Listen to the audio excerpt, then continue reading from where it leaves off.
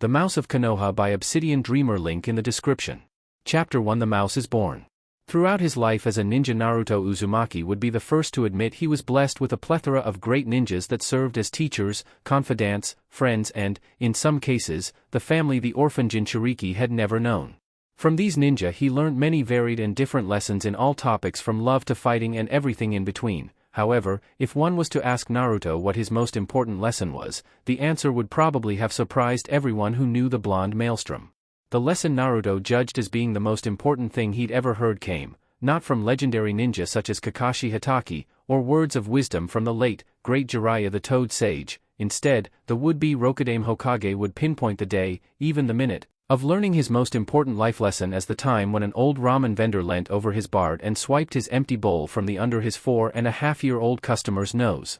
Hey! The child tried to snatch the bowl back but, as he overbalanced, was forced to focus his attention on suddenly not tipping over the stool he was sat on. What gives Gigi? There was still broth in there. There were a few drops, nothing more. Tucci smiled, immune to Naruto's annoyed pout by dint of long exposure and ruffling the mop of blonde hair as the boy tried to glare up at him. Anyway, you'd better be off now, Naruto-chan. The Hokage might get worried if you're not on time. Ah, Gigi knows where I am, his diminutive client shrugged before tapping his chopsticks on the table. I got enough time for another bowl. To his amazement and dismay, however, his second favorite Gigi in all Konoha after the Hokage himself merely shook his head. Sorry Naru-chan, no more, no ramen. It was the end of the world as far as the 4.5-year-old could see. Wha? Why not? The ramen vendor shrugged. Nothing's free Naru-chan, much as I'd like to, I can't afford to fill that little pit of yours up every time you come in here. The child giggled as the man leant over and prodded his belly, making him cover his stomach as Tucci explained further. What do you think would happen if I fed you to the brim every time I saw you for free?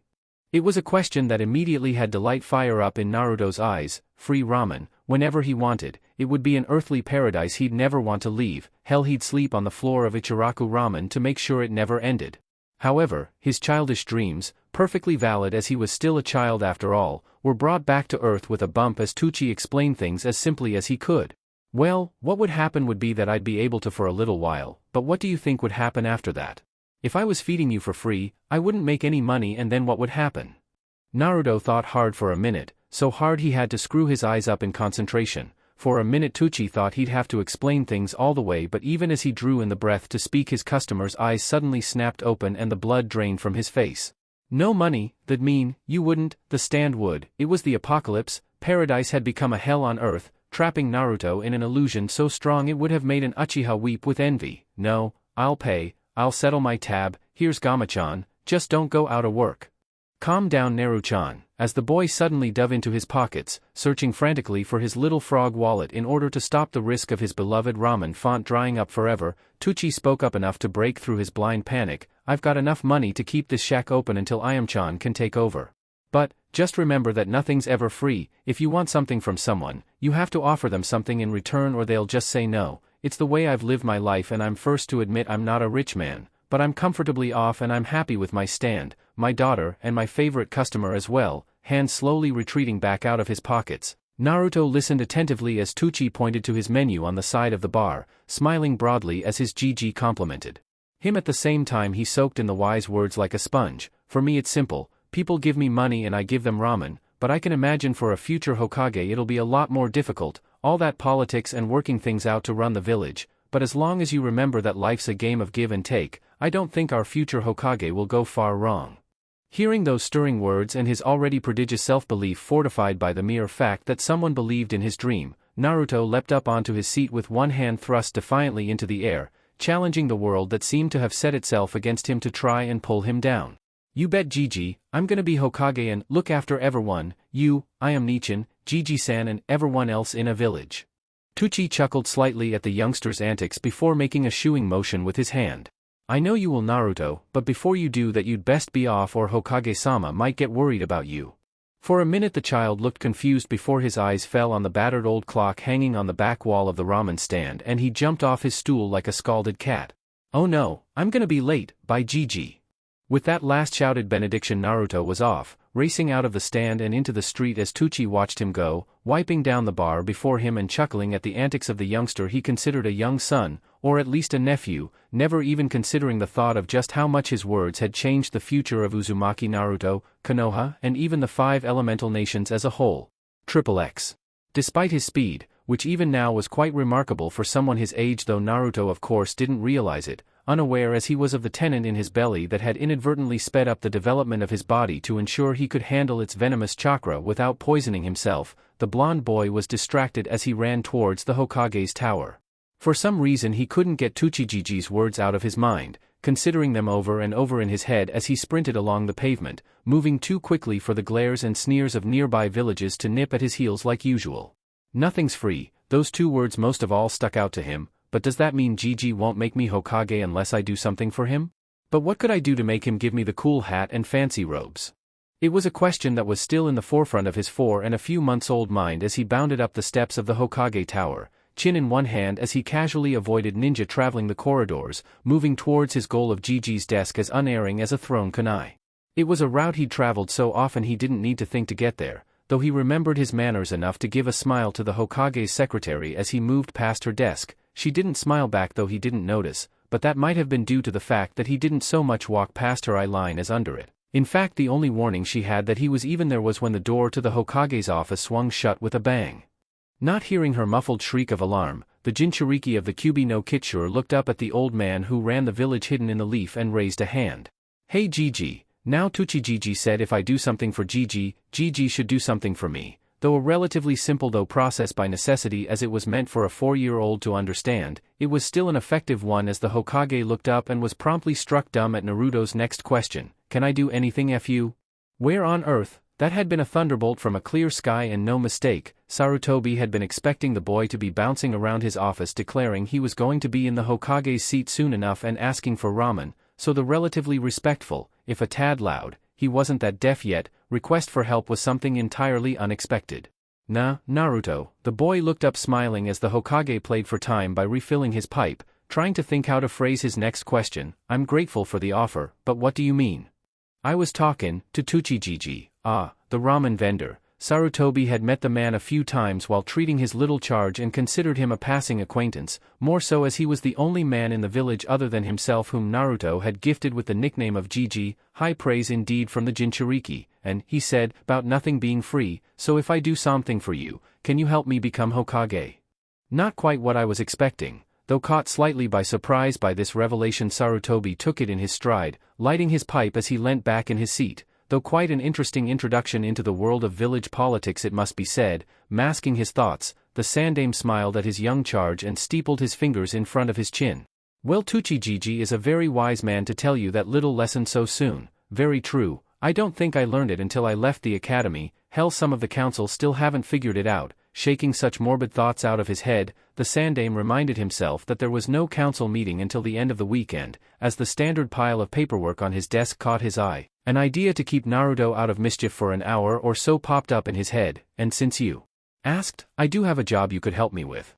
These," he waved a hand towards one of the numerous in-trays on his desk, "are the standards missions to be assigned for the day." "Wow," Naruto interrupted without meaning to as he took in the towering stack, "there's a lot of paper." "Indeed," the Sandame agreed before getting back on track, "but before I can stamp them, I have to assign them a rank. The ranks go from D rank, which are little more than chores to teach fresh genin skills like teamwork and stealth, through C, B, A and eventually up to S rank, which are exceptionally dangerous missions that usually need Jounin or A and BU to complete. What I want you to do is, come over here." Naruto obediently pulled up his standard chair so he was on the opposite side of the desk as his Jiji, watching on attentively as the Hokage lifted the top quarter off the stack of paper and placed it in front of him before handing him a pencil. "Right, just read through these missions and mark with the pencil what rank you think the mission is. Write the rank up here." He tapped the top left of the sheaf of paper he placed in front of the boy, Naruto pointing at the spot with the tip of his pencil and nodding as he memorized the spot, "and put the missions in separate piles, one pile for each rank, but if you see something you think is S rank, tell me immediately. I have to go through them with a fine-tooth comb before I stamp them and there's usually a time limit on missions that important. Think you can handle that?" Naruto gave a smile and a jaunty salute before leaning over the first mission, scrutinizing the paper with his pencil at the ready. "No problem Jiji, I'll get this done in no time."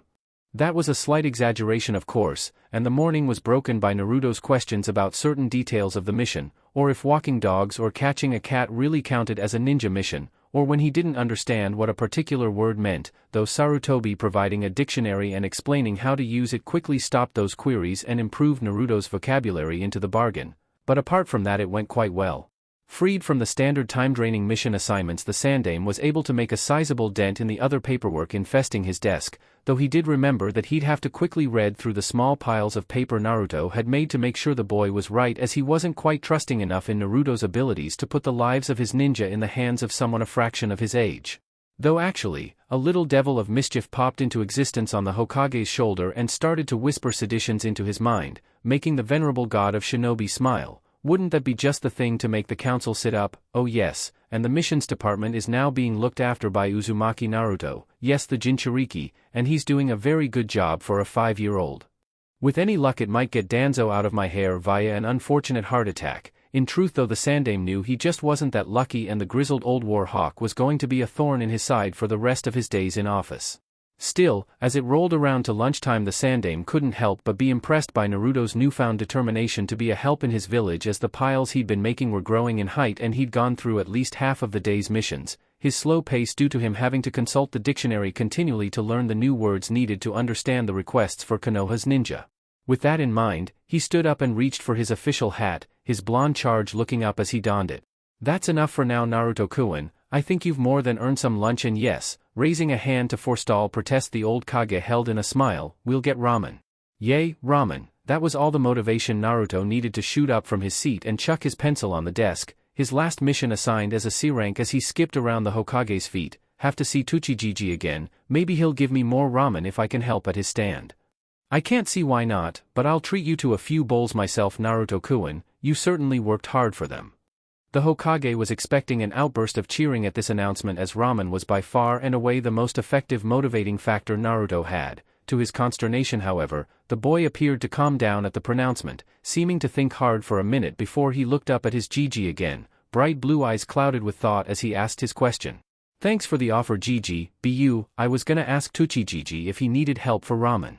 "Well, that's a good thing to do, Naruto," the Sandaime answered carefully, a little put out that his idea had been shut down by his unofficial grandson. "But in that case, what can I do to say thanks for the help? And no, I can't make you Hokage yet."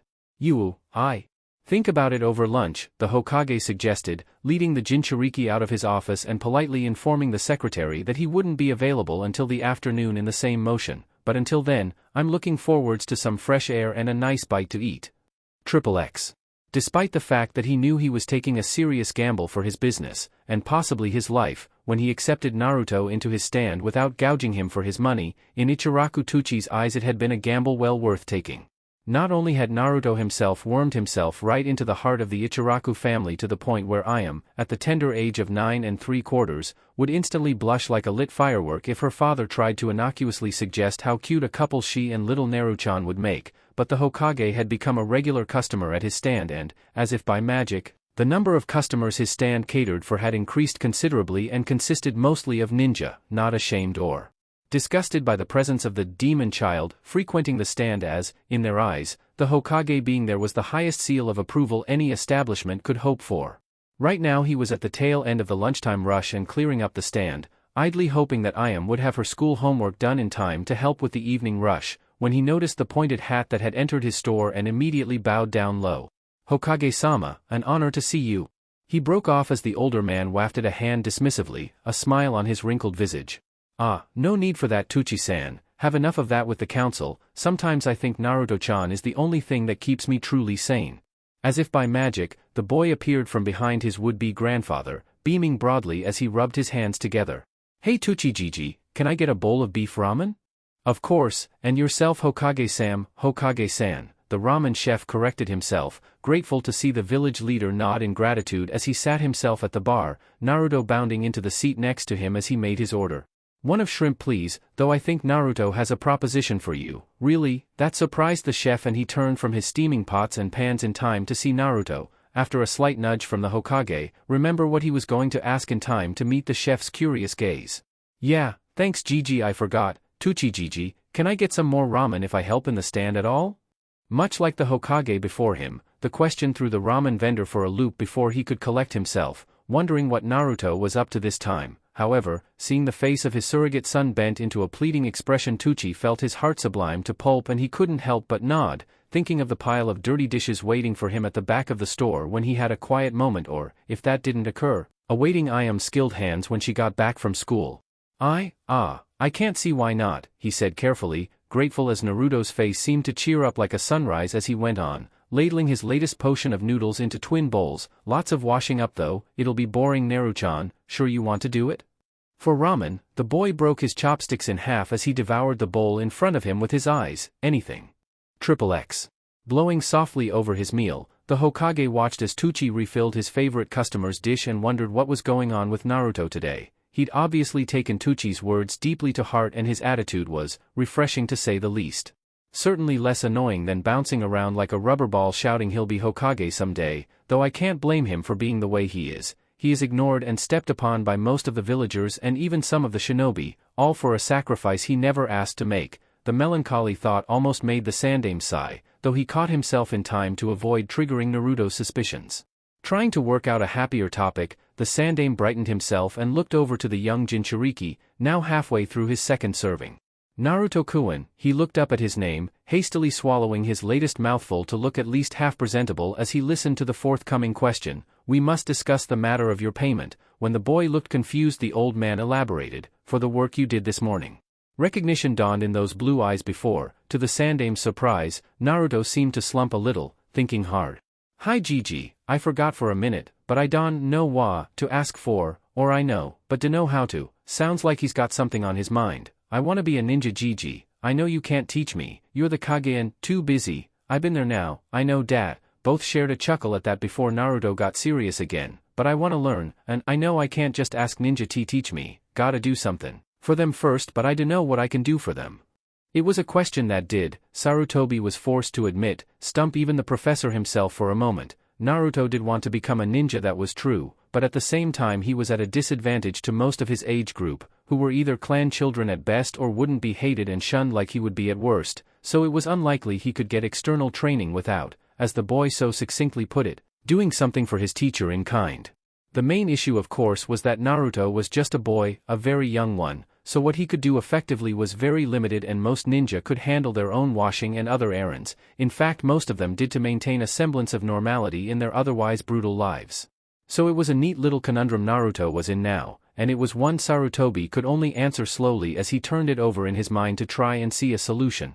Well, most ninja need training and basic supplies such as food, or food substitutes such as food pills and blood pills, though you're far too young to learn how to make either of them Naruto. That was one avenue shut off, but not a major loss as the Hokage went off. They need clothing, explosive notes, and no, I can't show you how to make them yet as they are very dangerous to get wrong, but apart from that most of them need weapons, usually shuriken and kunai, though some use senbon and maybe a blade such as a ninjato or katana. By the end of that little list, Naruto's eyes were as wide as his dinner dish and he whistled lowly. That's a long list, but where did they get their weapons from? There it was, with the words of a child was the magic sequence completed and thought process run to conclusion. Sarutobi knew it was an ongoing D-rank mission he was potentially compromising with his idea, but, at the same time, if a team of genin were under threat from one pre-academy student, then why the hell were they genin in the first place? Realizing Naruto was waiting for an answer, the Hokage composed himself and gave his carefully measured answers. Well, most nin buy them from the blacksmiths and outfitters in the village, though they can be expensive and get lost easily during team training sessions and aren't always picked up by their owners. Seeing this had piqued the youngster's interest, Sarutobi moved on to the next phase of his plan. In fact, that could be the answer to your problem, Naruto-chan. How? It was almost, but not quite a desperate plea as Naruto stared hard at his Gigi with the cutest pair of puppy eyes he could muster. What do you mean Gigi, how does it help? Well, some nin don't tidy up after themselves, but if you did, and picked up the used kunai and shuriken and whatnot, then you could trade them to the nin for some training. By this point Naruto's eyes were shining so brightly it was a miracle there weren't ANBU investigating an unexplained chakra outburst in the ramen store. The broken bits you find, most blacksmiths would pay for that, which should put some pocket money in your bank. Alright, the Jinchuriki was in ecstasy by this point, slurping down the rest of his ramen and vaulting off his stool. I'll get going right after you finish the washing up. Tucci cut in smoothly, one dishcloth holding hand pointing towards the back of his store. You said you'd help me, Naru-chan. Don't bite off more than you can chew when you want to help people or it'll come back and bite you, don't forget that. Suitably chastised, Naruto ducked his head before mumbling his apology. Sorry Tsuchijiji, I forgot, Gigi, I'll have to start tomorrow. Good, you'll have to have a few things before I let you loose on the innocent training ground of Konoha, Sarutobi mentioned, surprising the blonde child who'd expected him to be disappointed that he couldn't take up his great idea right away. Come back to the office once you've finished with Tuchi-san and we'll finish the paperwork. After that, I'll pay my dues and make sure you're fully kid out for your job tomorrow. Naruto saluted again with a smile before turning to the stand owner. Hi Gigi, I'll see you later, okay Tsuchijiji. He thrust a dramatic finger forwards, to the washing up. XXX. Later that night, once the paperwork was finished and the Hokage had quickly pointed out to Naruto where in his mission classification he'd gone wrong, though overall he was quite pleased as the boy seemed to understand the different mission levels and had done a reasonable job for his first try. Both Hokage and Jinchuriki were walking around the town to one of the weapon outfitters Sarutobi knew and trusted implicitly. As usual, Naruto was skipping around the older man and talking about nothing of importance while the Hokage was trying to keep up with his effervescent charge and keep him on the straight and narrow as they moved towards the store. As he saw the sign swaying gently in the wind before him, the Hokage deftly reached down and caught the child by the back of his t-shirt, halting his prancing with a minimum of fuss as he spoke. Naruto, we're almost here now. This is Hasawada's, an excellent shinobi outfitter who will do two things for your plan. Can you guess what they are? Naruto thought for a moment. He'll buy the broken weapons I find. As Sarutobi nodded he went on, and, he'll know nin I can trade with. Almost, he may very well know nin who'll want the weapons you can find but I was thinking more that he'll be the one to supply what you need to comb the training grounds. You'll need something to carry your haul with after all.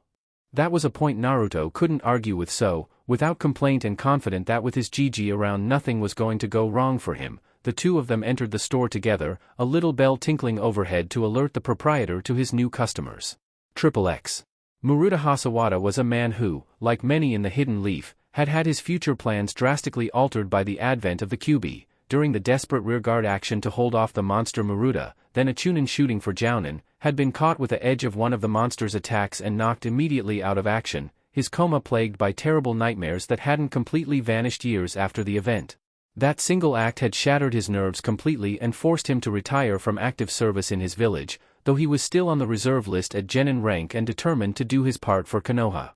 To that end he had trained as a blacksmith and set himself up as a merchant for his shinobi friends, many of them still in action to this day, and settled down to raise a family so the next generation of Hasawadas could take their place as defenders of Konoha.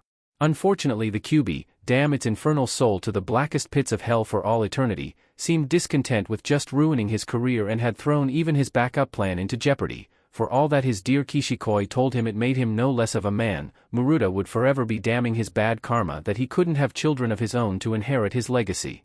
However, after mulling over his choice for a few days and helped out by his wife's firm demeanor, and his mother-in-law's even firmer hand to the earhole, he decided that if he couldn't have children of his own, he could still ensure that another child would be looked after properly. There were many orphans following the Kyuubi's assault but, after his attention, one of them was an orphan no longer. In fact he was promising to help her with a little school homework when his shop bell rang. Idly wondering who it was that would be calling at this time, he stepped behind the counter of his shop only to catch a glimpse of the customer and bow low. "Hokage-sama, how may I be of service?" The old Hokage chuckled, motioning for him to stand. "Muruta-kun, stand up, the Sarutobis have been coming here since almost the founding of the Leaf itself. I think you're allowed a little leeway in the grace and favors department." Muruta chuckled at that, remembering the Sandaime before he had inherited his robes the first time around, albeit barely as he'd helped his father as much as a boy of 8 could do so, trying to tidy up and not get underfoot in the process, but still, he had a daughter now and it was his job as a proud parent to keep her on the straight and narrow. "Maybe so Hokage-sama, but I must instruct the younger generation in proper manners." Seeing Sarutobi quirk an eyebrow, the man leant back through the door he'd entered the shop from and shouted back, "Tenten-chan, come and see who's here." "Tenten-chan?" The sudden questioning shout that arose from behind the Hokage's robes grabbed Muruta's attention enough that when the hated beast emerged from behind the robes like something poisonous and slimy oozing from some crevice in the earth, he was too far gone in his shock to realize that his well-laid plan had well and truly gone up in smoke as his 5-year-old little girl, the new light of his life, had toddled around the corner of the customer's bar. She was too short to see over it and promptly laid eyes on the voice she recognized. "Whiskers." Muruta could only watch aghast as little Tenten made a stumbling run towards the monster, no, not a monster, its container. As he fought to get a grip on his irrational hatred, he could only watch as the boy she'd referred to as Whiskers strode out to meet Had and wrapped his arms as far around her middle as he was able to. Despite being only a year older than him, Tenten had always been taller throughout all the time they'd ever been in the orphanage together. "Hey Ten-chan," Naruto greeted, beaming as the girl wrapped her arms around his shoulders before stepping back, a matching grin on her face. "Knew you'd been adopted, didn't know you were here though." "I wanted to tell you but there wasn't time," she replied apologetically, not looking at him directly as she remembered the inexplicable run the matrons of the orphanage had flown into when she'd asked to speak to Naruto and let him know she was finally leaving with her new family. "How are you now, Whiskers? The others leaving you alone?" Mostly, his reply was nonchalant because he didn't want to worry her, and anyway, the few bruises he did get faded quickly. About you? You look." He stepped back and examined her up and down, taking in the new look a world away from the identical uniforms the orphanage made its patrons wear. For her part, Tenten merely smiled shyly, waiting for him to overcome his surprise at her nice pink shirt and dark trousers, and the way her mum, she couldn't get enough of that word, mum, she actually had a mum now, had styled her hair into the cute twin buns on her head. It was a fantastic look that had made her teacher compliment her and the other girls in her class all. "You look like a panda." All those beautiful dreams came crashing down like a broken stained glass window, the shards ground further into dust by her father's sudden and unstoppable snort of laughter. Heck, even the wrinkly old man behind Naruto looked like he was sniggering, though Tenten didn't notice this as her face darkened and she stamped her foot in a temper. "I don't look like a panda, I'm a pretty princess." "You do so look like a panda," Naruto told her in no uncertain terms, smirking slightly as he folded his arms truculently. "That means you're the panda princess now, Ten-chan." She opened her mouth to argue the point before the idea took root in her mind. "Panda princess, that's not actually so bad," and she smiled back at her childhood friend. Anger drained away to nothingness and allowing her to see the bigger picture for the first time, like the robes the old man was wearing, and the Hokage's hat that sat low on his brow. "Wait, Hokage's hat, oh Kami." Hokage-san, previously red face suddenly white. Tenten didn't even realize she'd used the wrong suffix as she bowed low to the most powerful man in the village. "Gomen, I didn't see you." "No need to worry, Pandaheim." The name made her peek upwards and, seeing the old warrior's benevolent smile, she allowed herself to relax as the Hokage gently pushed Naruto forwards. "Why don't you go and play with Whiskers here? I need to talk to your father." At that declaration, Tenten gave a small squeal of delight and grabbed Naruto by the hand, dragging him around the counter as her father, still not quite recovered from his laughing fit as a result of Naruto's blunt assessment of his daughter's wardrobe, watched on amused. "It's great here, Ruto," the girl spoke quickly. Naruto just left to nod as she half led, half dragged him into the living areas at the back of the shop. "Daddy was a great ninja and he's teaching me how to use weapons. I got my own starter set for kunai and shurikens, and I'll be using ninja wire soon too." "Cool." Sarutobi heard Naruto's voice float from behind the counter and fade away as he was lost to the old man's view. "I'm gonna get kunai and shurikens too, but I need Gigi to help me too." Sarutobi just about heard Tenten begin to admonish the younger boy for calling the Hokage old before he moved over to the store owner and said neutrally, "You know the difference between the kunai and the scroll?" It was a loaded question if ever there was one, and, fortunately for his future, Muruta nodded, a little shamefaced as he couldn't meet the older man's eyes. "Hi Hokage-sama, I know, he just caught me by surprise and, well, the old nightmares don't rest easily." At this explanation the Hokage nodded, looking a little mollified before resting his elbows on the bench and getting down to business. "I know, but your daughter seems to have taken a shine to him. I remember Naru-chan telling me about a girl that wanted to be a ninja just like him in the orphanage. Well, she ended up in the right household for that." Muruta just about stopped himself, looking too smug at the praise before turning serious, understanding that they were getting to the meat of the issue. "But apart from that, Naruto also wants to be a shinobi and has a unique idea of how to become one. To do that though, he'll need a few things from you." Professionalism taking over, the ninja outfitter looked his village leader in the face and nodded. "What does he need, Hokage-sama? I live to serve the great tree. XXX. Seeing the last thing Gigi had picked out for him, Naruto suddenly found himself less than completely confident that the old man was completely coherent mentally. "Isn't it a bit bright?" "That's the whole idea, Naruto-san." The shop owner seemed to take over and make his pitch, a professional eye on the display piece before him as he held up a single arm of the jumpsuit before him. "Hokage-sama told me your plans to go combing the training grounds for weapons to trade and sell, but he was worried that you might accidentally get caught in a training exercise." This jumpsuit, while not suitable for ninja to wear, will stick out and make sure any ninja around will see you a mile off and know not to attack you while you're working. Okay, that makes sense, Naruto answered after a moment of thinking, though he didn't look entirely convinced as he turned curious eyes towards Maruta, but if ninja can't wear them, why do you have them? At this, the older man had the good grace to look embarrassed. They were meant to be white, for ANBU visiting cold places like snow country, but the supplier got the color wrong and I haven't been able to shift them yet. At this Naruto laughed, not unkindly, before pulling the jumpsuit off the hanger and shucking it over his shoulders. There was a bit of a struggle to try and fit into the one piece of clothing and, by the time he'd managed it, Maruta was looking embarrassed at his misjudgment, the Hokage was amused and Tenten was all but rolling around on the floor in laughter. You look, she hugged herself, gasping for air at the sight of Naruto's face framed by the collar and back of the jumpsuit that was at least 2 sizes too big for him, making him look like a small Akimichi. You look like a mouse trying to hide in a hole. Yeah, that's it. She stood up tall, making her declaration. If I'm a panda, that must make you a mouse, a cute little mouse trying to hide from the big bad panda. Mouse? Naruto repeated the word as he tried to extricate himself from the jumpsuit which, having swallowed him up, seemed reluctant to spitting him back out again, so much so that Maruta himself had to step him and help wrestle him free. Yeah, a mouse, I can live with that, I already got whiskas. He pointed to his cheeks, making Tenten chuckle again as her father rang up the till for his customer, not caring about the lateness of the hour. Well, 1 suit, 1 large rucksack with tear-proof interior, 1 set of shinobi gloves and 2 tear-resistant storage sacks, Maruta recanted, inwardly pleased of his own suggestion that carrying 2 bags would allow the boy to split anything he found into trade and sell piles on the spot rather than root through it later. That would come to. He was cut off by the Hokage. Bill it to my tab, Maruta-san. I owe Naruto-chan for the help he gave me earlier, he explained to both children, Naruto in particular ecstatic with such a revelation and hugging his leg as the Hokage spoke to him. Come by the office tomorrow morning, Naruto-kun. I'll have a map ready that will show you the training grounds you can enter and on what days they're not in use. Thanks, Gigi. I won't go in any grounds where anyone's trainin', Naruto promised, aware that the Sandaime didn't want him accidentally injured by flying kunai while searching too close to where ninja were training. So, thanks for everything, Maruta-san.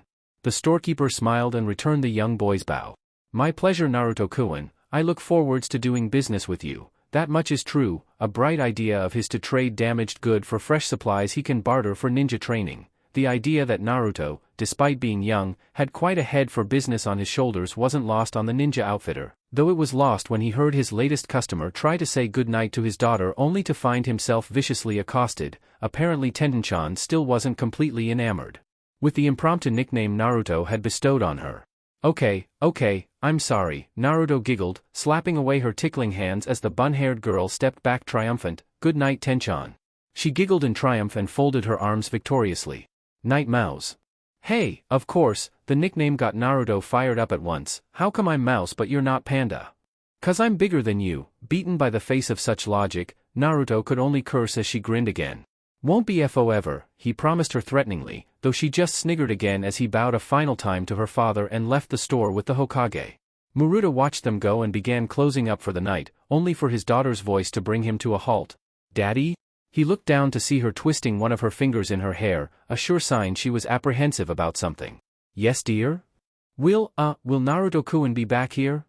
The relief that flitted across his daughter's face once and for all confirmed logically to Maruta that Naruto wasn't a demon. How could a monster make an angel like his little girl care for it? Now if only I could agree with that sentiment emotionally. Of course, Panda-chan, she pouted at the nickname, but, unfortunately, it had stuck in the man's mind. He'll be about to trade his wares. If you're in, I'll let you play with him. As Tenten squealed in happiness and embraced him in a hug, Maruta hugged his daughter back and let his thoughts turn towards peace again. Then maybe I can let this old nightmares fall silent again. The next morning, with his new suit on, a map in his hand and the permission of the gate guards, Uzumaki Naruto squared his shoulders, took a deep breath and made the first of many steps towards his goal of becoming Hokage of Konoha. Look out, world, here comes the mouse. Chapter 2 Mouse Tales. Okay, I can do this. Leaning against a tree next to him, Naruto shifted the rucksack on his back and gained a measure of reassurance from the clinking of metal within. In a way it was ironic, as he should have done the hard bit already over the past couple of days. Though he hadn't expected the training grounds to be paved with abandoned weapons, they had been a little more barren than he'd been hoping. Still, he'd picked up a good amount of scrap metal, mostly shuriken with teeth missing, but the occasional kunai without a tip was also present. But earlier in the morning he'd really lucked out and come across a brace of kunai, old but still perfectly serviceable, obviously thrown in a spread into the training ground that the owner hadn't retrieved. So he had the gear to trade with, but, sneaking a glance at the pair of ninja he could see actually occupying the training field he'd carefully picked to try and trade his goods on, he found himself unusually shy and hesitant at taking the first step in his ninja training. But, I shouldn't be nervous. Once more he tried to get over the jitters, clenching his fists until the knuckles went white. I'm just getting some training and supplying them with. Hey, Gaki, the sudden shout broke his train of thought and made him jump a foot in the air. Come out, you're not hiding from anyone in that get-up. Why are you on our training field? This place is off-limit to civilians. Well, civilians that want a long life expectancy at least. Hearing his teammate shout, Guy found himself looking over his shoulder in time to see a bright orange something step out from behind the tree it had tried to hide behind and, after a minute of indecision, trek slowly towards where the two ninja were taking their repose after a hard training session. Summing up what he was seeing in an instant, the taijutsu expert found himself agreeing with his louder partner. Whoever this person was, it was obvious they were a child, and dressed in a way even he might have considered slightly out of the ordinary. He kept his peace, however, trusting the older nin to handle the situation as it resolved itself. As the child approached, Guy felt a vague sense of recognition as he saw the blue eyes and bright blonde hair, but where from exactly eluded him as the child finally made to where the two nin were taking a break, swinging off the rucksack that was around his shoulders just as Guy's superior eyed him up suspiciously and asked, "Well, what are you doing here?" "Here to trade." Luckily it wasn't only Guy's thick brows that were suddenly drawn together in consternation as it appeared his partner, "Wonder why she didn't give me her name when she asked me to train with her," was as nonplussed as him as the so-called trader opened the top flap of his backpack and pulled out a sack, got kunai and shuriken to trade. With that and a clatter, he upended the bag and let a motley collection of weapons fall onto the grass. Some were in better condition than others and all had seen better days, but they were functional, practical and, most importantly with a little sharpening and polish, they would get the job done. Seeing his partner taken slightly more aback than he was, Guy took the initiative and proclaimed in his usual voice his thanks. "Yash, the flames of your youth are a conflagration." The fact that the boy had bounded back 5 feet at the sound of his booming tone seemed to escape the Chunin as he carried on, "What is your name, Trader Kuin?" "And Naruto," he was answered a minute later, the boy taking in his appearance again with all the care and caution of a SEAL expert examining a faulty explosive tag. "I'm Naruto." "Well then, Naruto." Both men looked at the kunoichi as she casually flipped a kunai out of the pile and examined it before dropping it again with a snort. "Word to the wise, if you want to earn bread as a trader, at least keep your wares in good nick or you won't make a Rio." The boy folded his arms as though she'd accused him of something. "Dunno how, I just picked them off a trainin' grounds. Those are just a ones I think you can use, the broken ones are still in th bag." That got the attention of both Chunin. "You've been around the training grounds?" Guy said carefully, looking uncharacteristically serious as he considered the risk to the child's health, as watching ninja in training was generally not considered to be safe as a spectator sport. However, the child merely smiled again and nodded. "Yep, Gigi showed me ones I can go on every day. I just look for weapons to trade." "I see," the kunoichi said colorlessly, seeing like all seasoned shinobi a potential threat to village secrets and already moving to counter such threats. "And who is your, Gigi, who tells you where's safe to go?" "Oh, this Hokage Gigi," the boy answered without a care in the world, causing Guy to goggle at his lack of manners as his partner simply snorted in laughter at the name. "Oh, priceless, I'd give my right arm to be in the same room as the guy who called the sandame Gigi to his face, and my left to be in the TNI department when they got hold of him afterwards." Still, there was still business to be done here before they could let the child carry on with what appeared to be a self-imposed task. Though he appeared to be little threat to anyone, it was impossible to be too careful. "Oh, and did the Hokage give you a permission slip for this, activity?" The boy nodded, hand diving towards one of the side pockets of his rucksack. "Yep." After fishing for a second or two, his hand emerged from the pocket with a small piece of paper clenched between dirty fingers. "Here why go." Taking and unfolding it, Guy craning his neck to look over her shoulder, the kunoichi seemed satisfied and handed it back to him. "Okay kid, you're clean and I'm down a couple of shuriken," she stated, scooping a couple of the best-looking ninja stars from the small pile, running them against the flesh of her palms to see their sharpness. "Need a run over with a file, but there's no lumps missing out of them, they should fly well enough. So, how much do I owe?" "Train me." The response brought both her and her partner, who had been examining one of the boy's kunai, up short. For a second she was sure he was just joking, but the blinding grin, coupled with the folded arms and triumphant expression, told her otherwise. Not sure exactly where he was going with this, she was suddenly grateful for the presence of her partner asking the question rattling around in her head. What do you mean by training Naruto-kun? Though your flames of youth shine like a beacon, you're too young to be a genin. Deducing that this meant he wasn't believed, Naruto gave as much as of an explanation as he'd been able to come up with to himself. I want to be a ninja BU, I can't go to the academy yet, he said slowly, making sure the others could follow both his words and his reasoning. For some reason only Gigi and Tsuchijiji seemed to completely understand what he was saying, apart from Tenten-chan of course, and I got no one to teach me. So I'm trading weapons FO lessons on how to be a nin.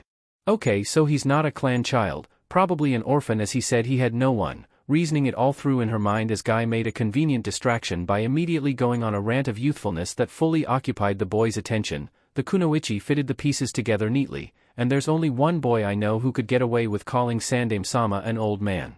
Yep, gotta be the QB brat. Like most nin, this knowledge didn't really faze her at all, as, though she'd been too young to serve under the yondaime for long, that didn't mean she hadn't heard stories of his sealing talent and therefore trusted that the monster would never be free again. Interesting that he wants to be a nin though, and not a bad way of going about it.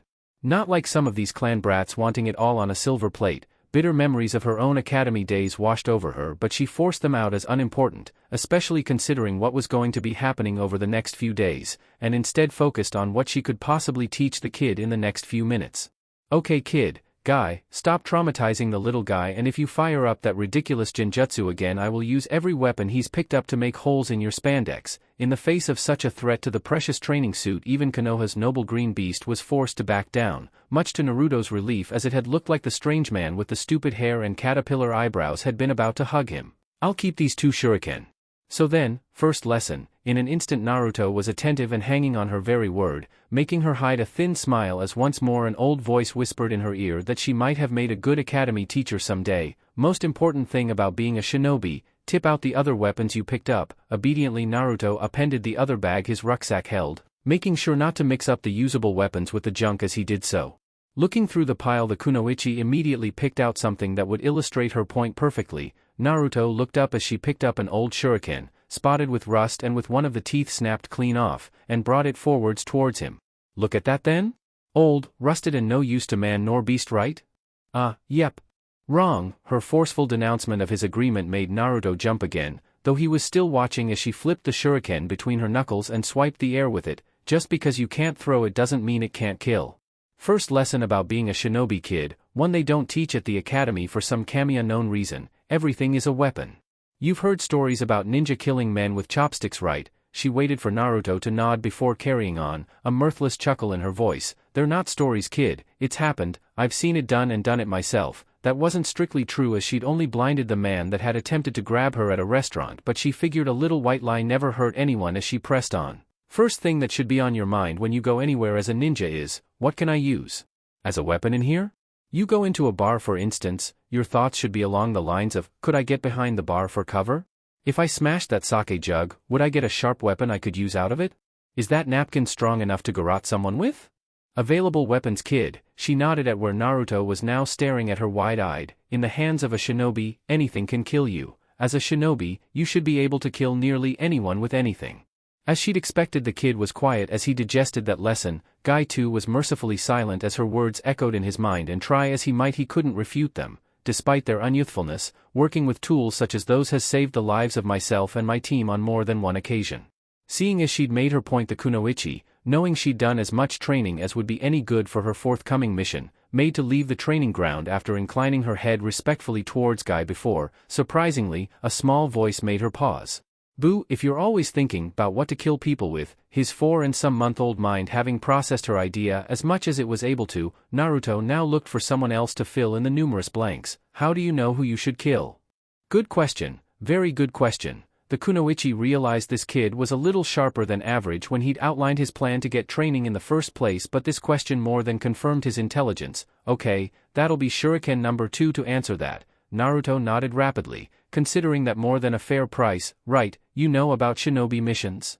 Yep, Naruto said with a hint of pride as he spoke again. I help GGRA. Rack them up when he's read them sometimes. That was close. Naruto realized he'd have to keep his attention a little more focused if he wanted to stay in the Hokage's good books. Gigi had asked that he not tell anyone he occasionally read through and preliminarily marked the missions prior to the Sandaime reading through them and applying his seal on the grounds it might scare some of the nin off taking missions. Luckily the kunoichi didn't appear to have noticed his slip and carried on speaking as though he hadn't stuttered. Fine, well these missions should tell you who to kill, with any luck while you're a genin you won't have to kill anyone. That's good, though even Naruto was smart enough to know that killing was all in the line of duty for shinobi, but that didn't mean he looked forwards to it.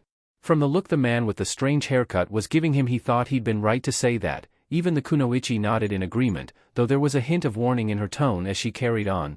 Right, but remember the mission only ever tells half the story. It tells you who to kill, not who to trust. Seeing the confusion writ large on the Gaki's scared face, she elaborated, you know Konoha teams are usually in threes, right? In your case 2 other genins and your jounin sensei. Well, on a mission, they're the only people you trust, everyone else is suspicious at best and an enemy at worst. Naruto's eyes grew wide. Everyone? She gave a serious nod.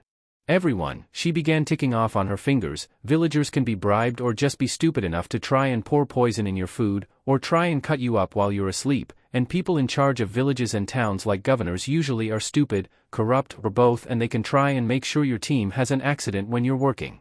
Hell, even clients can lie about missions. It's happened before, and one of my friends was forced to quit being a shinobi because of some dumb bastard asking for chunin on an A rank where he needed A and BU. She survived while 2 other members of her team were killed and it shattered her nerves completely, but that's what can happen out there, kid. And that's before you take into account enemy nin or anyone else who actually wants to try and kill you. It's a bastard of a job being a shinobi. You have to learn to actively seek the truth behind everything that you read or are told. Look underneath the underneath, as some people call it. Basically, kid, don't trust anyone who's not part of your team. Listen to them, take advice from them, sure, but never trust them because you can guarantee that the one time you do, karma will be there ready to rip you a new 1 inch. It wasn't quite what Naruto had envisioned when he'd come up with this idea about getting training as a ninja. He'd been anticipating learning cool ninja tricks or unbeatable combat moves, but these cold, forbidding truths were enough to chill even his normally burning personality. So much could go wrong. Are all shinobi like this? He didn't want to think so, but the man in green appeared to be listening to the woman as well, and he wasn't correcting her, so that meant he at least agreed with some of what she said. He wasn't sure if he liked the sound of that at all, but a sudden tinkling noise made him look up from his train of thought in time to see the woman use the toe of her sandal to flip a 3rd shuriken from his pile into her hand. Stowing it away in her equipment pouch, she faced him again with the glimmer of a smile on her lips. Tell you what, make it 3 for luck, kid, she bargained with a smirk, though inside she was just grateful to snap him out of his little depressed funk. Don't get down about it, it's just the way this world is at the minute and it sucks, but we can't do anything about that. Save try to go along with it. A lot of people, a lot of nin have bled or even died to learn what I just told you, but because you were smart and came up with a way to trade for this information, you know now what could save your life later without having to learn the hard way. Anyway, enough of this. One last lesson for my last star, a way a ninja can even the olds when the shiaya. One look as Guy's eyes hardening to chips of colored glass made her choke off the curse halfway through, replacing it with a weak-looking smile and contrite explanation. I mean, when it all goes down the drain. The lesson is this, kid. She waited for Naruto to lean forwards, desperate to hear the latest words from the new oracle he had found, before speaking 2 simple words that would, though she didn't know it, end up shaking the ninja world to its foundations. Fight filthy. Obviously Naruto's confusion must have shown on his face as the woman stepped back, motioning to her former sparring partner. Tell you what, give you an example. Guy, stop looking ornamental and come over here. Hearing the command, the younger Chunin leapt over to where the woman was standing. Wow, that was fast, I never even saw him move. Naruto was so caught up with the Chunin's display of raw speed that he didn't register his name being called until one of the blunted stars the woman had picked up bounced off his head. Ow! Pay attention. If I'd been your enemy you'd now be dead, and don't worry, it'll stop bleeding in a minute. It's not a deep cut. Just press hard and it'll go away. Seeing a thin smudge of blood on the hand that he'd reflexively shot to his abused forehead, Naruto grumbled but complied, knowing the scratch would heal quickly anyway, as the woman had Guy stand shoulder to shoulder with her and began the lesson. Apart from that, Gaki, this here is Mato Guy, one of the best taijutsu, or fighting if you like, ninja in Konoha. In a straight fight he completely blows me out the water. She began pointing at different parts of the spandex-wearing man's body, the newly dubbed Mato Guy obediently holding out body parts for comparison as she did so. He's stronger than me, got more reach than me and completely skins me for pace. Because taijutsu is his focus, he's also better trained than me and can probably figure out my taijutsu style in an instant as he knows several. Means I'm going to get creamed by him in a fight, doesn't it? Now say he's my enemy, I've got to get past him to do a mission. How can I beat him? How do I win, Naruto? The boy thought hard for a second. Don't fight with taijutsu? Perfect, she clapped at his assessment, Guy in turn nodding and doing some uncomfortable pose while giving a smile that made Naruto have to blink stars out of his eyes. Ideally I wouldn't fight him hand to hand, I'd use ninjutsu or a weapon to take him out. There's an old shinobi saying, always take a kunai and a jutsu to a fist fight, and this is precisely why you do that. If Guy can't get close to me, he can't hit me and I can complete my mission. However, Naruto, who had been feeling rather pleased with himself at his answer, immediately looked attentive again as her tone lowered and she asked a second question. Say I don't have that luxury, he's got the drop on me and I've got to fight him to get through. How can I beat him? Ask nicely? The answer made both shinobi snort with laughter, though it had been the only thing Naruto could come up with on the fly. After settling down and with a huge smirk still on her dainty lips, the kunoichi looked at the boy as Guy recomposed himself, though the occasional snicker still escaped his stock-still posture every now and then. Not quite what I was after, but it might work. I wouldn't recommend trying it, but it might work. She smiled again before wrestling down her feelings and continuing, but remember what I said earlier, fight filthy? That's what I was after. Boo! Naruto looked between the chunin, still not quite understanding what she was driving at. Is fighting filthy, and it means don't fight fair, she corrected and explained in the same sentence. Basically I'm not going to beat Guy in a fair fight, so why the hell would I fight fair? I'm not. If I had to I'd cheat and use every dirty trick in the book to win, there are hundreds of them. Throw mud in his eyes, kick him in the soft bits, bite, pull hair, use insults to make him lose his cool and attack recklessly, use anything around you. Available weapons?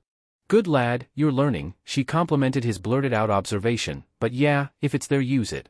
When you're thinking like a nin, the only thing that ought to be on your mind is carrying out your orders and looking out for your team. Fighting fair is just a pretty idea that samurai use, which is why 9 times out of 10 a nin will kill a samurai in the field, because no nin worth his salt ever fights fair. If your mission is to deliver, say, a scroll somewhere, then you had better make damn sure that scroll gets where it's supposed to go and hang anything else. You don't go picking fights with rogue nins, you don't get sidetracked, you pull out all the stops to get the mission done and make sure everyone on your team gets home safe, okay? If you have to whip your shirt or pants off as a distraction, and a lot of kunoichi have done that in the past, me included, you do it because you can regain your dignity, but once your life is over that's no coming back. Understand what I'm saying? Seeing Naruto nod, Guy decided to add a couple of ryo of his own to the mix. It's true, Naruto-kun. On one of my missions while I was a genin, I was forced to fight a missing nin who used Doton, earth techniques, including stone armor that my flames of youth were not strong enough to overcome. But by saying unyouthful things about his mother I was able to enrage him, and using this I tricked him into jumping after me while I was stood upon a frozen lake. He didn't realize this until it gave way under his weight. His armor was too heavy and he drowned in the cold water while I, though injured, was able to rejoin my team. Hearing about these ideas being used in a mission seemed to do the trick as Naruto looked up with more understanding in his blue eyes than had been there before. Seizing the initiative while she had the chance, the kunoichi clapped her hand to gain the boy's attention. Okay, that's my 3, now, homework Naruto-san. Though too young to go to school, it seemed all children had an instinctive understanding and loathing of that word if the flinch that ran through him was anything to go by. Don't worry, nothing too taxing, and it's not really homework if you think about it. It's an essential life skill all ninja should have and hone at every opportunity. What I want you to do is every time you go into a room, or a public place, or anywhere really, look around and see how many different weapons you can see and how you'd use them. If someone comes in after you, imagine he's going to attack and try to work out the best way to defend against him. Needless to say, seeing a fire of anticipation starting to smolder behind those brilliant blue peepers, the kunoichi decided to quickly bank such a fire before it raged out of control. Just do this in your head. We don't want you to get in trouble for attempting to stab innocent civilians to death with paperclips. That was the right thing to say as it made Naruto giggle. Even the kunoichi herself looked amused as she readjusted her equipment pouch and looked back to where Konoha sat awaiting her. Best to go now, I want a night to get everything settled before my next mission. Guy, I'm leaving him in your hands. Sorry Squirt, but I've got places to be. She defended herself against his reflexive puppy dog eyes as she moved off, hearing Guy earn his salt by picking something off the pile of equipment, his loud voice dogging her heels all the way back to Konoha. Naruto-kun, this kunai looks fine for me. I lost some during my most recent competition with my eternal rival.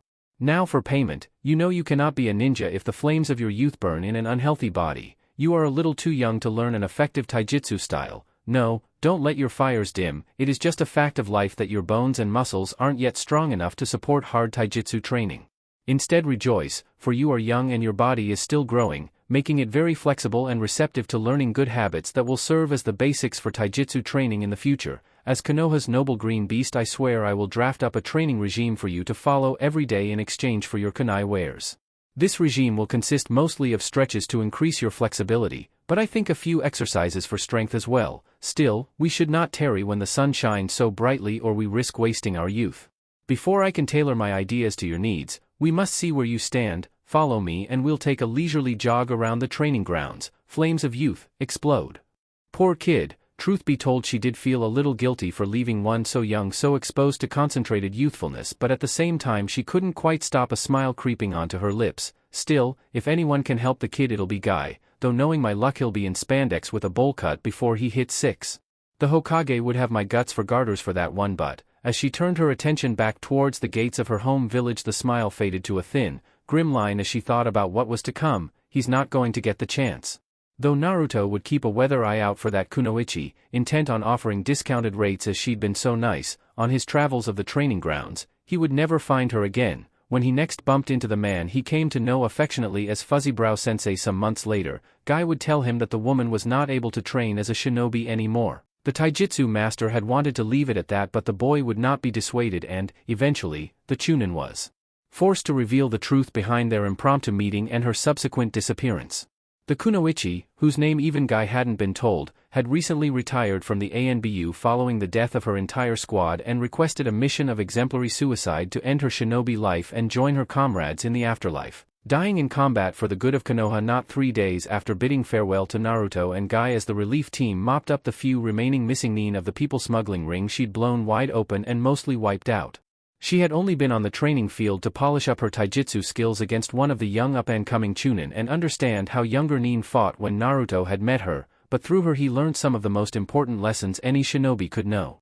Once he dried his tears on Guy's Chunin vest and talked to the man to understand how closely death stalked in the lives and shadows of shinobi, Naruto had cut his day short and gone home to light a small stick of incense he asked his Gigi to buy him in honor of the nameless woman who had taught him so much.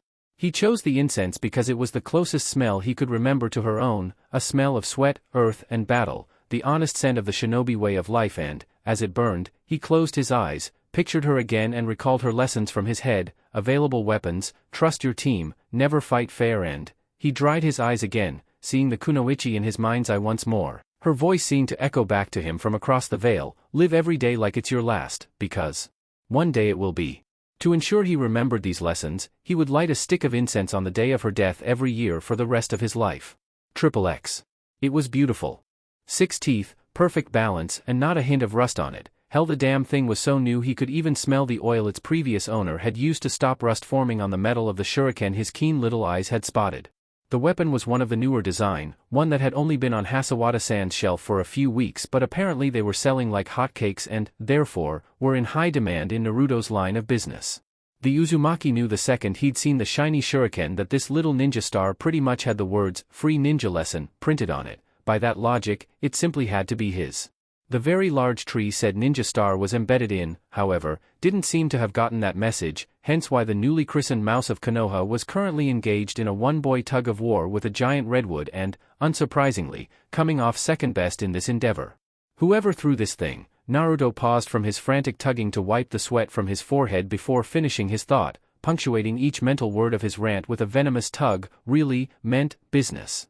Damn, if I could get a proper grip on it I could probably shift it no problem, but it's too high up the tree for that. Not for the first time Naruto cursed his lack of height. More than once he'd been forced to turn his nose up at a potentially tradable weapon simply because he couldn't reach it, but that wasn't an option now, even if he could only just reach the lowest tooth of the weapon with 2 fingers when he stood on tiptoe. Stepping back and kicking the tree petulantly, the blond child folded his arms as he glared up at the prize his shortness was denying him. In his mind the problem was simple. He couldn't reach the eyelet of the shuriken to get a firm grip on it, and he wasn't going to risk jumping for it again. Not after that kunai nearly 2.5 weeks ago had nearly severed a couple of fingers as he'd mistimed his jump and grabbed the sharp bit rather than the handle. That incident was the reason he'd started carrying a small first aid around in one of the side pockets of his rucksack, not that he'd ever let anyone find out about it due to the embarrassment factor. Whispers of available weapons arose in his mind and he heeded them, realizing that he needed not a weapon but a tool this time. Looking around for something that could suit his purpose, his eyes lit up as he noticed a small branch, seemingly newly fallen, on the forest floor some 15 feet away. Swiftly seizing it, Naruto jabbed the impromptu branch up towards the pinned shuriken, only to curse softly when he realized even the thin end of the branch was too wide to fit through the shuriken eyelet. He'd have to trim it to size to make sure he could recover his prize in optimum condition. He could have simply tried to bash the star out of its prison, but that ran the risk of blunting or, worse, destroying it completely by snapping off a tooth. No, Naruto reasoned as he slid his pack off and rooted through the broken weapons for something with a sharp edge. This would take time, tact, and delicacy to pull off. Only a patient mouse would get the cheese this time, so with the longest edge of a jagged, broken kunai, Naruto began casually stripping wood off the thinnest end of his newest find, bringing it up to eye level to inspect his progress on occasion before, some 15 minutes and a nicked finger later, he placed the kunai by his feet and hefted the stick in both hands. Tongue poked out the corner of his mouth as he tried to aim the sharpened end towards the shuriken's eye. Luckily Fuzzybrow Sensei's talk about hand-eye coordination must have counted for something as he managed to hit the target on the third attempt, not even trying to suppress a hiss of triumph as he rammed the weapon into his target, making sure the wood was wedged in place before he started to slowly wiggle the shuriken free. He pushed forwards, backwards, and from side to side, seeing that the disc of metal was gradually coming free before, with a sudden pop, the whole contraption gave way unexpectedly and almost pitched Naruto onto his face. The Jinchuriki swayed on his very tiptoes, flailing for balance before, with a grateful sigh of relief, he sank back onto his feet and, with an excited yelp, dropped the stick in his hands lower, greedy for his prize. Carefully levering the shuriken off the branch that now impaled it, the boy gave it a last-minute casual inspection, ran his thumb over the middle to wipe off a few residues of sap from the branch and placed it carefully in his trading bag. Satisfied he'd got what he came for, Naruto stood up and made to leave only to pause, seeing the branch he'd used by his feet and not at all sure what he should do with it now. It was useful, but it's too heavy to carry that far. That much was certainly true. Despite the training he'd been doing, Naruto's arms were still shaking from the exertion of manipulating such a heavy chunk of wood even for such a short time. Nah, I have to leave it here, but it was a decent bit of kit to have. With those thoughts in his mind, the youngster carefully dragged the branch towards where he'd found it, giving it the best possible burial he could manage in the circumstances, and kept the idea of the branch in his mind as he left to try and find ninja to trade with. The reminder of the branch was rooted so deeply in his mind that when he came to his last stop of the night, inspiration didn't so much as strike as check the sun and demand why it had taken him so long to figure this much out. Hearing the bell over his head tinkle, Naruto slipped off his pack just as Maruta, who had been busy restocking shelves in his display aisles, looked up and smiled. "Ah, Naruto-kun." Hearing the jingling as the boy slipped off his pack, the weaponsmith flicked a glance towards where the packs of kunai, ninja wire, and shuriken were stored. He must have had a big haul, though most nin usually train more in summer. "I was expecting you tomorrow. Had a good day?" "You bet, got load sa scrap fu Maruta-san." As if to emphasize his point, there was a tinkling crash as Naruto swung his scrap bag to the floor, the sound bringing a squeak from Tenten, who'd just come down the stairs from the living quarters in the back of the shop. "Word on the trainin' grounds are those shuriken you got last time are doin' business." "Glad to hear it, Ruto." Now, running a practiced eye over what he could see of the hall, Maruta looked his customer in the face. "What would you like for this little lot?" "Got a few spare bundles of ninja wire going cheap. They're always running out of that out on the field." To his surprise, however, the Jinchuriki shook his head. "Nah, no, this time. Was out there earlier and found something useful. It was too heavy to carry, so I need your help to get something similar." Not quite sure what the boy had planned but willing to play along, the blacksmith tapped his fingers together and nodded carefully. "All right, what were you after?" "Something lick." "Ha, gotcha." Hearing her daughter shriek and try to defend herself from the smaller child that had pounced on her back, Kishi Maruta ducked her head back into the small kitchen and stopped even trying to hide her smile. She had been originally wary of letting the Kyubi brat into her shop, never mind her house, and it had taken not only Tenten's pleading but her husband's very firm explanation, the same one that Maruta-kun had been given by the Sandame himself, that the boy could not be pilloried for the crimes of the beast he contained, to get her to relent.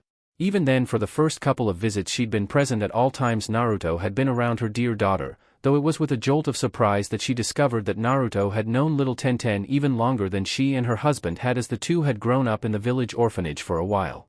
Now though, as she heard the two children wrestling and playing together on the living room floor, now she thought of herself as foolish for believing that the little boy with the laughing eyes and golden hair was a devil in disguise. Naruto had a truly dynamic personality that, if given a chance, forcibly dragged people in and refused to let them escape unchanged by their exposure. Everything he did, even if he did it wrong, like when he'd made Muruta half-drown himself after accidentally passing the older man the hot wasabi sauce rather than the chutney she'd made the second time he'd eaten with the family, he did with the best of intentions and the best of his efforts. That boy would walk into hell for the people he loves. She knew that now, wondered how she hadn't seen it in the first place as she drew the parallels between Naruto and Tenten just after the little Pandaheim had become part of their family. She'd been so nervous, so desperate to make a good impression that she'd thrown herself body and soul into every task she'd been set, worried that if she displeased someone she'd lose her place in the family and be sent back to the matron's care. It had taken her and Muruta weeks and months of love and casual affection to break her out of that habit, and Naruto, though not to the same degree as the young girl Kishi could see rolled up against him on the lounge floor as they seemed to be reading a book together, trying to improve their reading and speech skills as they mangled the words of the picture book, seemed to have been bitten a little by the same bug, especially when he was here with her family as a guest rather than doing business with her husband. Though speak of the devil, ears long trained to listen for a heavy tread picked up Muruta enter their living space seconds before Tenten gave an excited squeal and flung herself at her daddy, Naruto picking himself up off the floor and carefully putting the book back where he'd found it as Kishi joined the scene, smiling fondly at her husband as he swept Tenten off the floor and perched her on his shoulder, the girl talking nonstop the whole time. And we were fightin', and Rudo snuck up on me and jumped on my back and pinned me to th floor. It was Hobly daddy, the little girl whined before looking down at where Naruto stood shivering with laughter and giving her best imperious glare. I'm gonna get you fair dat. Okay Panda-chan. Tenten's glare only hardened at the name, though in her heart of hearts she was beginning to develop a bit of a soft spot for it, though she'd rather have laid her head on daddy's anvil and let him start beating it before she admitted such a thing. We're ninja, so we gotta sneak about and try ambushes and stuff, gotta be sneaky and never fight fair to win. At this point Kishi realized it was time to step in before dinner went cold while an argument brewed. Well, sneaky or not, in this house all ninja have to wash their hands before dinner or they'll get nothing to eat. At the threat of no food and knowing for a fact that Tenten's mother was an exquisite cook of food other than ramen, she didn't like ramen, blasphemy.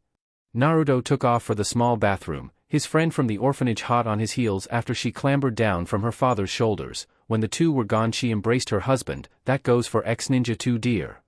I know, Koi, I know, the blacksmith smiled as he hugged his wife before planting a kiss on her lips. I'll just wait for the children to finish before I wash up.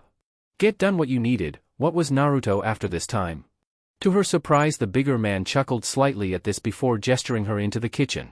I'll show you all after dinner. A good idea of his this one, better than having to look for or cart around tree branches in the future. Tree branches? In fact, forget it, tell me later. Realizing this was a story that couldn't be told in the short time it took two children to wash their hands, Kishi shrugged and put the issue to the back of her mind. Right now, wash up and then sit down, and if you're feeling energetic set the table while you're at it. Yes, dear. About an hour later, as the last of the dishes were packed away, Naruto having done the washing up as, he explained, he was used to having his hands in very hot water due to the work he occasionally did at the Ikaraku's ramen stand and had developed a tolerance to the temperature. Muruta called the boy over and reached behind his back. Well, Rudo, as we agreed. The boy looked up excited as the blacksmith brought something forwards and handed out to him. This is a Joe staff, shorter than a bow by about 2 feet. I've slimmed down one end and capped both tips with a thin sheen of steel to stop wear. That should be good for a long time as a walking stick and to drag weapons out of trees you're not tall enough to reach. Don't worry, Mouse. Tenten chimed in at this point, smirking as she got her own back for Naruto's trick attack earlier. One day you'll be big enough to reach the sink without needing a chair. The boy stuck his tongue out at his tormentor only to receive an identical response before Muruta, not wanting to get too sidetracked, tapped Naruto on the shoulder with one end of the weapon. So, take good care of this and it'll take good care of you, and don't wave it around in here, the blacksmith cautioned as Naruto seized his prize, eyes hungry as he looked the former weapon up and down. Kishi-koi might get upset if you knock over that vase her mother gave her. He dropped his voice to a stage whisper as he leant over, though I'd be grateful, I've been trying to get rid of it for years. Both children giggled at this admission as Kishi shook her head before pointing to the stairs, an evil glint in her eyes. Is that so? Well then, Ten-chan, would you mind seeing Naruto-kun out? I need to have a little talk with your daddy. Tenten giggled again before taking hold of Naruto's hand and walking towards the lounge door. trying to ignore her daddy as he fell to his knees and groped blindly behind them. "No, don't leave me here with her." "Sorry Maruta-san, you brough dis on your cell," Naruto tried and failed to say with a straight face, only just keeping himself together long enough for the door to swing shut before both he and Tenten broke down into laughing at the expression on the blacksmith's face. Giggling, the girl led him down the stairs towards the main door of the shop, snagging his backpack off the peg by the front door as he zipped up his jumpsuit and handing it to him. "By whiskers, see you sometime next week?" "Depends on what's out there Tenchan." It had taken some time and a lot of slaps and tickles, but eventually Naruto had learned not to call his friend Panda unless her parents were around. "If I get a good haul could be back tomorrow." Hearing that made the girl clap her hands in delight. "Hope so, Ruto, good to see you, gain." Suddenly shy, Tenten found herself twiddling her fingers together as she looked up at the boy. "Mum and Dad like it when you drop in. I was listening in earlier and wondering if I asked if they'd be wantin' you here all th time. Want me to ask?" At this news Naruto went very still, rucksack half on and slipping from his shoulder as he looked at where Tenten was now staring at the floor, face red after her confession and offer.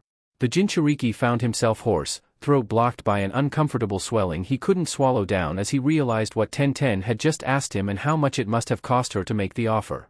A part of him was screaming at him to seize the moment. Tenten was offering him a family and a stable roof over his head, no more sleeping in the orphanage, no more cold baths and early mornings, just the four of them together and living as a single family.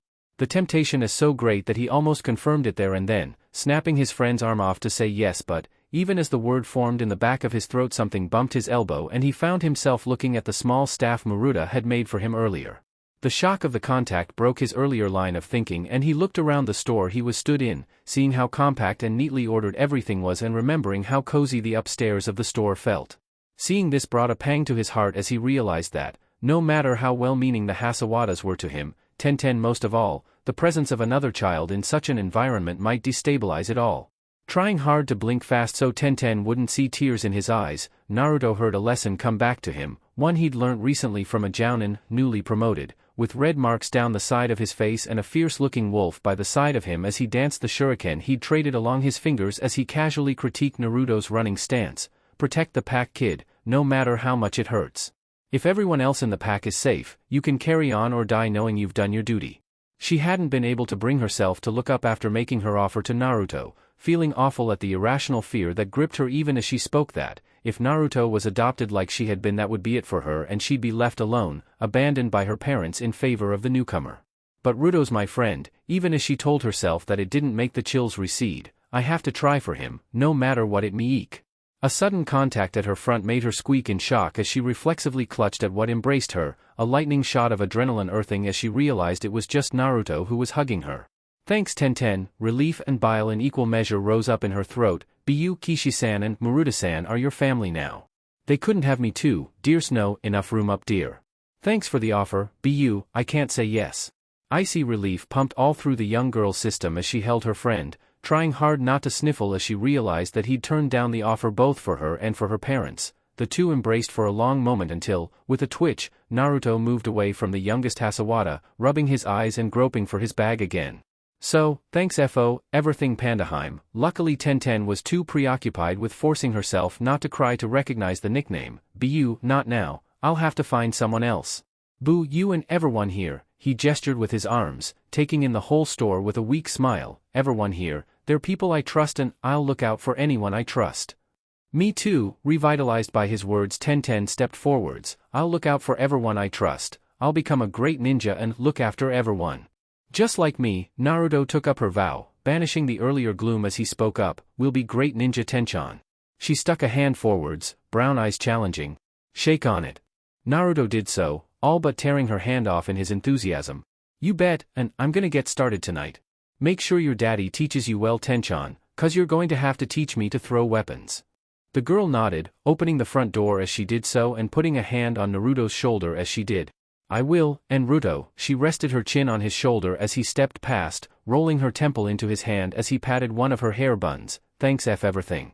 Naruto nodded and looked over his shoulder at her, blue eyes soft with understanding. Next second Tenten was forced to recoil backwards giggling. Naruto had tickled her under the chin and darted away, sticking his tongue out as he ran into the night. "Gotcha Panda-chan, see you later." Fuming on her doorstep, the girl stamped her feet and pointed a finger threateningly. I'll get you whiskers, I'll yank them out one by one and make you eat them. I love you too, Panda-chan. Naruto. Oh, she slammed the door shut and folded her arms thunderously, not seeing the two figures behind her who'd come down to see what was stalling their daughter and seen the tail end of the conversation all but leaning against each other in restrained laughter as she made her last pronouncement. He makes me so mad sometimes, I'm going to get him for dat. XXX. So then, as he placed the lid back on the steaming pot, Tucci girded his loins and braced himself for arguably the most suicidal thing he'd ever done, clear away the witnesses and then cut to the meat of the issue. Looking over his shoulder and realizing that, as usual, Naruto was finished way before the Hokage, the ramen vendor realized he'd never have a better chance than now. Naruto, would you mind starting on the washing? We had a big rush just before you and Hokage-sama arrived. Glancing up from his bowl, the child nodded and hastily swallowed down his last mouthful. KGG, he drained the last of the broth and hefted it in both hands. Be in the back, till the afternoon, I'll see you after lunch GG, then back to the fields. Sarutobi nodded as the shock of blonde hair bobbled around the back of the ramen bar and left him to finish his ramen in peace. Nah, Hokage-sama, then again, peace, it seemed, was an impossible dream for a Kage to enjoy. The old man mused as he looked up to see Tucci looking over the counter at him, face troubled, not meaning to sound, nosy, but I've heard a few rumors from Naruto himself. Would you mind setting this old potbasher's mind at rest? Perhaps, Sarutobi replied carefully, placing his chopsticks in the bowl as he leant forwards on his elbows, a childish habit he'd never quite been able to ditch after he realized how much it wounded his former grandfather up at the dinner table. What's Naruto-kun been saying, Tucci-san? Well, a few things really, the man began, toying with his apron as he couldn't quite bring himself to meet the village leader's eye. First of all, he's no longer in the orphanage. That one is true, I took him out of there when he turned 5, the Hokage informed him, face grim as he recalled once more seeing the bruises on the arms and legs of his favorite soon-to-be ninja. He lives in a former ninja apartment block downtown and draws a monthly stipend from village funds, much like the older orphans do. If you ask, I'm sure he'd show it to you. That, at least, seemed to be the answer the chef had been looking for. Tucci let out a big breath and relaxed against his counter, looking at the Kage with grateful eyes. Thank Kami for that. I hated the idea of Naruto-chan in that place.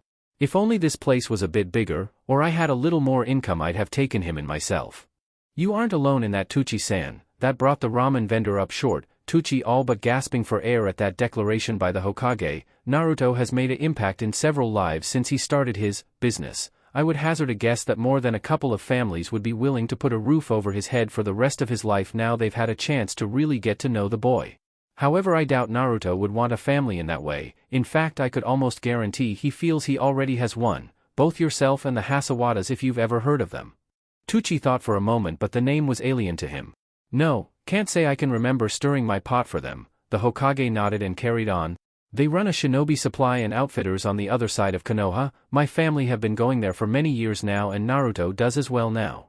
He trades the scrap metal he gathers from the training ground to them for supplies he can trade to ninja, and he knew their daughter, Tenten, from when they were in the orphanage together. With them, you and myself, Naruto probably has as good a grounding as many shinobi, and a good deal better than some. Well, you'd be the better judge of that than me, Hokage-sama, Tucci admitted without a shred of hesitation before, having resolved a single issue, stepped in to clear another out of the way. But apart from that, is it true about his unusual schooling schedule? At this the older man sat back in his seat, face a little annoyed, and it took all the courage Tucci had in his body not to tremble at the thought of getting the most powerful ninja at Konoha's disposal angry with him. Luckily, however, Sarutobi seemed to let the irritation flow out of him in an irate sigh before looking at the ramen vendor again. I had asked him not to mention that. In the interest of fairness, Tucci felt he had to make a point here. Well, in all honesty, Hokage-sama, I did put Ayam-chan on the case after I realized he was looking a little happier than normal. Despite himself, Tucci smiled. His little girl really had inherited his wife's ability to ferret a secret out of even the most stubbornly locked pair of lips. He never really stood a chance. The old man chuckled. I have no doubt. Muruta confided in me that he does the same thing with Tenten-chan when he thinks Naruto's holding out on him.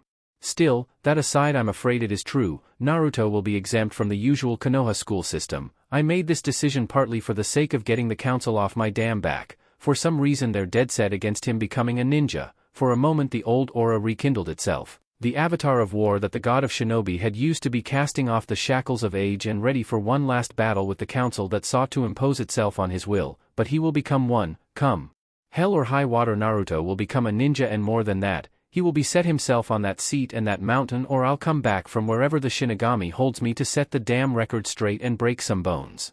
Apart from that though, I believe this decision will be the best for Naruto as well in the long run. You think the teachers would, Tucci tried to be tactful at the same time as get his point across, turn a blind eye to his troubles? They'd only do it once. The chef's eyes hardened and he tapped his heavy ladle against the counter. Me and this old equalizer would be enough to change their minds, I'm sure. You'd have to stand in line behind me, Tucci-san. If I was feeling generous I might leave one or two of them semi-conscious for you to deal with, the Hokage assured him half-jokingly before looking more serious. But yes, that was one of my concerns, though a minor one compared to, the old man broke off for a minute as though considering something.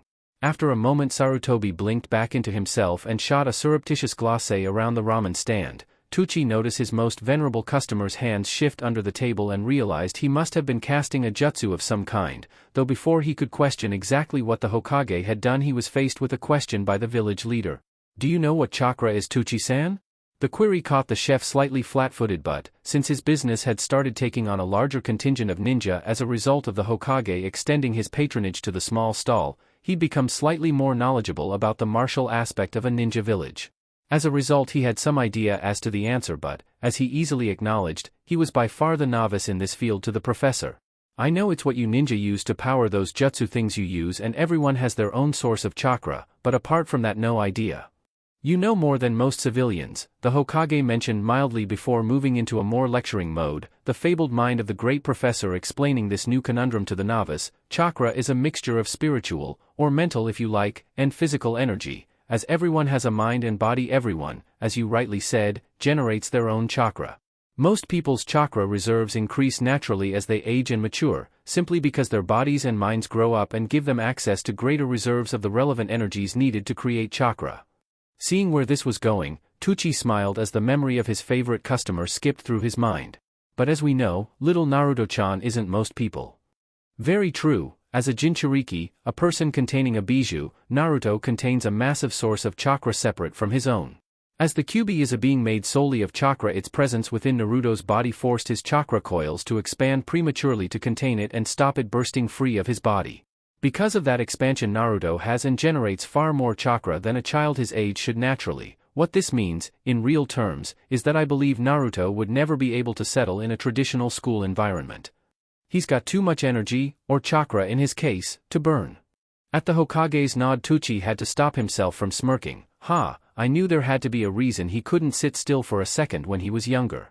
But, Hokage-sama, thinking things through, the ramen chef felt something jar in his mind about the nature of Naruto's excess power. If chakra is supposed to be made up of those two kinds of energy and Naruto's got so much of it, doesn't that mean he should excel at school, assuming he tries at it?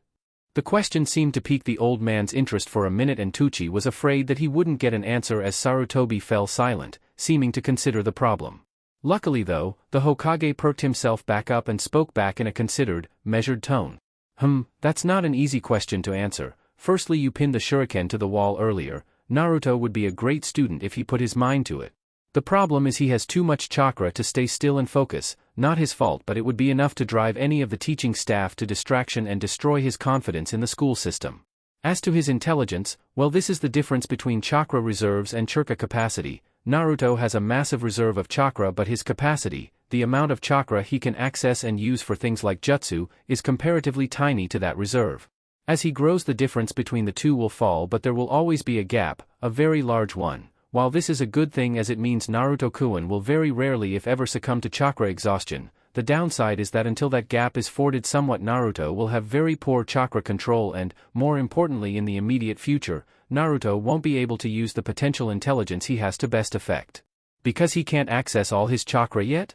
Exactly, the Hokage nodded, pleased that Tucci was understanding the issue at hand. So I doubt Naruto will ever be what you might call booksmart, unless it's something he wants to read up on, probably jutsu. Knowing him, it just won't interest him, so he either won't read it or will do the bare minimum to scrape by. On the other hand, for things he does like or want to do, he may well have flashes of brilliance, almost instinctive creativity to try and figure out problems as he unconsciously diverts more chakra to the problem to see a way around it. I think we've already seen some of these moments of inspiration. His idea from trading supplies for training is the first one I can think of, as is that little stick he had Muruta-san make. Slim? The Hokage blinked. I beg your pardon? Tucci blushed as he realized he'd been speaking out loud. Slim, the stick you mentioned, he calls it slim because it's got slim down edges. Well, that's what he said to Ayam-chan and I when we asked about it. The older man chuckled, seeing his surrogate grandson once more with his new favorite toy weapon ninja tool just before Naruto strode off to the training grounds again. Slim eh?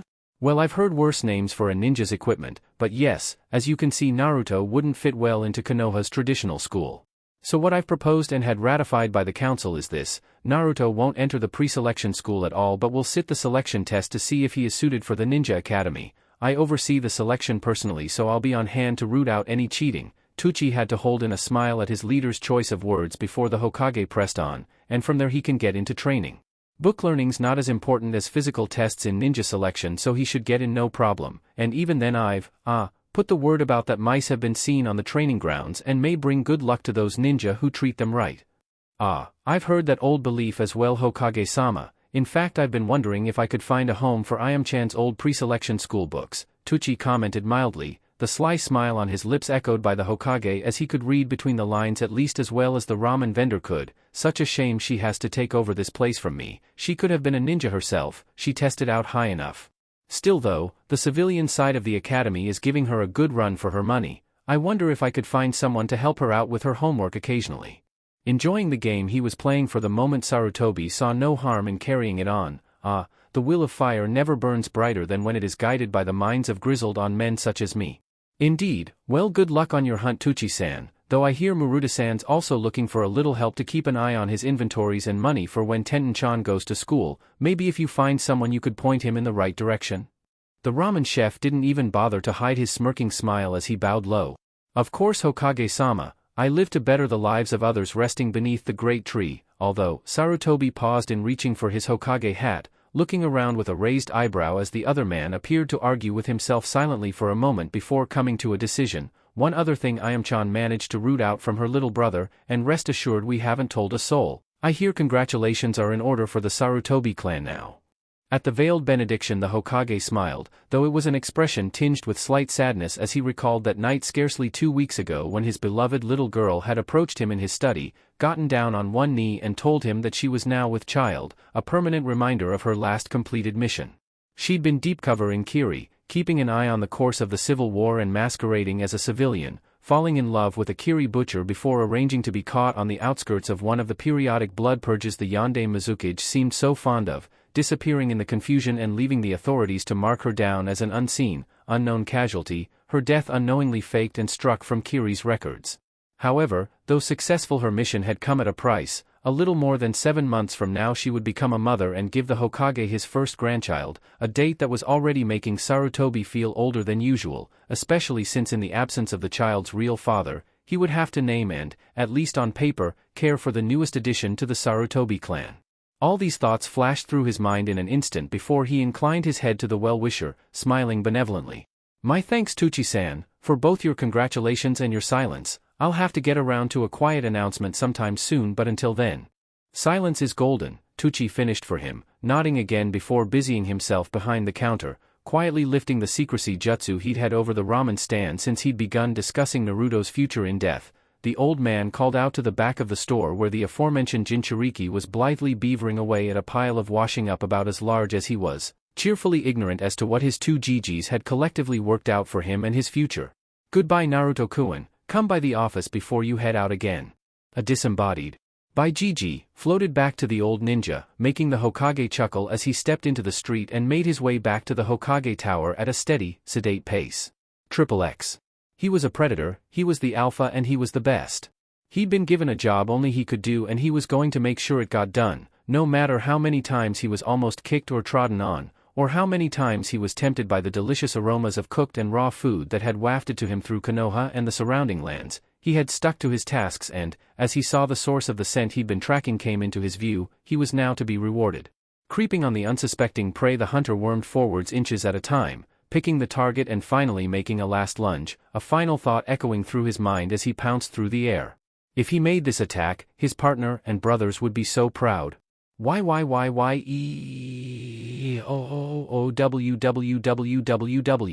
The serene atmosphere of the disused training area was suddenly broken by a piping scream of pain. Naruto flailed around desperately, Slim waving around his hand as he danced manically, trying to shake loose the ungodly pain that had sunk into the seat of his pants. Swearing at the top of his lungs, he threw both hands backwards and hit out, feeling his knuckles brush through something furry before it dropped away and the pain subsided to a dull, angry throb in his posterior. Seizing Slim in his free hand, Naruto whirled around to face his aggressor, temper foul and expression murderous, only to halt his strike in mid-descent as the small gray puppy in front of him barked, a few wisps of orange material still sticking between its teeth. "And you," the whiskered shinobi snapped at it, gingerly rubbing his violated bottom as he glared at the young dog. "I've eaten bigger things than you mutt, scram." Oddly enough, the puppy didn't bolt from the threat or the raised staff, instead it stood up and retreated a few steps and sat back down. "Okay, this is odd, reminds me of something." Curiosity aroused, Naruto took another couple of steps forwards and likewise the puppy retreated, cocking its head as Naruto rested his chin on the tip of Slim as he gazed at the thing that had bitten him. "Okay, I get you wanted me to follow you." He paused for a reaction but was slightly disappointed as he doubted a tongue being lolled out counted as a reasonable response. "So I guess you're not a standard puppy."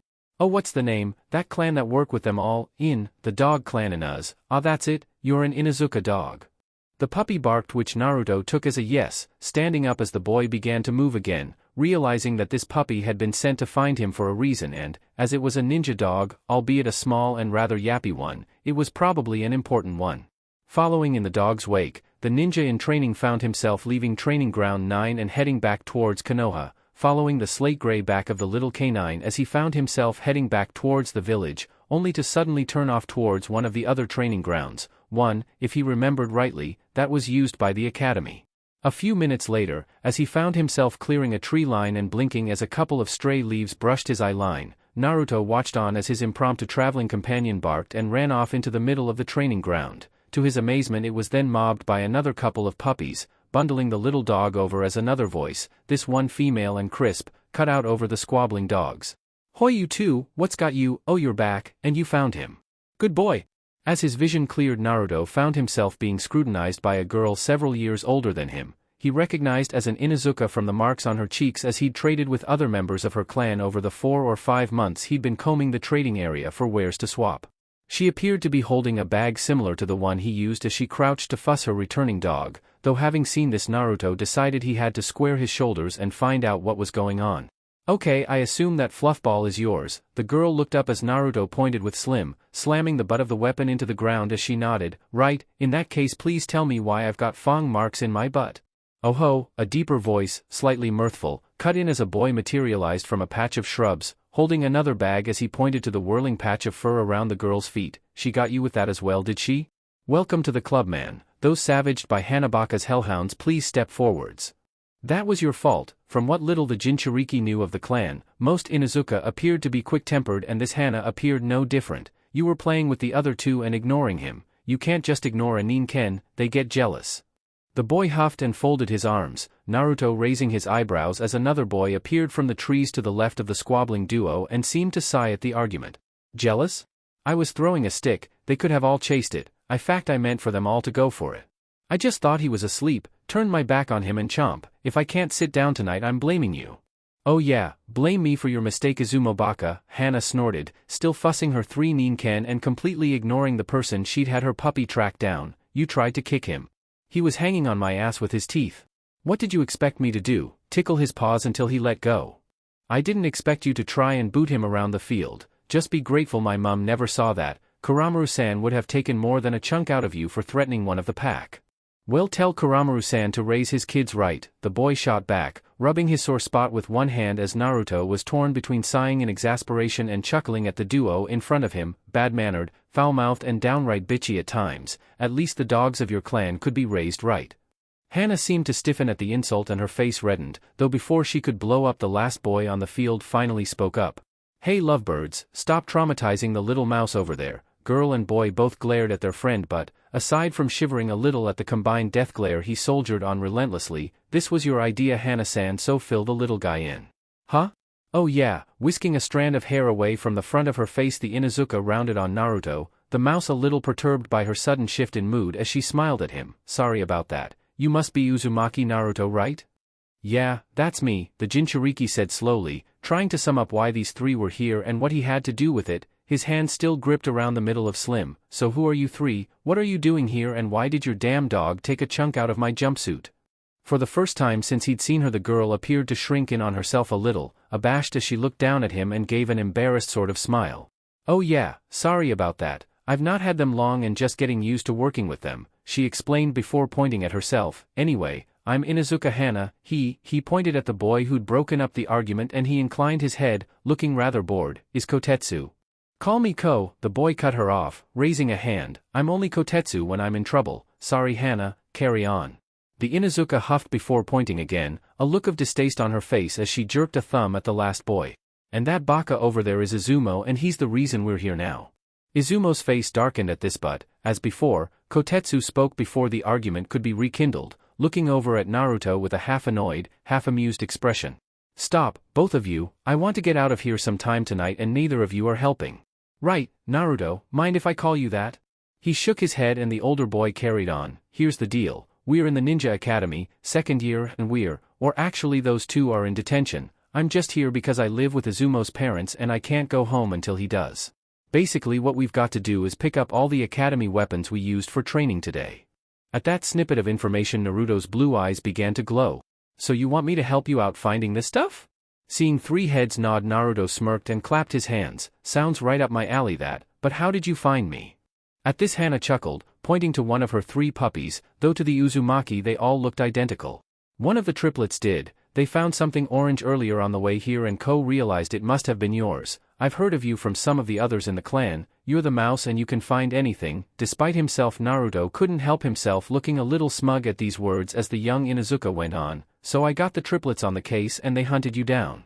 Yeah, literally, Naruto groused, feeling another pang of sympathy pain from his right buttock. So you want a hand finding this kit then? Okay, not a problem, but nothing's free here guys, and Gigi never said I couldn't ask to learn jutsu, making a mental note to make sure his next trades revolved around finally accessing his chakra, especially from that ninja cell who seemed to have at least 2 future teachers in its ranks. Naruto made his offer, payment for me first. Actually, Izumo scratched the side of his head self-consciously as he pointed at his bag, not trying to stiff you mouse, but me and my brother have to try and get home early tonight, can we get this stuff out the way first? Naruto considered this for a minute before nodding, pointing at the taller boy with Slim. Fine, but it's your word I'm holding you all to. Any of you bunk off, I know your names now. Hana nodded and hefted her sack, a desultory clink showing she'd had little success in her find so far. Okay, let's just get this done. Despite Naruto's assistance, however, it still took the 4 of them over an hour to pick up everything that was on the list of the instructors had drafted for the miscreants to check their haul against. Finally hauling his last bag down, Izumo rubbed the sweat off his forehead and gave his female classmate a heated glare. Right, we're all done, no thanks to you and your mutts. Hey, they're puppies, Hana spat back, the dogs around her feet picking up on their master's anger and growling at the boy. They're not trained yet. What, could you throw a kunai when you were 5?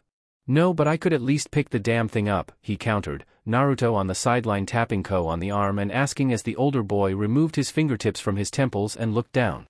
Are they always like this? Pretty much, they'll be sending out engagement notices any day now, he replied low enough to avoid even Hana's canine hearing as she continued to bicker with the other boy. Anyway, you want paying, right? Yes, and as you're in the academy, you 3 have got just the things I'm after between you. Bushin, Ko raised an eyebrow as Naruto pointed at him, the other 2 looking over at the sudden exclamation, each looking on as Naruto picked them out in turn. Henge. Kamiwari. 1 jutsu from each of you when you've learnt them, and that'll be that. Each of the students looked at each other a little bemused as the short orange-clad figure before them made his demands. Eventually Izumo, seemingly electing himself statesman of the group, spoke up. Why are you after the Academy 3? You'll learn them when you join up. That's what I trade for, lessons on being a ninja, Naruto explained as he dusted himself off. And anyway, I might learn them later, but why run the risk when I can definitely learn them now? Now? But it's getting late?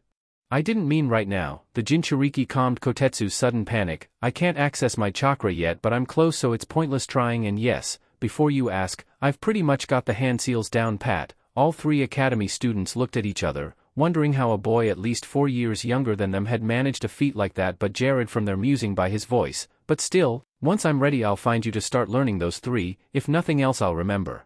These guys. He squatted down and extended a hand, seeing the puppy he assumed was the same one that had bitten him earlier trot over and sniff his hand before allowing him to scratch its ears, its brothers following suit over time as he looked up at their owner. What are their names? Snappy, Chompy and Fong. No they are not. Izumo was forced to duck his companion's slap as Hana took offense to his jokey names for her partners. They're just the Haimaru triplets, and they're identical. So I noticed, Naruto quipped as he stood up and nodded at the other three. Still, I'm out of here for the night but remember, he smirked at each of them in turn, a challenge in his voice and manner as he spoke again, you'd better learn those jutsus properly, if I don't get them right I know who to blame. There was a brief silence before Izumo suddenly chuckled, stepping forwards and rubbing his hand through Naruto's hair, the Jinchuriki just about avoiding his normal response of tapping the unfamiliar hand away with the business end of Slim. I like you Chibi, you've got guts. Fair point though, I'm a man of my word and I'll get at least one of those three for you. Good luck learning them at your age though. Yeah well that's my problem, so, I'm out of here. Us too, come on Ko, later she-wolf. With that Izumo turned tail and sprinted for his life as Hana was shocked into life by the comment and tore after him in a rage, face so red it was almost impossible to tell where tattoo ended and cheek began. You baka. I'll teach you to call me a wolf, get him boys, I want so many holes in his trousers the Uchiha'll be picking him up for indecent exposure. As the two disappeared over the horizon Naruto, having to fight hard to hold in a snigger, looked up to see Ko with his head in his hands. You put up with this? Every day, he agreed with a sigh before making ready to chase after his errant brother and their sometime mutual friend, later Mouse. Naruto said nothing but waved as the taller boy took off, only when Kotetsu's form had faded into the distance and he was sure he was alone did the Jinchuriki plant Slim in the ground, lean on it as much as he could and break down into helpless laughter. Chapter 3 More Mouse Tales. I'm going to get my chakra today, I'm going to get my chakra today. Even for a naturally cheerful person Naruto's mind was a real blur of joy and excitement as, fresh from his daily labors, he rushed towards Training Ground 29, the pre-arranged meeting point to what he'd unofficially nicknamed the teacher team. The threesome that awaited him were a three-man team that, while originally thrown together following a compilation of injury and promotion from other teams, had proved to be so successful that it had stuck together for the past 6 months. Lucky for me they did really. Amongst all the occupants of Konoha Uzumaki Naruto was amongst the first to acknowledge the kami when it smiled upon him, possibly because it did so infrequently and he was always quick to count his blessings. I've learnt a lot from them all, even if I'm sure that Ebisu still doesn't like me much. In the end though it didn't really matter, at the end of the day he was a businessman and, as he raised a hand in greeting towards the three older and taller forms already in the clearing, as long as the other party held up their end of the deal, he'd walk away happy. AF Noon Team, he greeting cheerfully, waving a jaunty salute towards the three Chunin as he paced into the training ground, his jumpsuit as always making him look like a lit signal flare. First things first, anyone short anything? Apart from a 3-week break and a large pay rise, the lone kunoichi of the squad complained, running a slim hand through her long mane of raven hair. No, I think I've got everything I need. Same here, the Scarface Chunin told him, rubbing the legacy that had been left by a B-ranked missing Nin of Suna before the rest of his squad and their Jounin sensei had put the rabid bastard down, though not before Larata had been crippled for life by that drug-crazed opponent. We mostly had a tactical day, didn't use too much. I could use a couple of kunai and your finest shuriken, if you please Uzumaki-san. Naruto just about managed to duck his head towards his rucksack in time to disguise the rolling of his eyes. Out of all his customers only the sunglasses-wearing Chunin with the supercilious manner didn't address him by his first name. I have yet to visit the outfitters this week. Ah, why go to all the trouble and waste your hard-earned Rio at a supplier's, save Maruta-san's of course, Ani top-notch equipment on offer dear, when you can just wait for the friendly Uzumaki rodent to come along? Naruto inquired as he tipped out his recent haul, his most recent customer delicately sifting through the pile and picking out a few wares, examining each keenly and taking what he wanted, discarding the rest with a slightly disdainful sniff before fixing the smaller form with a piercing glare. Recite and demonstrate the common shinobi hand signs, name each one as you go. Half expecting this and already used to the half-mechanical tone of voice Ebisu-san always used when teaching, Naruto stowed Slim back onto the side panel of his rucksack and, remembering the little ditty he'd come up with when pacing the training grounds on the hunt for his precious scrap, the young Jinchuriki cracked his fingers and swiftly manipulated them into the correct forms, chanting as he did so, tiger, snake, ox, boar, bird and monkey, horse, rat, dragon, dog, hare and donkey, which is act ally sheep but we call it donkey, 'cause if we didn't it wouldn't rhyme," he explained quickly, thinly amused by the sight of the sunglasses slipping slightly down Ebisu's nose. Coming to her feet, the kunoichi of the squad, a recent promotion who had left her former team mates behind due to her superior genjutsu skills, Yuhi Kurenai appraised the short form before her with a calculating crimson eye. "That was a neat way to remember the signs, Naruto-san. I'll have to remember that for the future. I hope by the time you get hold of the Fuyur ninja of the Leaf Dade already know hand signs," he quipped back, the kunoichi chuckling in kind as she swatted the last member of her squad on the shoulder. "I should hope so, though I'll leave that to you, Iruka-senpai." The scar-nosed Chunin nodded, having never made any secret of his desire to become an academy teacher, unlike Kurenai, who had always wanted to be a jounin and take on the role of a jounin sensei when she had the prerequisite rank and experience. "Still, as you two boys want to teach the younger generation, I'll sit this one out. I remember this lesson from my academy days." "And of course your academy days were a good deal more recent than those of some present," Ebisu pointed out dryly, folding his arms. "Though I am in agreement with you, Yuhi-san, Yumino-san, I leave this lesson to you." Must be a thing with him. Wonder if it's possible for a clan to enhance a sense of propriety that much. Despite his thinking, Naruto kept his musings internal, instead choosing to ask a question as he did so. "Didn't you want to be a teacher too, Ebisu-san?" As the spectacles turned in his direction, he sought to explain himself. "Wouldn't you have to be in the academy as well to do that?" A small, slightly proud smile flitted across the usually taciturn man's face. "Usually yes, that would be the case. However, both my grandfather and my own father dedicated their lives to the art of teaching. The results of their hard work is that our family, both my elder sisters and hopefully myself when I am trained enough, are considered the first port of call for specialized training. If it exists, we can find a way to bring out the potential in people. My father currently trains very advanced ninja skills, and my eldest sister instructs the new medical ninja at the hospital. In a way, I suppose you could call teaching my family's calling." "Wow, guess Gigi was right. You can hide a lot of potential in an unproposing exterior." Mind you, I think he might have been referring to me when he said it. Once more grateful that Gigi always kept a dictionary close at hand when he was in the office, the Jinchuriki looked up at the tall, thin man. "Sounds like you got all A skills. I'm a bit surprised your family aren't really famous ninja if you're that good at learning. You could be ninjutsu pessimisms like that Sharingan Kakashi I read about." While flattered to be compared to such a formidable and infamous Leaf Jounin, Ebisu knew perhaps better than most how it was good to quash rumors before they could gather too much impetuous. "Regrettably that is not the case, an unfortunate quirk of my family, very low chakra reserves. Forgive me if I sound patronizing, Yuhi-san." He waited until the kunoichi nodded before continuing, "but it is likely that your chakra reserves will eclipse my own in the near future.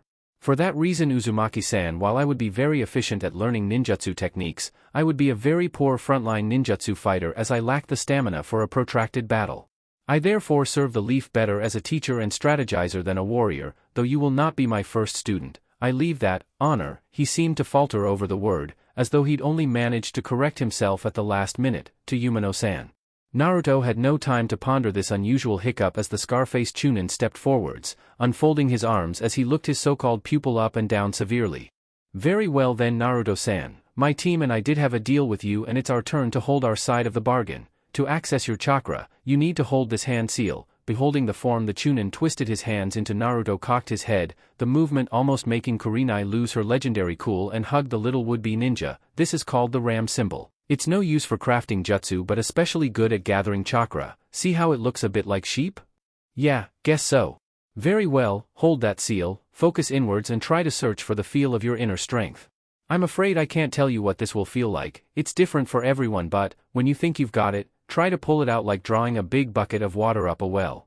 Think you can manage that?"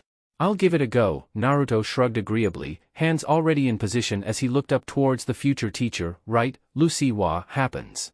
With that, he screwed up his face into a look of intense concentration and sank back onto his heels, focusing on seeking out the mysterious chakra that he contained within him. Despite her knowledge of what the boy contained within him, the death of her father, both of Iruka's parents and several other famous and powerful shinobi of the Leaf, Kurenai was intrigued by what would happen next, though she would be unable to deny a thrill of horror ran through her that she might have been helping the Kyuubi vessel attain greater strength. The majority was intrigued to see if a child as young as Naruto would have a chakra pool large enough to be accessed. For a long moment she observed the scene, Ebisu by her side likewise enraptured, but, as the seconds snailed by and nothing seemed to happen, her was the first patience to run its course. Never mind Naruto, his expression never changed even as he looked up at her voice. I never managed it on my first time and I've now got the best chakra control of my class, save maybe Ebisu-san. The other Chunin looked away but flushed, ever so slightly. You flatter me, Yuhi-san. My control, while sufficient to extend my paltry reserves a little longer in a fight, would never stand up to the requirement of one of your genjutsus. Oh my. That sudden exclamation, at least by Ebisu's standards, as neither of his team mates had ever heard him swear even at the worst of times, brought all attention back to Naruto. Though beads of perspiration were now on his brow, the first time any of the Chunins had ever seen him work up anything like a sweat. There was also chakra, a lot of chakra there too. Plumes of dust were dancing upwards from the floor as though they were iron filings in the presence of a powerful magnet. As this dust rose and Naruto continued to focus, his cheeks flushing with the effort, the motes of mud were suddenly joined by faint blue flickers as a few of wisps of blue chakra swirling around his body. And it doesn't look like he's slowing down. Visible chakra at what, only just 6?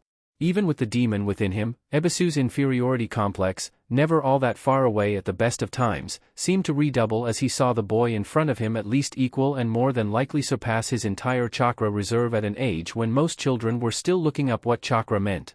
With a sudden gasp, Naruto broke his concentration, the chakra dissipating as squatted down, hands on his knees as he felt the exertion at last, looking up as he wiped his brow with the sleeve of his jumpsuit. So, he managed to pant, still not able to stand upright yet. Was that chakra? Yes, and a lot of it at that, Naruto-san, Iruka said quietly, sizing him up anew. It seems that you are quite fortunate indeed. Your chakra reserves are much larger than normal. Most children your age would have a much smaller chakra pool than that, perhaps not even enough to access it at all. Really? The fact seemed to perplex the Uzumaki entirely, his eyes widening. Wow, I got that much chakra, will that make me an awesome ninja? At this point Kurenai decided to make her point clear. Possibly Naruto. She waited just until his eyes started to sparkle before putting the second part to the Faustian pact of chakra and its necessary complementary aspect, but only if you learn to control it properly. Before you ask, having preempted his next question, the Kunoichi spoke to answer it. If your control is lacking, you'll waste and quickly exhaust your chakra. This is one of the issues Kunoichi face more than men, as our chakra pools are naturally smaller. Having proper chakra control helps you conserve this resource, if you like, and you'll last longer in a fight. You'll also have a much easier time with genjutsu. Like you do, Kurenai-san? Possibly, though you too have a delicate touch on the art, Ebisu-san. The teammate who had spoken coughed and looked away, muttering something under his breath as his ears reddened, and she turned back to her newest pupil. So, with your permission, Iruka-san? The aforementioned man raised a hand and took a step back, giving his female teammate the floor as Naruto finally managed to push himself to attention. Okay, Kurenai-san, what do I need to do? Oh, how is this going to work? Can we leave it there until next time I get some decent weapons in? Black hair shimmering in the sunlight, Kurenai shook her head as she picked something up of the floor. I don't think in all good conscience any of us could let you leave this training ground without making sure you have at least an idea of how to control your chakra reserves, at least if we want to still consider ourselves teachers at any rate, so you can consider this a freebie. This is the first and most rudimentary chakra control exercise, the sticking leaf. All you do. She slapped her hand to her forehead and Naruto's jaw dropped as he saw the slightly browning oak leaf stuck where her hand had been. Is channel the chakra to a part of your body to get the leaf to stick. It's easiest at your forehead and hardest at your feet. When you get better at it, she handed the leaf over to him, faintly amused as she saw him regard the ordinary leaf with something akin to awe. Was I really that wide-eyed and wondering when I saw that trick first time? Try 2 or more leaves, or using your chakra to get a single leaf to curl into a roll, though that is a tricky one. When you master it to Ebisu's standards, come back to us with some more gear and we'll fix you up with the next exercise. For a long moment during which the leaf was turned over and examined several times, it seemed he hadn't heard her, but, as he looked up at the Kunoichi and her 2 squad mates, that infamous grin reappeared on his face and he hefted the leaf upwards. Hi sensei, I understand. I'll get this down no time. With that he screwed up his face, flipped the leaf into the palm of his hand and slapped it onto his forehead just as Kurenai had, immediately afterwards screwing his face up with his hands in the ram seal. Ebisu was the one who saw what was going to happen first when the edges of the leaf started to curl upwards, but before he could do anything to stop the situation from spiraling out of hand, the leaf on Naruto's forehead burst into flames. The sight of the just about 6-year-old suddenly sprinting around the training ground and yelling like a madman while repeatedly slamming his forehead against the palms of his hands was enough to make all 3 Chunins in the clearing snicker and laugh out loud, even more so when his soot-stained face attempted to glower at them prior to picking up another leaf from the ground. After all, even a teacher was allowed to laugh occasionally. Triple X. Hey, Chibi, the sudden shout jerked Naruto out of the light doze he'd been in, letting him blink up at the sight of the older girl who stood scowling down at him. What are you doing here? These are academy grounds. Oh, I was just waiting for someone, he explained, looking past the black-haired young lady in the blue and black uniform who looked like she was in the graduating year or the year below that, older than either of the threesome he had come to see. You know when Izumo and Kotetsu usually show up, or Inuzuka Hana? You mean Inuzuka Hana?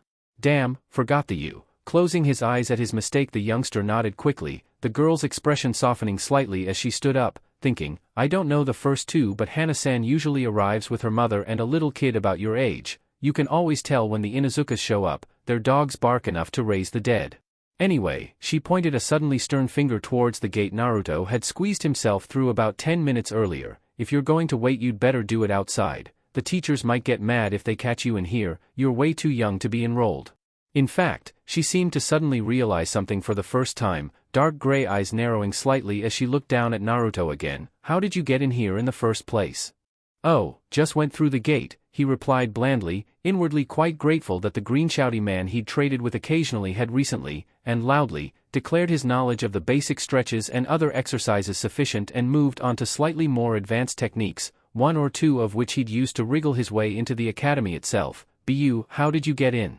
His forthrightness seemed to stun her somewhat and she fell back half a pace, suddenly defensive as she raised her arms as though warding his question off. Oh, Rado-sensei knows I like to come in early to study. I have a problem reading for some reason, something not quite right with my eyes. I see all the words backwards on the page and it takes me a while to unscramble them. I kept trying to sneak in early to get extra time to read the scrolls for practice. In the end he must have got fed up with seeing me waiting for him on the step and just gave me my own key, said I could keep it as long as I didn't cause any trouble. I don't really, just set up a few little pranks now and then. She leant forwards conspiratorially, some instinct Naruto couldn't quite name making him do likewise as a small smile graced her lips. But don't tell sensei, or the clan for that matter. Clan?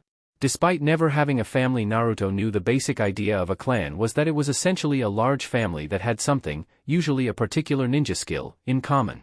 Due to his trading he was aware of some of the clans in Konoha, the Hyuga and the Inuzuka most of all as their unusual faces and, in the Hyuga's case, standards of dress made them easy to spot, but the clan this girl must have belonged to was unknown to him. Sorry soundin' dumb, which clan are you from?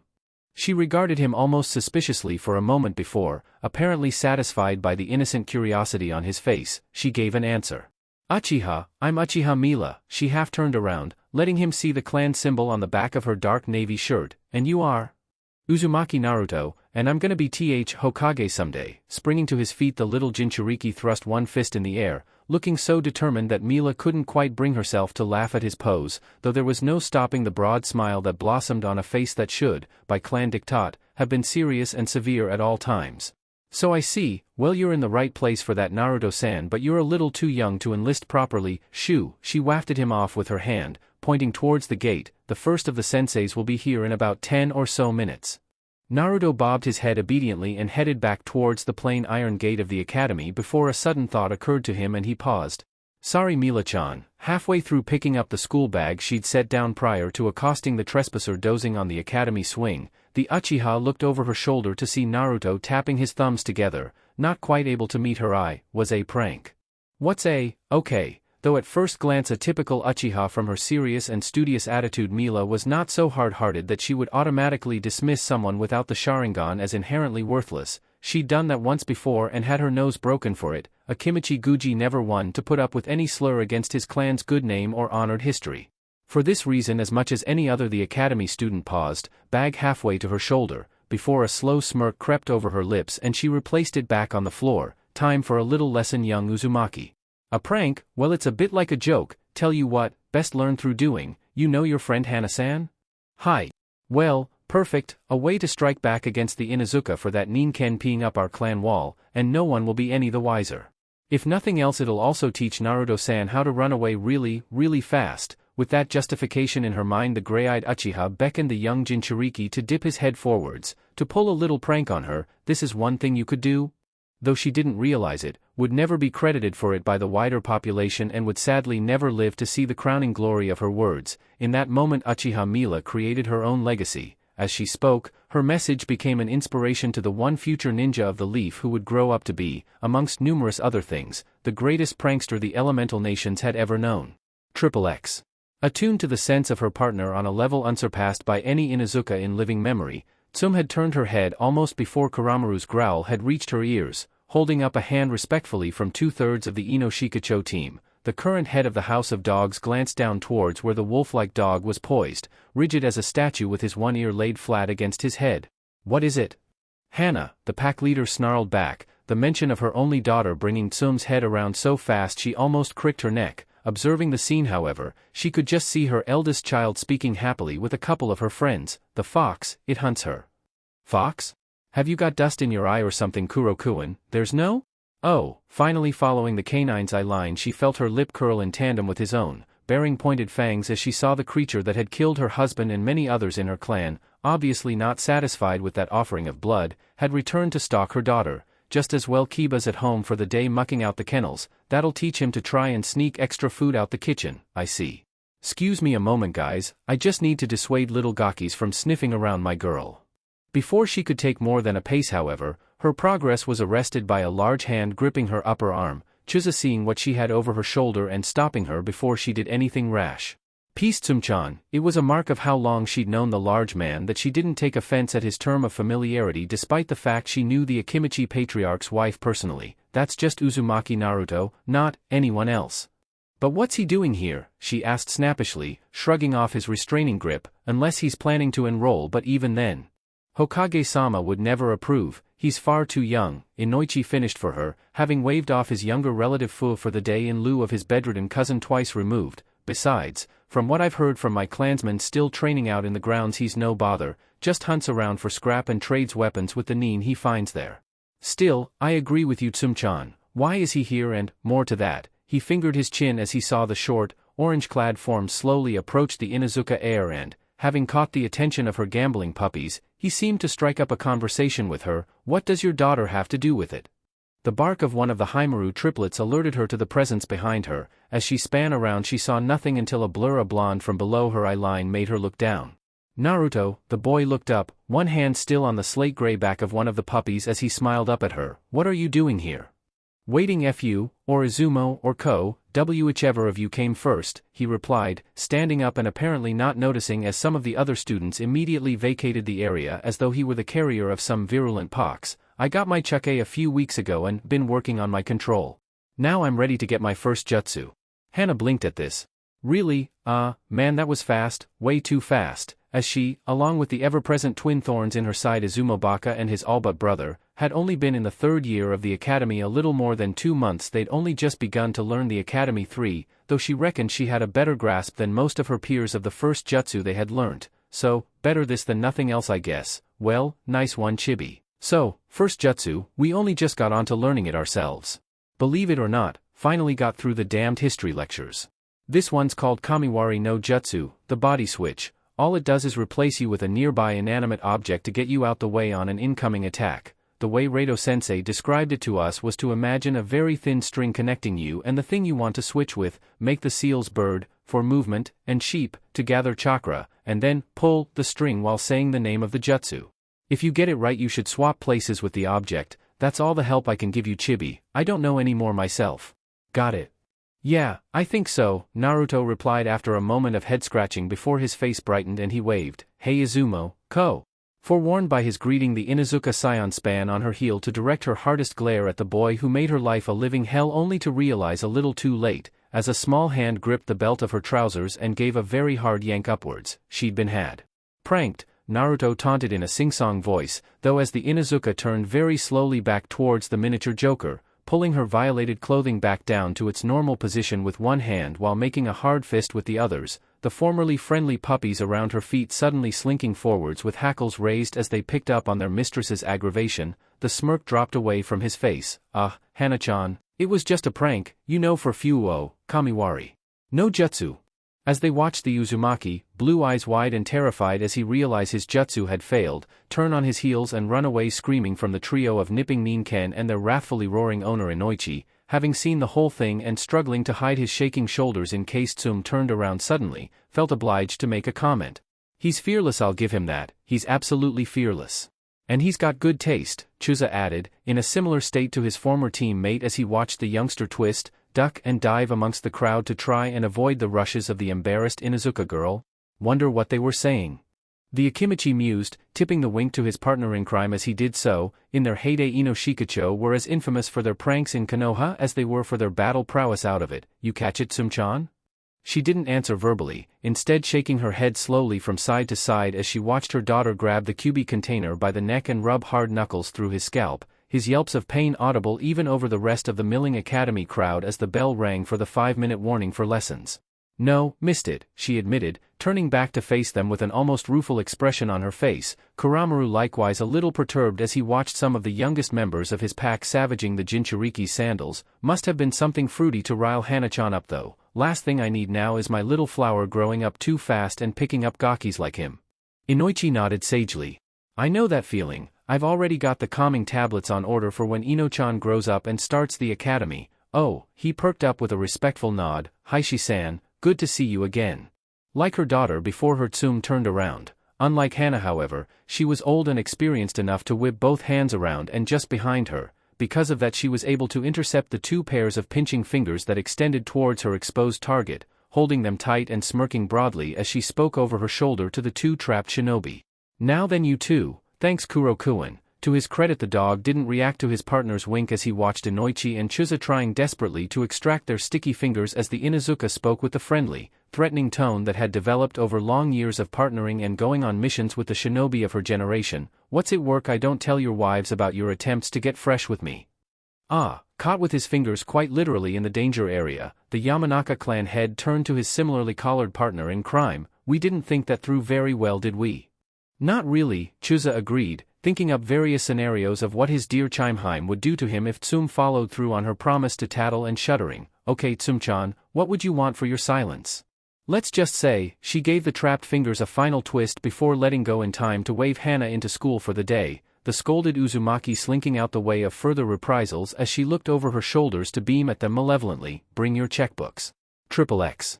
Finally heaving a huff of frustration, Naruto put aside the leaf on his head with a weary sigh. For some reason no matter how hard he tried it never seemed to get any easier to get the stupid thing to stick to even his forehead, never mind anywhere else on his body.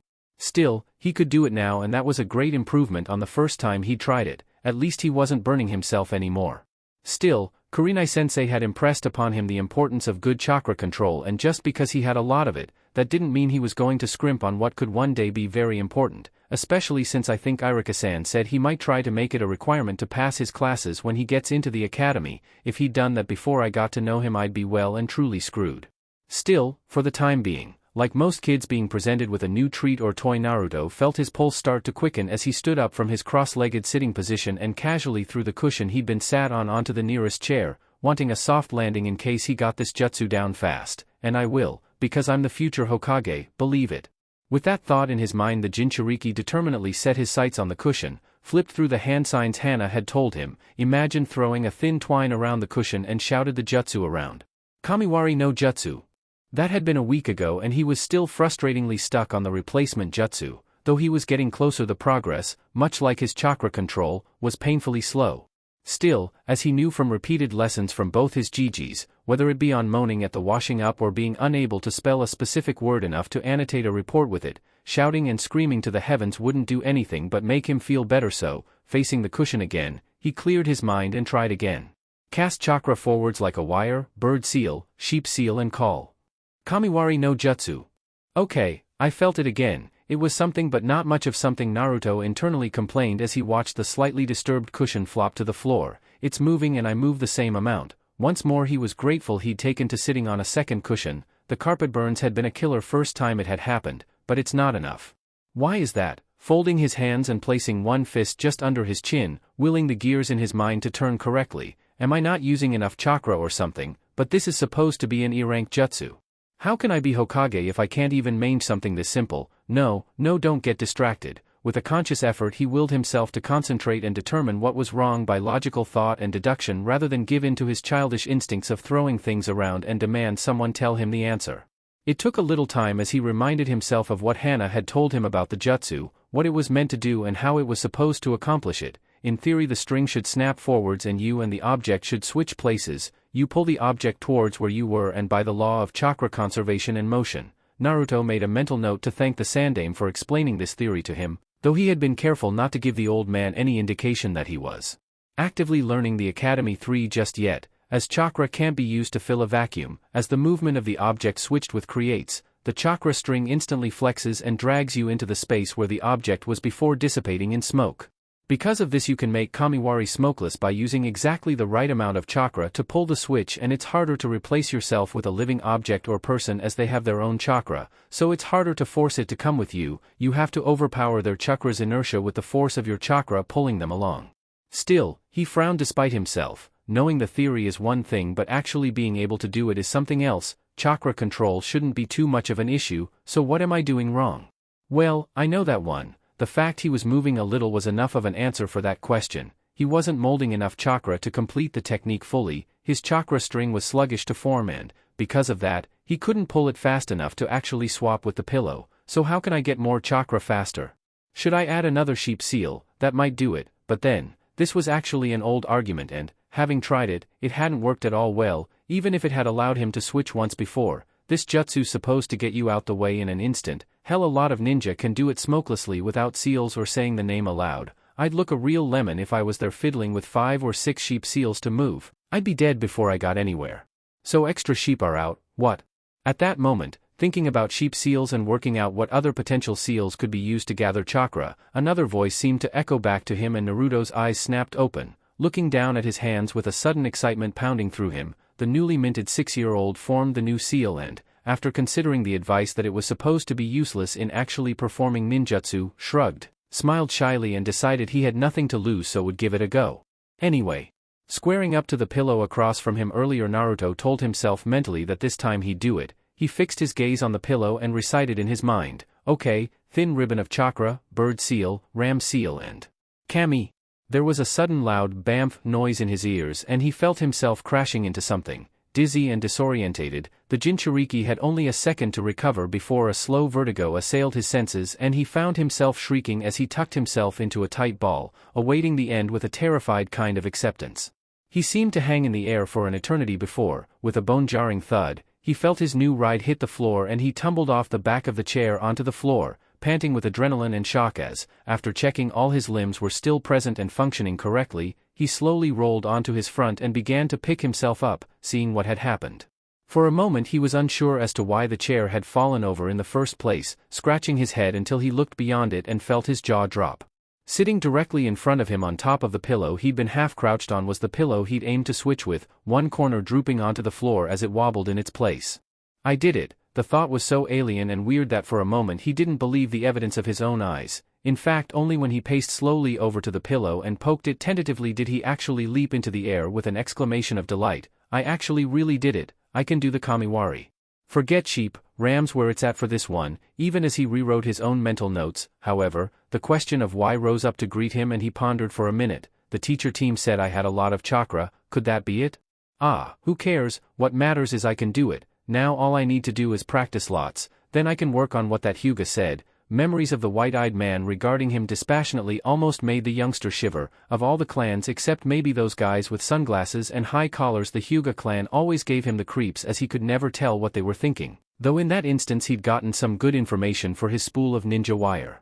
Okay, this time, he told himself as he straightened the chair and, after a second's deliberation, chucked the practice pillow towards the settee this time, not wanting to risk damaging the more rickety of the 2 pieces of furniture he owned. Feel the flow of the chakra, how it moves when you make those seals.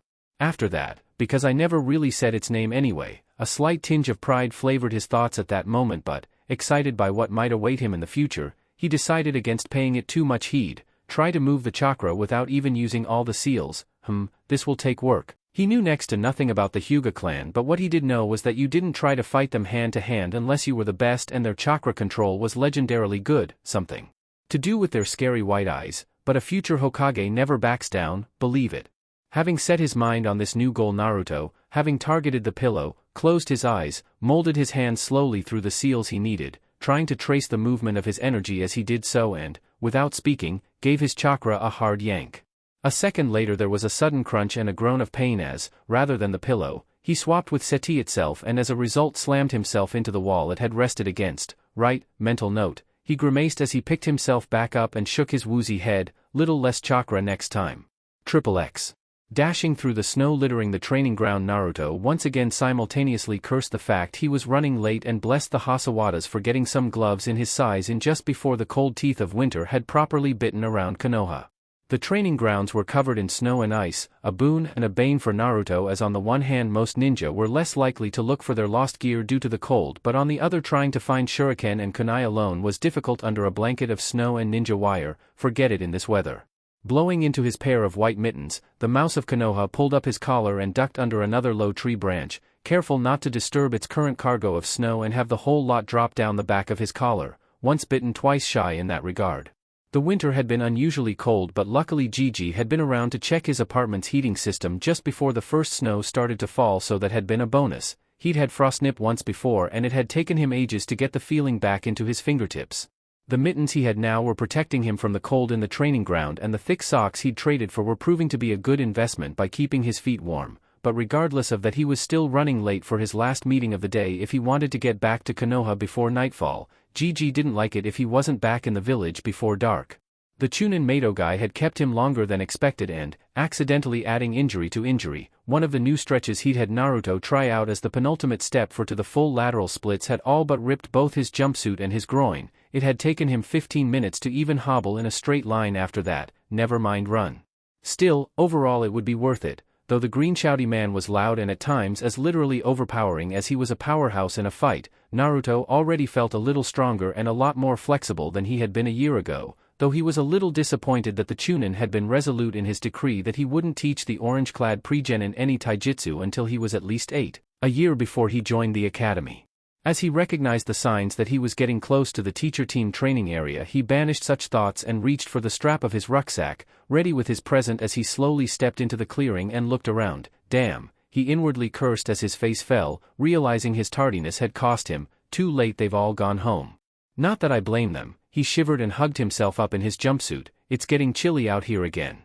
Let's see. Realizing he'd missed an opportunity with friends, Naruto turned to the clearing again with a professional eye. Did they drop anything? With his scavenging instincts honed and refined over a period of several months, Konoha's mouse immediately went on the hunt, though he was doubtful he'd find anything, as out of all the teams save for maybe those containing one or more Hyuga with their all-seeing eyes, an unfair advantage in the world of finding things other people had dropped, Naruto always groused in private as it was a rare day he'd ever find anything that had once belonged to a Hyuga on the training ground. His teacher team was orderly, neat and tidy. Still, the cold might have made them forget, especially Kurenai-san. I think she wears that outfit for distraction to fight filthy, but I doubt it keeps the chill out much, Naruto reasoned mentally, peering under a thick bush before shaking his head and straightening up. Nope, nothing under there save leaves and bugs. Apart from that though, nothing ventured, nothing gained. Hey, what's, Ebisu-san?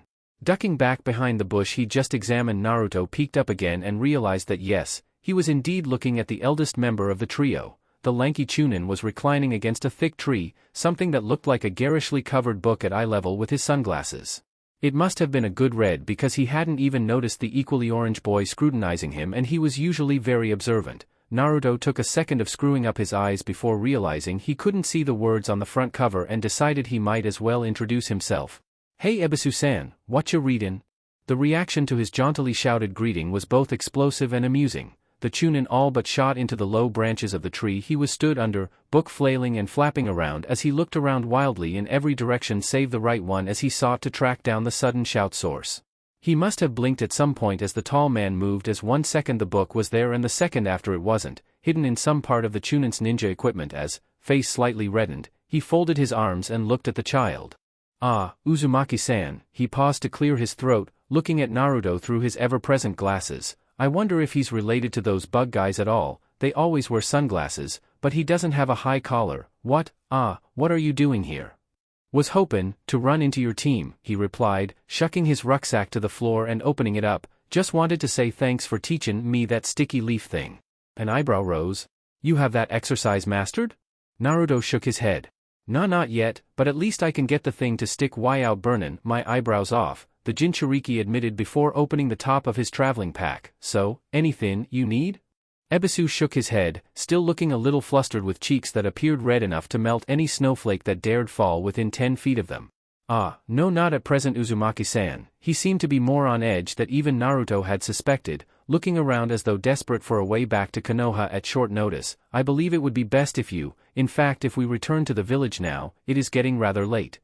At this Naruto nodded, feeling it would be nice to have some company on the journey back rather than coming in solo as he usually did, hefting Slim and pulling his rucksack back on. He looked up to beam at the Chunin. Okay, sounds like a plan, Ebisu-sensei. With a tilt of his wrist, the top of Maruta-san's gift pointed towards the distant village gates. Let's go. The trip back was surprisingly quiet between the two of them, though this might have been due to Ebisu setting a quicker pace than Naruto was used to on the trip back. However, it didn't take Naruto long to adjust to this due to his continuing traipses around the training ground, and, because of this, it wasn't long before the question Ebisu had dreaded was asked. So, what were you reading? That was though lying was anathema to someone who wished to spend his life as a teacher, Ebisu was well aware that some things were just not to be admitted to save by highly renowned jounin who were strong enough to take stick from no one. So was, just this once, content to bend the truth just a little, a book about ladies and how to interact with them. This made Naruto look cross-eyed for a minute before he gave a slow, thoughtful nod. Okay, if you wanted to know about ladies, why don't you ask Kurenai-san? The unexpected query almost made Ebisu miss his step, choking as he looked around at the smaller form by the side of him.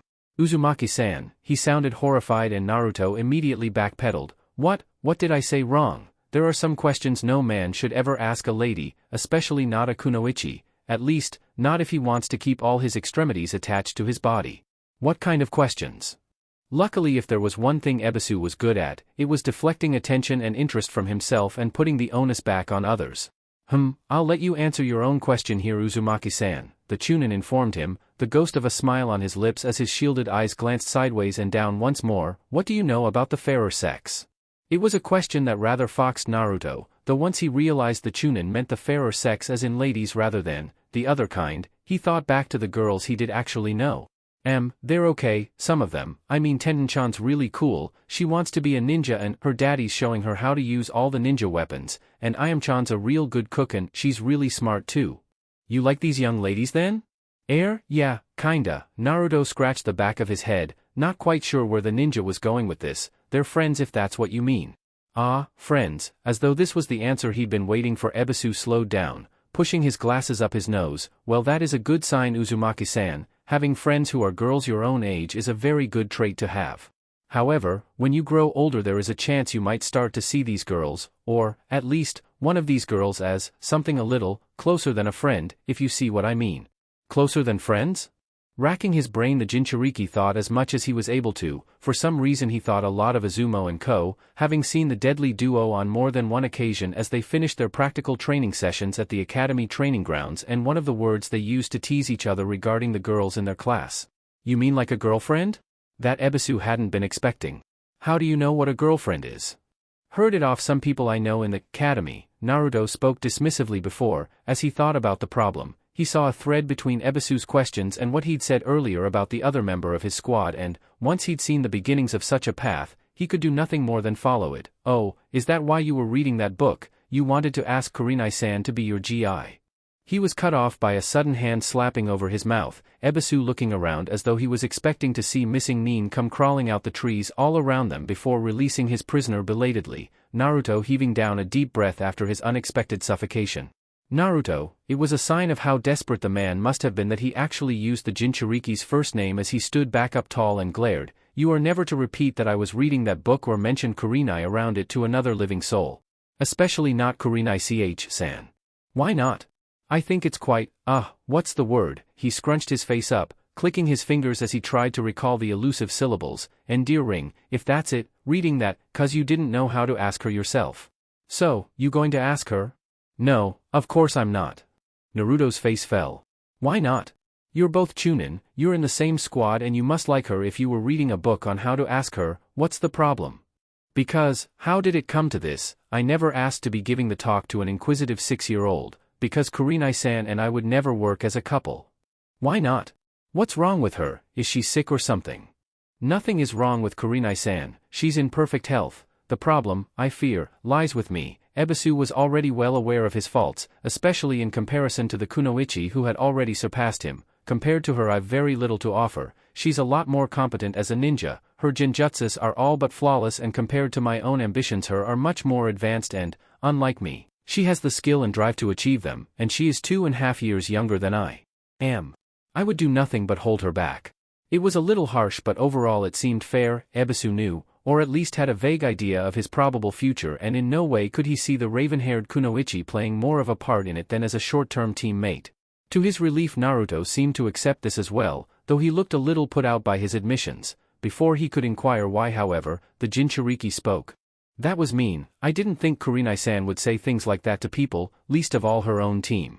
I think you're an okay, or better than okay, teacher, and you know more than she does about being a ninja, and you've got loads more experience than her. If she said that to you, she's not much of a friend, and I sure wouldn't want her as a girlfriend.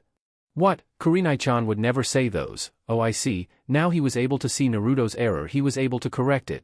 Well, you were right in one regard. Almost despite himself, a slight smile slid over his face as Naruto looked up, beaming at being told he'd done something right. Kurenai-san would never say such things about people. One of the most important things a ninja can know is his own limitations. Minimizing the risks of these limitations to others is one of the principal reasons Konoha's nins use the team system. My low chakra reserves, for instance, are overcome by Umino-san, while I can quickly analyze a situation and think my way out of many situations that may flummox him. However, because of the differences between us, I couldn't ask Kurenai-san to be my very close friend. She deserves someone who is better suited to her skills and abilities. Does she think that? The question, coming as it did after a moment of silence following his explanation ending, brought Ebisu up short, blinking as he looked down at the diminutive figure by the side of him. I beg your pardon? Is that what Kurenai-san thinks? I mean, Naruto sought to explain himself as Ebisu fixed him with a stern but not evil eye. Everything you said, is that what Kurenai said, or thinks? I don't know her enough, so I guess you'd have a better idea in me, but if she hasn't said those things to you, why do you think that? She could say you're being silly, or overthinking things. She said you were good at genjutsu last time I saw you guys, so she must think you're fairly good. I know she's the illusion queen of Konoha, so if she says you're good, you must be. I dunno, but shouldn't you ask before saying you couldn't work? That's like me saying I couldn't do a technique without trying it. At least I'd give it a go first. I might be shocked myself. If it didn't work, then never mind. At least I tried.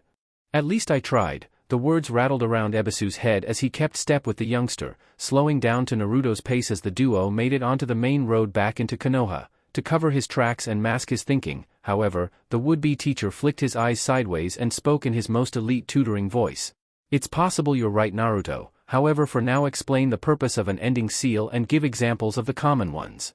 An ending seal, Naruto spoke after a moment, screwing his face up as he tried to remember the explanations he'd read from the scrolls in Gigi's office, is the last seal used in a technique and is commonly to convert the chakra used in the technique to a specific element. The common ending seals are tiger for fire jutsus, dragon for lightning, ox for earth, and bird for wind. Water jutsus doesn't have a common ending seal. And why is this? Because according to legend the 12 animals of the hand seals all swam across a river, therefore no aquatic animals could compete. Good, now what is chakra and how can a ninja increase his reserves? I wonder. Even as he asked, Ebisu felt the weight of the book in his back equipment pouch and its mirror in the pit of his stomach. Even as he did, though, he heard Naruto speak again with the innocence of his youth, and the ball of dread solidified. At least I can try. I wonder if the Yamanakas are open still, and if I remember rightly, Kurenai was planning to throw a celebration in a few months' time when her friend gets back. If I offered some help there. Chakra is XXX. Surprise. She was so deep in her thoughtful trance that she didn't even notice how dark the interior of the dango store she'd arranged to meet Kurenai-chan at had been. Because of that, when the lights went on and everyone jumped out from where they'd been hiding, quite a few of them were forced to jump back in again to avoid being kibabbed by rapid-fire kunai. Enough, enough. Once more Gunma managed to keep his ever-present Sanban in his mouth even as he shouted at the top of his lungs, "We surrender. Please accept our offering of dango and sake as a token of our submission." Still not dropping her recent kunai, and with a jutsu on the tip of her tongue, the recently returned kunoichi glared around at everyone before, to a chorus of relieved exhalations, she dropped the item back into her weapon pouch, grabbed a skewer of dango from the closest table and let a massive grin slip over her face. "You got that right, crawl maggots, crawl," Anko demanded, stepping forwards to accept a saucer of sake from the senbonchuing chunin. "Cheers, Gunmakuin, I take it you had a lot to do with this?" Typically of his affable nature, he shrugged and wafted a hand around. Mostly Kurenai-chan actually, but we all did our bit, he admitted. The other chunin and occasional career genin, now they realized the threat was over, shuffled back out from where they dived for cover and slowly began to strike up conversations. So, glad to be back?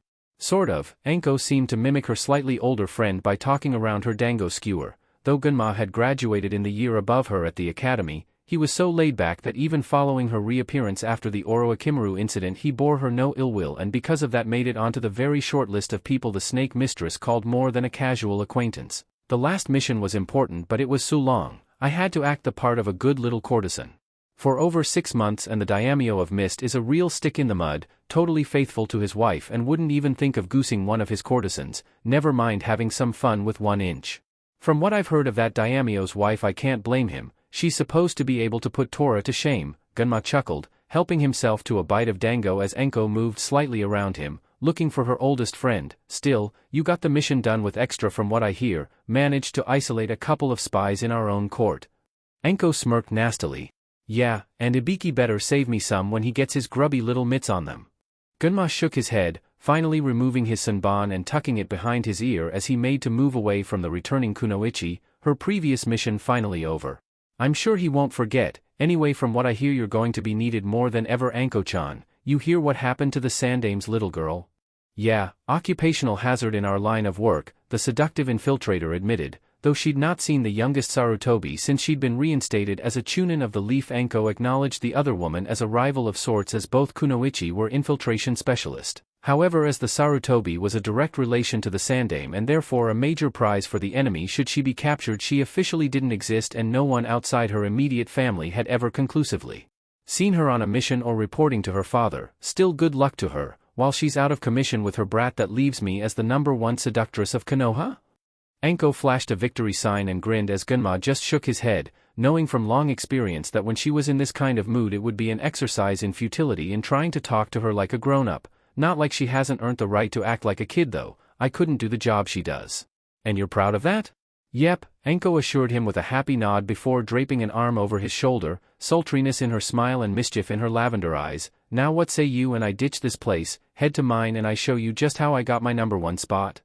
I say I'm not that suicidal, even if it would be a hell of a way to go, Gunma countered, ignoring the slightly taller woman's hurt pout and protruding lower lip as she stuck her nose in the air as his gentle rebuttal. From what I've heard, the last guy you dragged into your room didn't escape for 5 days, and by the time he did, not even Inoichi could help him get his head screwed back on straight. Yeah, but what after getting a good look at his memories, even Inoichi needed a cigarette afterwards. Besides, Anko's professionalism was such that she could even make a smirk look salacious. Mr. Yamanaka clan head should have known to come to me if he needed help with scree. Enough. Gunma's answer was half-groan, half-giggle as he ruffled the younger woman's hair, Anko yelping and ducking away from him as she hated that gesture of affection. Anyway, this is your party, go tease someone else for a while. Oh, but don't go for hey-ate like you used to. That cough of his getting worse, is it? Yeah, that and the fact a sword to the kneecaps often hurts like you wouldn't believe, Gunma grimaced, 1 or 2 memories of sparring with one of Konoha's finest swordsmen standing out in his memory again. Anko appeared a little confused by this for a second before the other ninja nodded and a head of purple hair caught her eye. Ah, so they finally stopped dancing around each other. About time. Anko put her hands on her hips as she watched Yugao hand something that looked like a napkin to her sickly-looking partner, the swordsman nodding as his took it before immediately pressing it over his mouth as a fit of coughing racked him. I was beginning to think the only thing that'd get her to stake a claim would be someone, the incredibly sexy me for example, trying to ravish him on the Chunin lounge floor. Gunma almost snorted sake through his nose at that one, grin still a mile wide as he bade a passing goodbye and moved into the crowd, leaving Anko to wonder what else had happened in Konoha in her 6-month absence.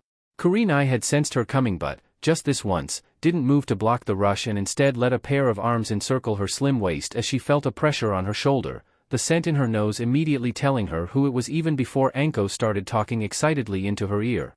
You. Ebisu. When, how, why and what base?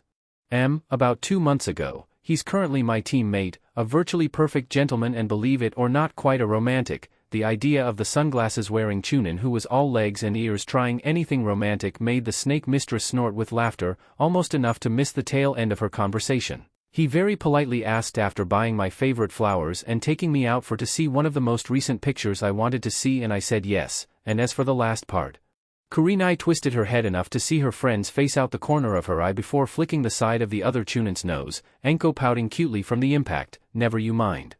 Ah, Nai-chan. Anko buried her chin in the other Chunin's shoulder, whining at the same time as setting her fingertips dancing over the bandages covering Kurenai's stomach, not bothering to hide her smirk as she felt the skin twitch and writhe under her fingers, the taller woman having to fight hard not to double over. Come on, you know you want to tell me.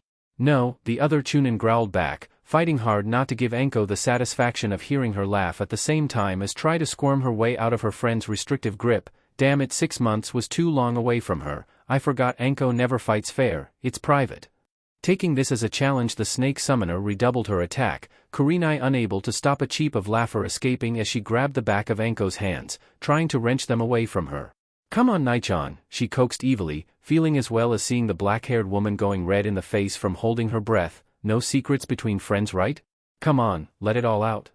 Her friend was weakening. Anko was sure she was about to be victorious before a sudden hand clapped her on the shoulder and a rather high, in Anko's opinion nasally voice broke into her game. Not wanting to interrupt Mitarashi-san, but would you mind not traumatizing my partner for the evening? Ebisu inquired politely, plate of sweet bean soup in one hand and a tray of sake dishes in the other as he faced down Anko's sudden sheepish grin. I know you're excited about being home, but please, if you need to indulge your torturing fantasies, I'm sure the missing nin in Marino-san cells will be sufficient. Releasing the taller Chunin in her grip, Anko grinned as she snagged the sake and soup from Ebisu's grasp. I wasn't torturing her, no really I wasn't, she defended herself, not helped by the look of disbelief on both Ebisu and Kurenai's faces until, eventually, she threw her hands up and admitted her guilt. Well, maybe I was just a little bit, but Nai-chan's so much more fun to tease than a stinky ol' missing nin.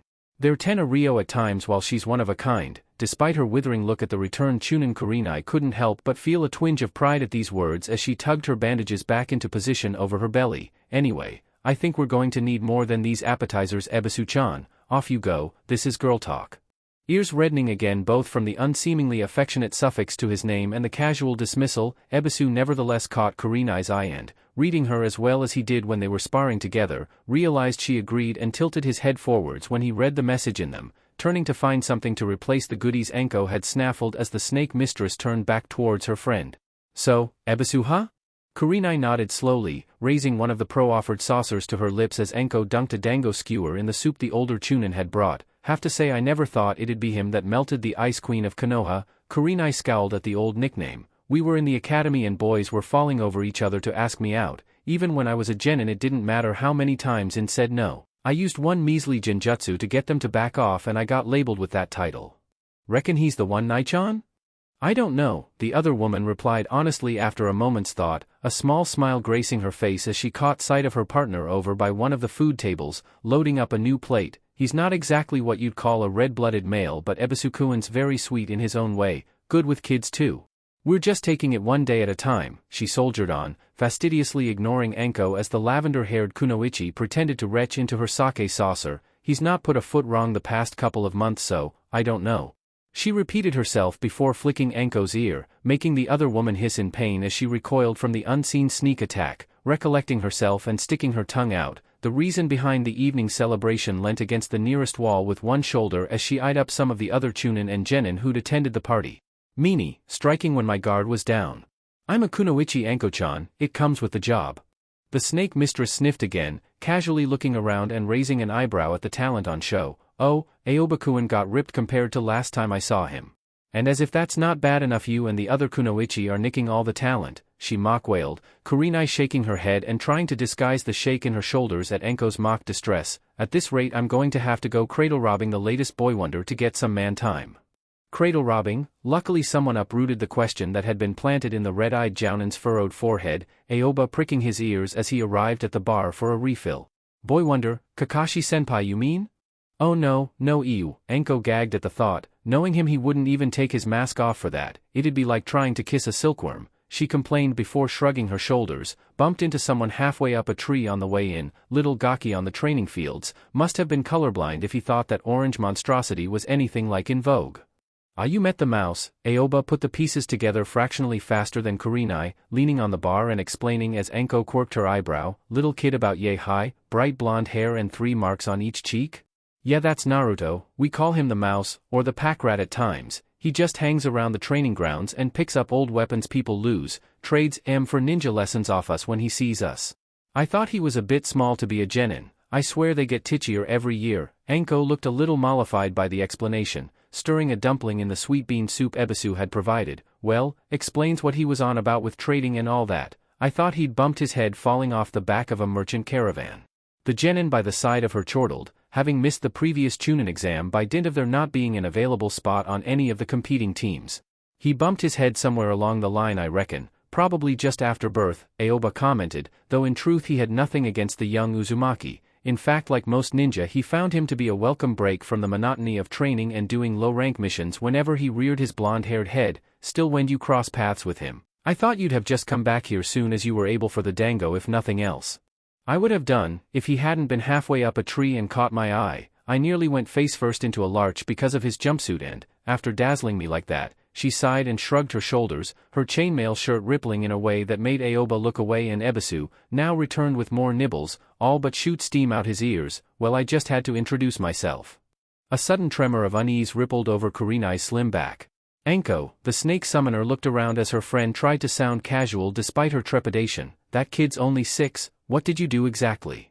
There was a teasing lilt in those purple eyes, one that made Kurenai fear the worst as Anko's words only made a bad situation worse. "Oh, nothing too unfriendly." Apparently unaware of the sudden attention she was getting, Anko knocked back her latest saucer and smirked. "Just a little joke." XXX. "Well, you see something new every day." The thought echoed around Anko's mind as she watched the painfully bright body beneath her continue its slow ascent up the tree inch by tortuous inch. Her recently flared temper cooled and she sat on the branch she'd landed on, watching the thing that distracted her as her keen hearing picked out the odd grunt, pant and swear word from the climbing figure. "And who's this then? Gotta be a recent graduate, but if that's the case, where's his sensei, or his team for that matter?"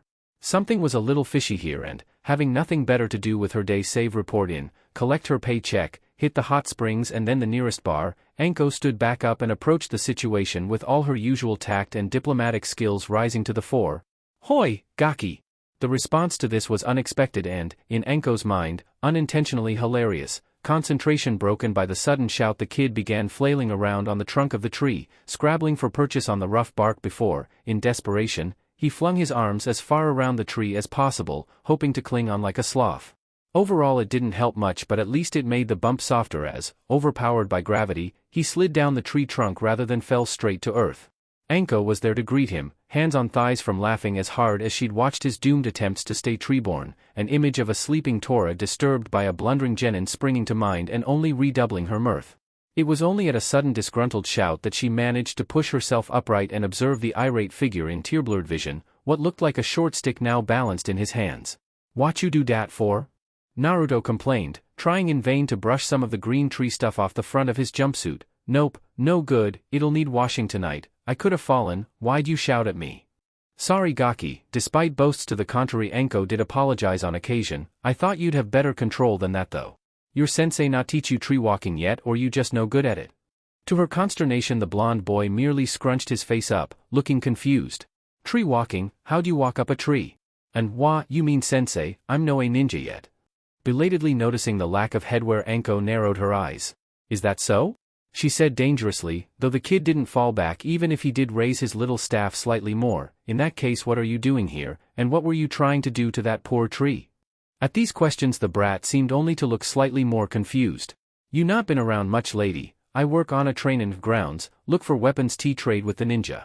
There's on up deer." He pointed above him, Anko craning her neck to see what looked like a kunai dangling from one of the lower tree branches, held in place with ninja wire and obviously the remnant of a sprung trap. "I couldn't climb that high, and I couldn't knock it down with Slim, so I was tryin' to use my chakra to get it."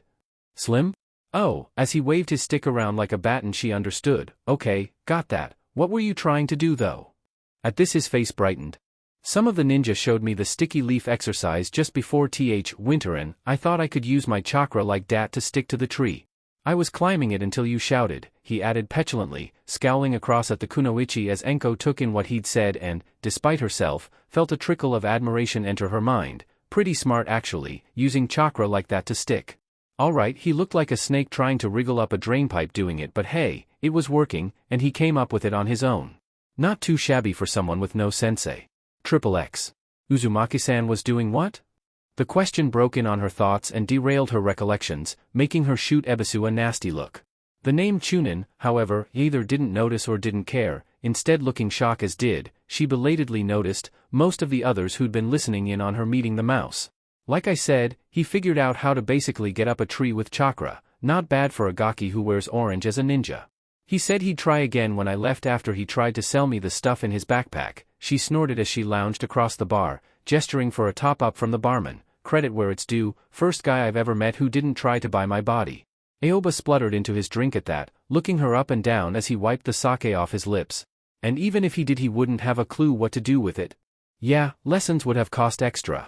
Pervert, he accused. Aoba-chan. Anko smirked in her mind even as she quirked an eyebrow at his damnation. This is why you never win an argument against me, you denigrate what I'm proud to admit. Guilty as charged, she replied coolly, Kurenai by the side of her merely rolling her eyes as she was reminded of her friend's attitude and antics. Apart from that though, because of him I was running late to meet the Hokage, so I said I'd peruse his wares later if he brought them along to a meeting place I mentioned to him. Her eyes flashed across the bar and an evil grin split her lips. That was about 25 minutes ago. There was silence in the bar before, with a cough, Hey-8 felt obliged to make a comment. You stood up a little kid? Yep, Anko nodded happily as groans of exasperation filled the air. That'll teach him to nearly make me break my pretty little nose on a rotten old tree. He should have gotten the message by now, and even then it'll teach him that ninja lie sometimes. Harsh but true.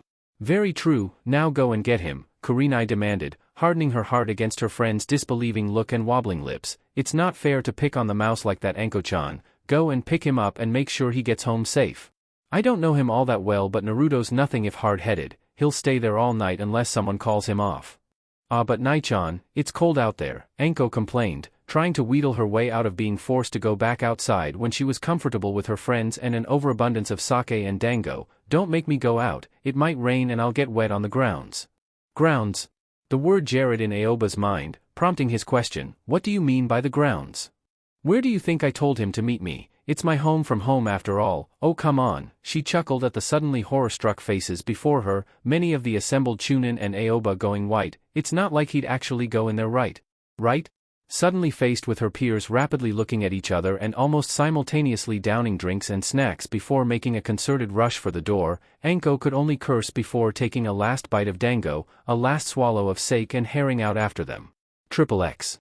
Right, that's it, I'm going in. Patience finally snapping like rusty ninja wire, Naruto threw himself to his feet and, seizing Slim, he strode towards the fence in front of him, unaware of the danger signs as it was too dark to see them, and grabbed a fistful of chain link, heaving himself up with his rucksack on his back. The Jinchuriki pulled himself upwards until he was able to throw his leg over the fence and repeat the motions in reverse to hit the floor as well, looking around in the darkness to try and see where he was. There was no sign of the Kunoichi who said she'd be here 30 minutes ago, so he guessed it was up to him to track her down. Training of a sort, I guess. Okay, first things first. Anko, Anko-san, his shout split the night like a thunderbolt, though there appeared to be no answer save the rustling of the leaves in the night breeze. You in here? Anko-san, this isn't funny, if you're hiding get out here now. About time. Hearing someone approach, the young would-be ninja slammed the business end of Slim into the ground and began to take off his rucksack. If that was meant to be a joke, it wasn't a funny one. I've been freezing my butt off for ages waiting for you. Still, got a few. It was at that point that he heard the sudden growl and the hairs on the back of his neck rose. No matter how unhinged Anko had appeared to be earlier, and even from their very brief conversation it appeared to Naruto that the purple-haired lady wasn't playing with a full deck, he doubted she was the kind to snarl like that before moving in for the kill. The footsteps seemed to get heavier as he swallowed and voiced a silent plea to Kami through his parched throat before mustering the tiny reserves of his courage left and turned towards the noise. The sight before him almost made him pass out as the bear reared onto its two hind legs, blotting out the meager moonlight as it threw the human into shadow, glaring down at the interloper as though he were little more than a light snack to be consumed at leisure. Heart palpitating wildly, Naruto knew for certain that he could not fight this monster, nor could he run from it. Though it was huge and looked ungainly, he was aware that bears were actually fast over short distances. Apart from Slim, he had no weapons immediately to hand, and even if he had, they were likely to do nothing but anger the mighty beast. Still, Slim was all he had, and so he clung to Slim, the little twig shivering his trembling grasp. It seemed an eternity as bear and boy regarded each other. Even in the darkness he could see its piggy little eyes shadowed by the fur on its well-muscled face, its nose flapping in the still air as it sampled his terror. The earth shook and Naruto almost fainted as it threw itself to all fours and paced forwards. If I run it'll chase and catch me, what can I do, what can I do?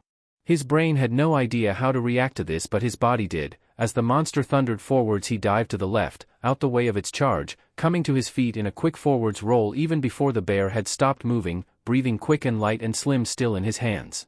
As it pushed itself upright again and turned ponderously around again, Naruto felt something else flow through his blood instead. Though his fear was still there, he was beginning to be consciously aware of the fact that he was still alive. The bear hadn't caught him with its first attack, he had dodged it, just like he had when some of his customers had training with him, showing him how to fall, roll and dodge properly. In fact, if he looked again, the bear wasn't actually all that scary. Yes, it was massive and even a mere buffet from any one of its paws would probably kill him outright, but it wasn't as dangerous as most of the nin he'd ever met save the genin. No kunai, no shuriken, hell not even any chakra it can use. Though his nerves were still shredded and on tenterhooks, Naruto felt his breathing even out, the panic drain away from him. This bear, well, wasn't it just a bigger version on the green shouty man, and not even as quick as he was? In fact, if he thought about it, didn't those roars sound a lot like a cry of "Yuhouth"? I am Uzumaki Naruto, he said to himself softly, his voice rising as he looked at the bear again, ready to duck and dive at the slightest provocation. I am a future Hokage of this village and no flea-bitten teddy bear wannabe is going to stop me. Come on, Bear-san. He rapped the floor with Slim before leaping backwards from a claw swipe that might have eviscerated him had he stayed still. You'll have to try harder than that if you want to make me your lunch. His world had shrunk to just him and the bear. It was his focus, his entire reason for living as he dodged it again and again, its temper rising and rising as he continually evaded it, though it had trashed his rucksack earlier, attracted by the scent of his former snacks from the side pocket.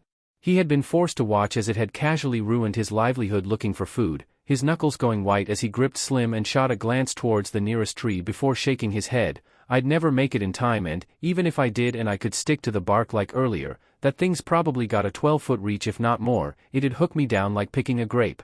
And that's assuming the damn thing can't climb after me. Luckily, throughout his introspection he'd kept a weather eye on his opponent and therefore was able to duck away towards the fence again. He'd learnt that the bear couldn't see all that well in the dark and would, if prodded, crash into the wire if he was quick enough to lure it there.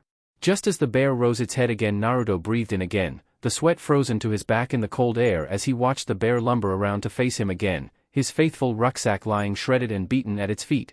Oh yeah, he challenged, quickly checking the ground around him to make sure nothing was going to snag him, vaguely aware of a sudden gust of wind behind him rustling the leaves. Well, I'm not going to lie there and wait for your fill high chompers. You wanna eat me, you gotta earn it. And you won't be doing that tonight. The voice that broke his focus was followed swiftly by a kunai, Naruto breaking his own golden rule in shock and taking his eyes off his opponent to see another form behind him hurl another weapon at the bear, and he wasn't alone either.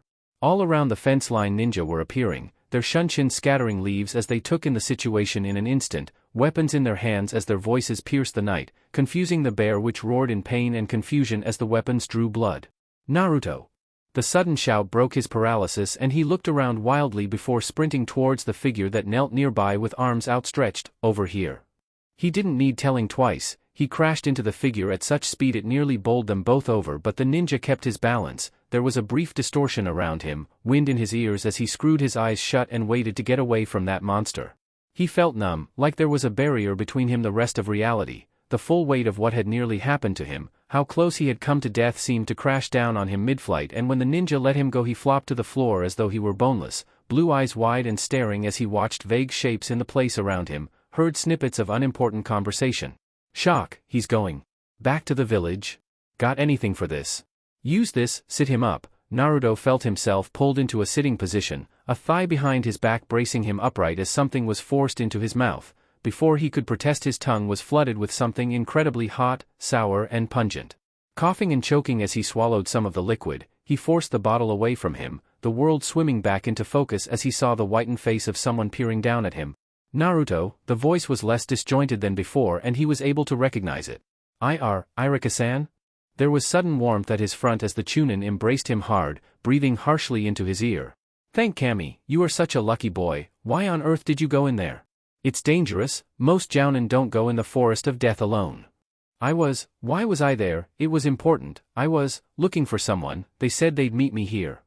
Trying to push himself to his feet, Naruto found himself held down gently, Iruka speaking gently even as he seethed on the inside. damn it Anko, you could have killed someone. No, don't stand up Naruto, you've had a nasty shock tonight. Listen, hold on to me, think you can do that? He felt two little fists grip his vest and phrased a silent prayer to the kami in his mind. At least Naruto's mind hadn't gone from the shock. When he was sure he had the boy in his arms, the Chunin stood up talking all the while. Okay kid, we're heading back to Konoha. I'm going to be using Shunshin no Jutsu a lot so don't worry. There's a bed with your name on it tonight. Not many 6-year-olds could face down a bear like you did so you deserve a good rest.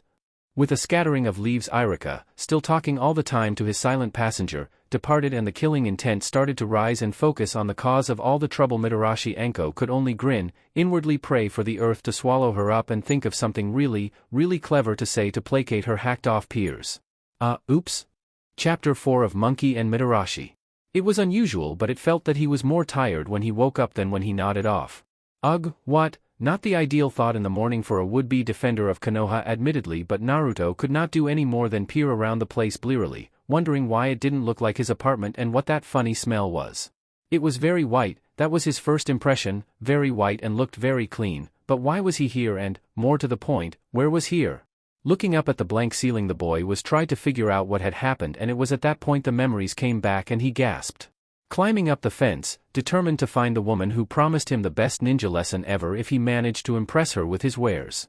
Dropping his rucksack to the floor as he heard the footsteps before realizing they were too heavy and deep to be human footsteps. It blocked out the moon, cast him into shadow, it was huge, unstoppable, unkillable and out for his blood. He danced around it knowing a single misstep would be his end. It called the tune and he had no choice but to listen. He was never going to be Hokage, he was not going to be a ninja, hell he wasn't even going to get the academy. He was going to die. A sudden hand on his forehead almost made him scream. The only reason he didn't was due to the terror lodging in his throat, stifling his breath. He thrashed around on the bed before a sudden tap from the hand made him stop through a small burst of pain. Before he had time to register his displeasure from the pain, the visitor by the side of him in the chair he hadn't even noticed sat back down, twiddling his sanban around his lips as he spoke. Relax kid, you're safer in here than a Hyuga's chastity, Gunma told him without thinking, cursing immediately afterwards as he realized the youngster wouldn't get the joke. Looking to cover his misdemeanor before Naruto could ask any awkward questions, the Chunin moved on. Don't worry, you're only in the hospital for observation after the shock you had last night. Shock? The kid parroted numbly, watching as Gunma nodded, the twig of metal clicking between his teeth like a metronome. Yeah, kind of happens to 6-year-olds when they come face to face with a full-grown Konoha honey bear. Yugao-chan just got back from training ground 44 at first light, said from the ground there you must have been dodging that thing for at least 4, more likely 6 minutes.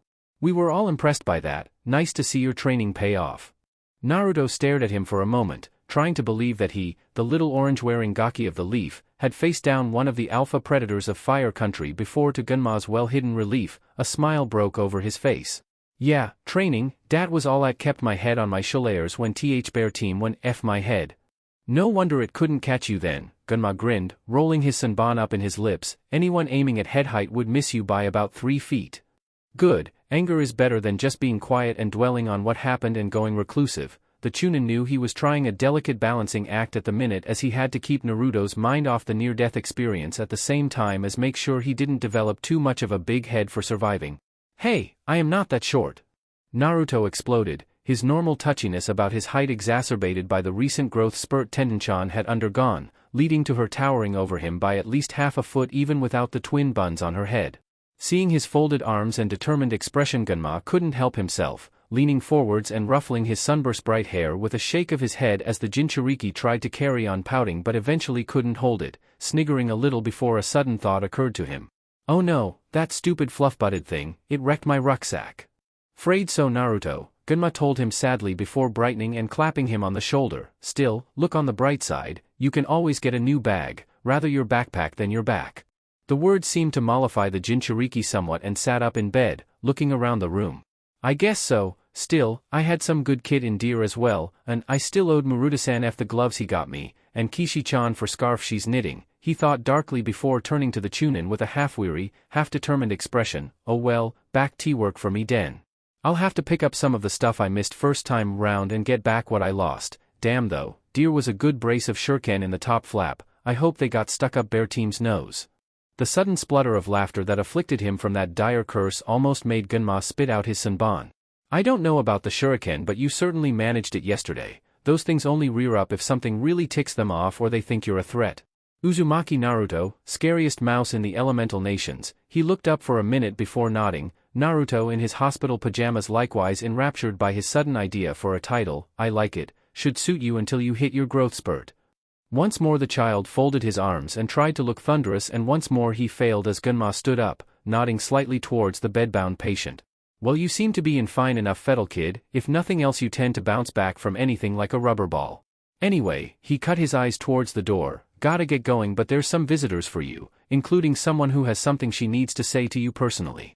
The next couple of hours were marked by people coming in and out, including a few surprises such as the green shouty man, who immediately woke half the hospital with his ululations regarding Naruto's flames of youth. But I'm not on fire? In fact, it was only when there was a sudden knock at the door and the chunin he was currently speaking to, an Akimichi woman by the name of Shuri, excused herself to answer the door that the most interesting meeting of the morning occurred. A blonde eyebrow rose at this, but before he could ask who was there, Shuri had given a lazy wave and walked towards the door, opening it and speaking in low tones to a few people Naruto couldn't see, try as he might to peer around the thick-set chunin. Only when she moved away and a new trio of forms entered the room did he recognize one of them apart from all others, and immediately saw red, spearing forwards with an accusing finger. You left me out dear all night. I almost got eaten by a bear because of you. XXX. Had she really thought last night had been bad? Somehow, compared to the disgusted and in a couple of cases borderline murderous glares and sneers she'd been greeted with last night, those words of condemnation hurt Anko even more than the potential isolation. The pain wasn't just due to the fact that one of her pranks had gone wrong and because of that someone could have been hurt. If she had a dango skewer every time that had happened over the years, no ninja in Konoha would have ever been short of Sanban at short notice. It was more to do with the fact that, having looked at herself in the mirror of the hospital room where Iruka had deposited the unintended consequence of her little joke, she had seen a different face staring back at her. An older face, a crueler face that loved to toy with the strings of puppets who knew no better, making them dance and gyrate to his whims until, when he was bored of them, he cut their strings without remorse or feeling. She had gotten little sleep the last night, a time that was meant to be celebration instead marred by internal warring, fighting down urges of the parasite on her neck as it sensed her unease and tried to infiltrate her mind once more. No, I am not my sensei, I am not. But I manipulated him. It was a horrible admission to make, an awful thing to have to face up to as her own haggard face stared back at her from the mirror in her bedroom, her own weakness reflected back at her in the harsh light of morning. I took someone, a 6-year-old child, who had no idea of who I am or what I do, and used him for my own amusement. Because of that he could have been killed. The rest of the crowd who are fond of him now pretty much hate my guts, and, though she knew what was coming and had no chance to avoid it unless she wanted to be ostracized again, this time for a reason that was entirely her conscious fault rather than a crime that could be blamed on a childish infatuation with a charismatic, utterly evil sensei, and now I have to face him and apologize for it. Hey Gaki, well aware of the sword-wielding duo flanking her like an honor guard and drilling into a temple each with a pair of steely glares, the snake mistress raised a hand half-heartedly in greeting. You been keeping well? Oh, sure. 6 he might have been, but as she felt her ego lashed by the acidic whip of his tongue, she had to admit through gritted teeth he at least had the sarcasm down. Apart from Friesen, my butt off waiting f someone who never showed in Den Haven, to dance around and watch my rucksack and all my old weapons and pretty much the rest of my job inside it disappear down the gullet of a hungry and hacked-off bear. Add to dat guys who rescued me half drowning me with something I still can't lose the taste of, and yeah, I'm absolutely fine. How about you? How was your night? Get caught up in your party and forget about me, or was dat part of joke I missed? By the end of his speech she was cringing, having to force her suddenly stiff body to bow jerkily from the waist, a position of apology and regret as she spoke in a voice she barely recognized as her own, much too soft and submissive to have usually come from her. I know, and I'm sorry I'm sorry Naruto-san. She lowered her bow, for once not even tempted to wiggle her shapely behind at Heiei to see if she could get him to blush, and not just because her hindquarters were well within range of Yugao's blade. There was nothing fun about this morning. I didn't know, in fact I didn't think. Yeah, I guess dat. Damn it, she growled under her breath as she saw from the corner of her eye at least one of her escort's shoulders shake as Naruto cut her off. This is hard enough as it is, brat, don't keep opening your big mouth to make it worse. I didn't think you knew where training area 44 even was or that you would enter it. Obviously I don't know you very well. She stood up and looked his square in the face, a little more relieved that at least his arms weren't folded anymore. The others were more than happy to correct me on that count, I can tell you. Apparently you're the little gaki who knows the training grounds like the back of your hand and can sniff out a missing Senbon at 20 paces. You're the Mouse of Konoha who never backs down and always keeps his word no matter what. I just thought you were some run-of-the-mill runt who'd have forgotten what I even looked like by the time he got home that night. It was the best she could have managed given the circumstances, and when she, Mitarashi Anko, who considered the words shame and bashfulness nothing more than words in a dictionary at best and dire curses at worst, finally plucked up the courage to glance up at his bed again, she couldn't hold back the relieved sigh that whistled through her teeth as she saw his belligerent attitude soften in benevolence before he spoke again. Okay, I'm still mad at you, but I talked to some of the other chunin and they told me about you. It was all good, I hope? Anko inquired, sharpening a pencil for her mental blacklist as she saw Naruto stumped by the question, finger on his chin as he tried to recall exactly what they'd said, especially Genma and the man who'd brought him here last night, Irika.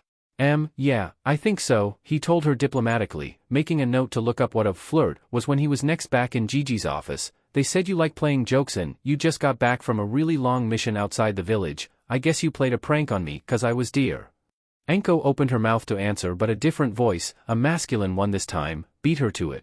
But this time no one's laughing, Naruto-kun. Anko was very stupid to do what she did and you nearly paid the price, Hey-8 said in one breath, just about evading the chronic sickness that had dogged him since before he'd become a ninja some 3.5 years previously. However, as things stand or actually she, has something to ask you. Naruto's eyebrows rose and he looked back to the snake summoner. For her part, Anko merely rubbed the back of her neck in embarrassment and, with a light blush on her face, she finally managed to look him in the eye again. Yeah, the thing is, Gaki. I need a favor. The words left her in a rush and seemed to stun Naruto completely. His jaw flopped open even as redness started creeping up his face, making his cheeks blotchy and mottling his whisker marks. She wants me to help her, after last night. His face screwed up immediately and he was about to tell her where to go in as firm a tone and message a 6-year-old could manage before a hand settled on his shoulder and he almost jumped. Wow, that's a real ninja, I never even saw or heard her move. I gotta learn how to do that. I know you're angry with Anko, Naruto-kun, Yugao explained with a small smile before flashing harder eyes towards her fellow chunin, and you have every right to be considering how much of a prat she was last night. However, this is a life lesson you'll have to learn sometime, and not just a ninja lesson either. In life you'll meet people who mess you around and make you mad. However, you have to realize the greater significance of her actions and what they could mean for her if some people hear of them. Some people? Naruto repeated, looking thoughtful before a sudden light filled his eyes. You mean like Gigi? I bet he'd be mad if he found out, and he's scary when he's mad. Hey-8 hid his chuckle with a coughing fit as Anko, while looking superbly uninterested as she filed her nails with a kunai, was nevertheless perturbed by his apparent family connections. Damn, bet his grandpa has a seat on the council or something. Oh, wouldn't that just go down like a lead balloon on my charge sheet, attempted assassination of a council member's family. Yes, well actually your Gigi is the reason Anko needs the favor, Yugao explained, rigidly keeping her face straight. She'd have time to laugh later at the other chunin's expense. Due to some history I'm not going into now, she's got a bit of a bad reputation with the council. Yes, I know, she just couldn't resist the little dig that the blonde Jinchuriki's sudden snigger paved the way for. Hard to believe, isn't it? But seriously though, if people like your Gigi find out what really happened last night, Anko could be in a shed-load of trouble less than 24 hours after getting home. Sounds bad, doesn't it? Yeah, even I don't get in trouble that fast. Anko just about held in a giggle as she heard Hey-8 mutter something along the lines of him being able to if he put his mind to it, settling herself down to hear the next part of Yugao's explanation. So, though I know you're angry with Anko, if you tell the truth to your Gigi he'll get really angry with Anko and that could put a real downer on her last mission. Because of that, well it's up to you, do you really want to get her in trouble that much? Taking her cue, Anko put on her best puppy dog pout, trying to force a tear out of her eye as the boy in the bed looked over at her levelly. Come on you little gaki. The last person who forced me to do this was the yondaime, and that was when I was asking for my first A-ranked mission, and to her relief he eventually nodded, seemed to fold in on himself slightly as the fight drained out of him. Okay Yugao-san, I wouldn't want ing that bad tea happened to Anko-san, but what do I say to Gigi if he asks what happened? And that is the lesson, Naruto, one of two if you like. Hey-8 spoke this time having washed his hand after his most recent coughing fit. First one, as you demonstrated, is that sometimes you have to grit your teeth and pull people you don't like out the fire. In the ninja corps we call that leaving no man behind. When you're on a mission it doesn't matter if you hate your teammates' guts, you leave that at the Hokage's door for as long as the mission goes on. If he or she gets in trouble, you do your damnedest to get them out of it. He coughed again, this time into a paper towel supplied by Anko, just like you're doing with Anko now. She's impaled herself on her own katana and you, being the bigger person, are doing your best to pull her off it and protect her from what your Gigi would do if he found out what she did to you. But she's bigger than me.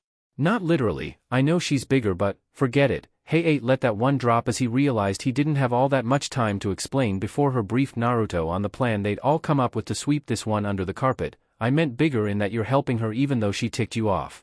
Oh, okay, the little Jinchuriki seemed to think this over for a minute before nodding his assent. So, what I have to do? At a sudden pressure to the side of him he blushed a little as he saw Yugao sat on his bed, a little bottle in her hand and a half-amused, half-regretful smile on her face as she explained their idea. Well Naruto, your Gigi should be on his way fairly soon. Kurenai went to get him, we had to let him know, she explained gently, seeing the boy's eyes widen with shock. Better we tell him than we try to cover it up because he'd find out anyway. Apart from that though, time for your second lesson, how to tell a convincing lie using a half-truth. Half-truth? What's half-truth, and you want me to lie to Gigi? No, we'd like you to tell part of the truth, a half-truth, much more effective than an outright lie and easier to tell as well, she explained, smile widening a little as she tipped a few drops of liquid from her flask onto a paper towel, Naruto wrinkling his nose at the pungent aroma. Right, Anko, go and wait for his Gigi in the lobby while I explain what's going on to Rudo-chan. No problem Yugao-chan, thanks Gaki. With a teasing wink Anko turned on her heel and headed for the door, Hey-8 jumping as she pinched his rear end as she moved past. I owe you one.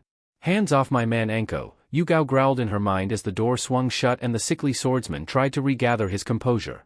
Luckily for the snake mistress's wayward fingers however, Yugao was able to keep her temper in check by reminding herself of what was to come and the part Naruto had to play in it. Because of that she could thrust all concerns to one side as she began to explain to the Jinchuriki, much earlier in his life than the Sandaime would have liked she was sure, the after effects of what awaited those who overindulged in one of the cardinal ninja vices.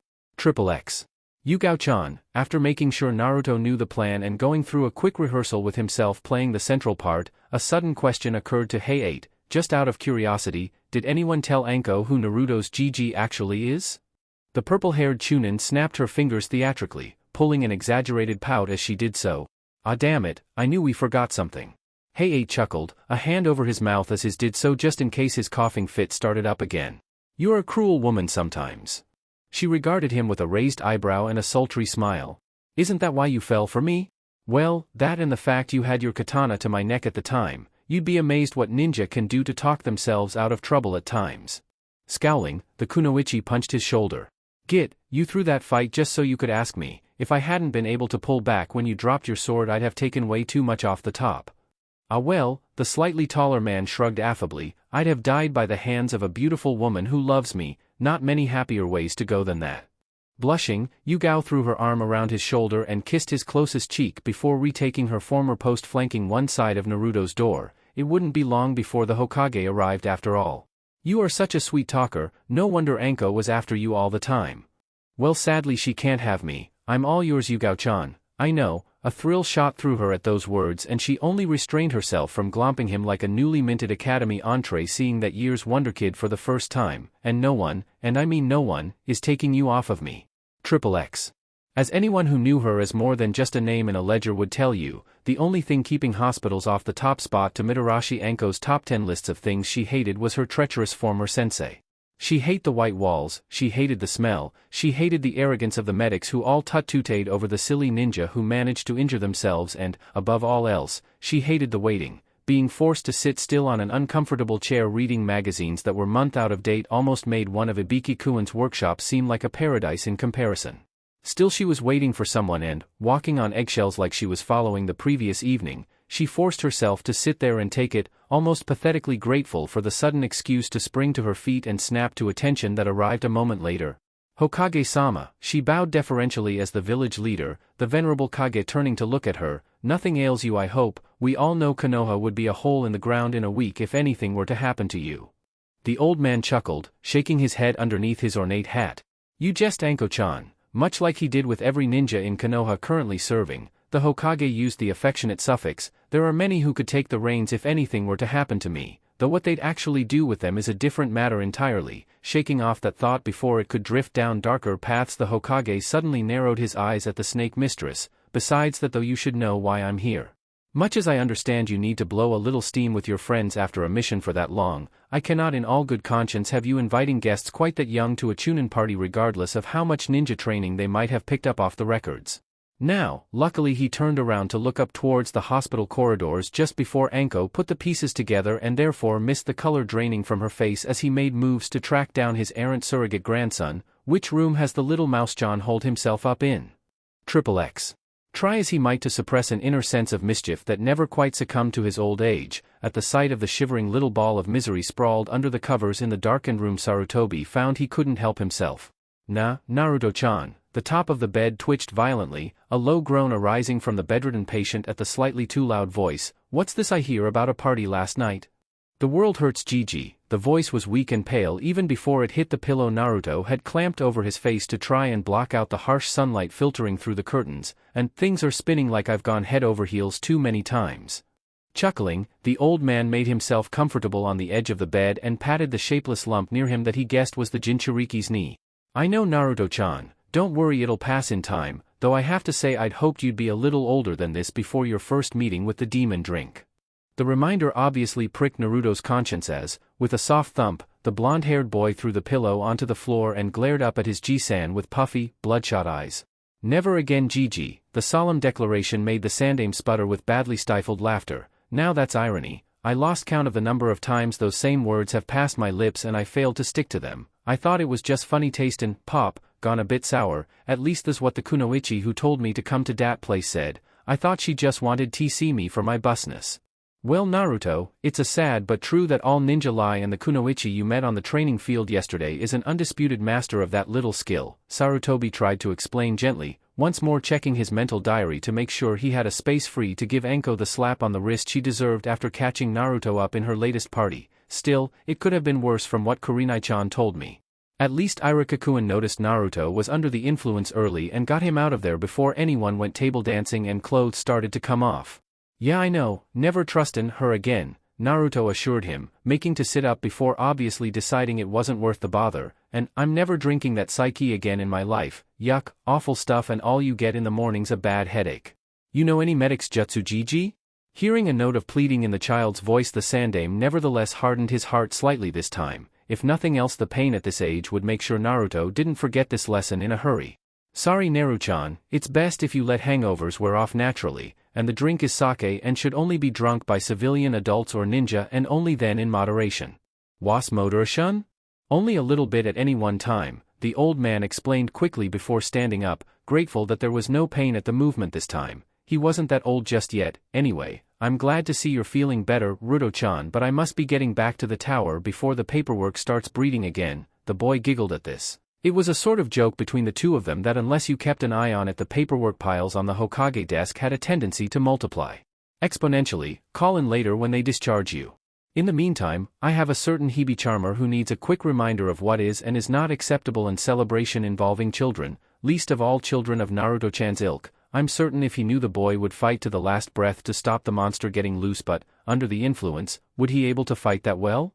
I'd rather not test the theory. With that in mind the old Kage excused himself, nodded deferentially to the two chunin who seemed to have appointed themselves as honor guards to his adopted grandson's hospital room and, quite fortunately, failed to notice a still very pale Mitarashi Anko sat slumped in the lobby of the hospital as she tried to get her head around just how badly she'd screwed up this time. Of all the gakis on all the training fields in Konoha, I have to prank the one who's on first-name terms with my boss, with a sense of nausea seeping through her that had nothing at all to do with the moderate amount of sake she'd packed away the previous night. The lavender-haired kunoichi felt her face fall into her hands as the very thought of what would have happened had Naruto or any of the others told the truth of what she'd accidentally done.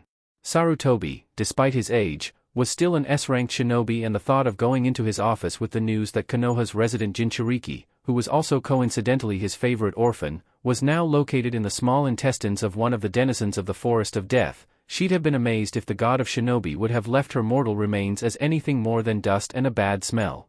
Dread had solidified into a solid dead weight in her belly that rolled around in her stomach like a cannonball as she lurched to her feet, starting to walk back along the path the Hokage had taken like a condemned woman to the gallows. I just know I'm going to regret this, but I owe the little gaki Better see what the little bugger wants out of me, and for his silence pretty much anything short of the snake summoning contract is a given, assuming Sarutobi-sama leaves me alive long enough to give it to him, that is. XXX. It's not funny. Obviously, the two forms that had bundled themselves into his room a moment after Gigi had left and were currently hanging off each other as shudders of laughter raced through them didn't agree, forced as they were to bite down on their lips to avoid the sniggers escaping too badly. The world hurts Gigi, Yugao mimed, wiping her eyes as Hi-8's laughing fit degenerated into a rasping cough. Oh, I am so remembering that one next time I get one over the 8. Now then, I'm certain there's someone. She was cut off by the sound of the door banging open of the wall, and as Anko stumbled in, face white and expression rigid as she clutched at her chest. Gaki, she breathed out harshly through gritted teeth, why do you call the Hokage Gigi?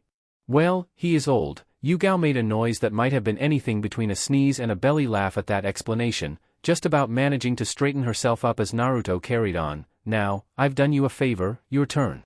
My turn? Anko was indignant. My turn for what? I need a favor, I want training off you. Anko goggled for a minute before, to the youngster's disgruntlement, she broke down giggling. Training? She managed to blurt out over her mirth, brat, the only training you could get off of me would be how to die in 2 easy steps. I throw a kunai and you fail to dodge. I don't play around, come back in about 20 years and then maybe, but now, she shook her head, no chance. To her amazement, however, the boy didn't back down, instead folding his arms and inserting a tearful quaver into his voice. Wah, Gigi, the scary snake lady tricked me and I almost got ate up by a bear. Anko felt a chill run up her spine at those words, if only because I've got to avoid this happening later today.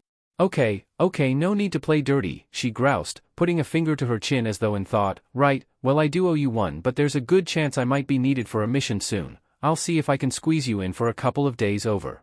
Mitarashi Anko.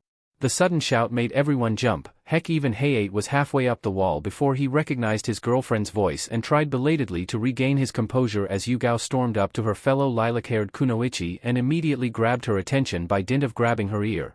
You will do no such thing. Along with Kurenai to a lesser extent, Yugao was considered something like the mother figure of her age group despite the fact she was actually younger than Ebisu. I know for a fact you have a mandatory 2-month rest period after any mission lasting over a year, and you're owed a lot of leave on top of that. So what you will do is go to the mission room and request every day off you are owed. You would then spend at least half of that time helping Naruto out in being a ninja.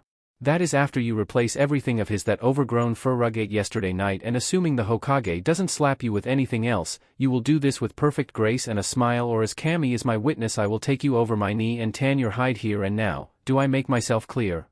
As much as she was able to, Anko nodded frantically. Clear a diamond, clear as glass, just let go of my ear. After a final tug, Yugao complied and moved back, giving her friend the evil eye as though daring her to contradict the terms she dictated. Despite looking hurt, Anko wasn't that suicidal, instead rubbing the side of her head as she sniffled theatrically.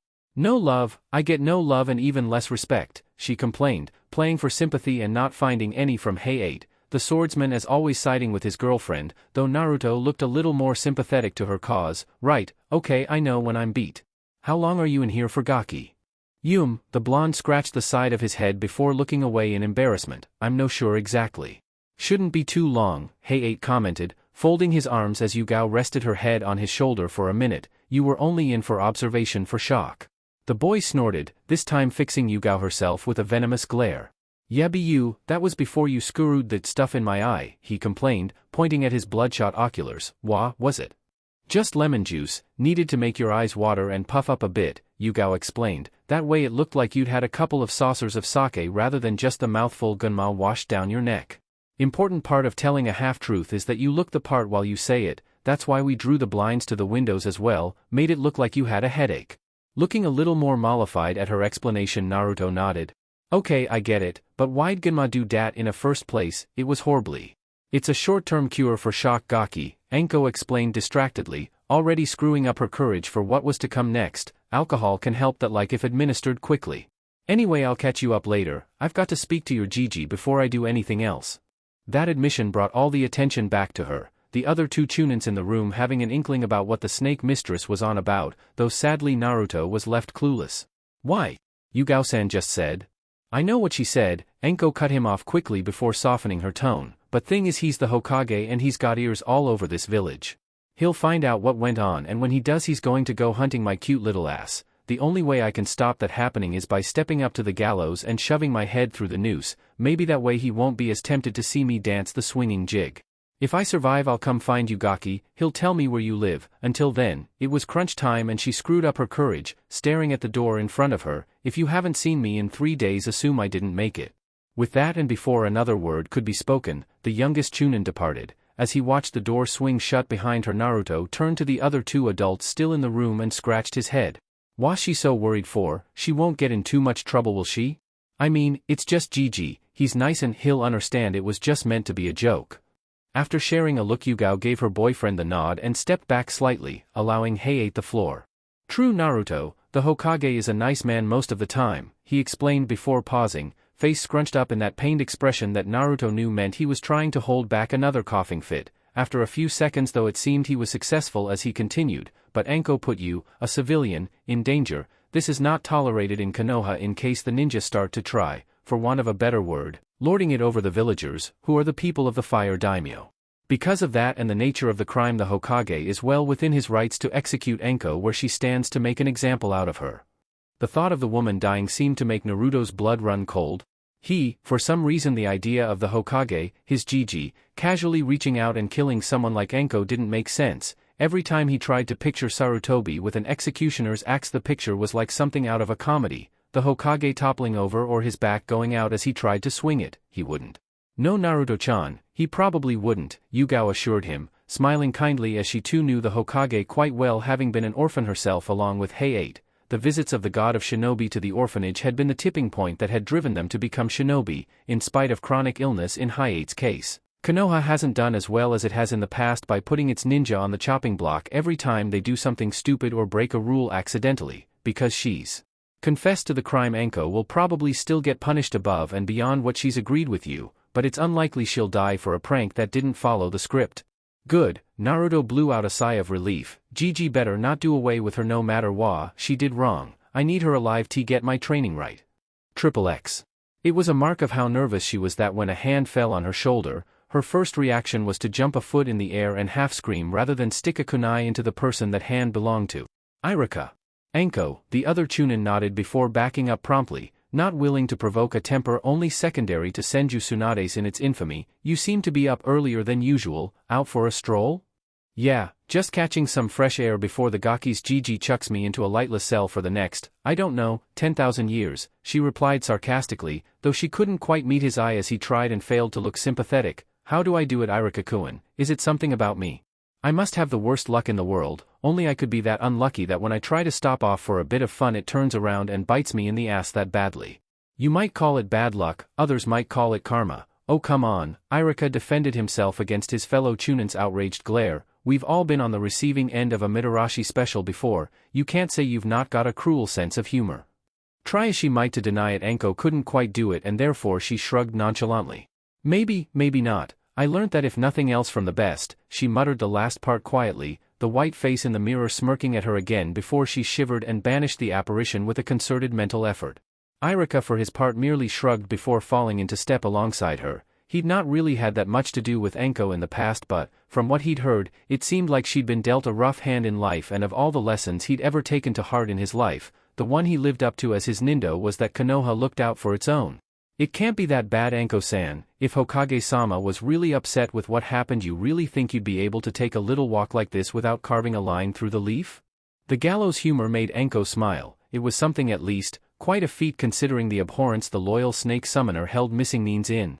True, but then again Hokage-sama's not aware of the truth. He only knows the damage control exercise me, Hayate and Yugao-chan managed to convince the Gaki to go along with. The idea of lying, or at least misleading the Hokage brought Iruka up short with a cold sweat trickling down his back as he whipped his head around, gazing at Anko with appalled eyes. What?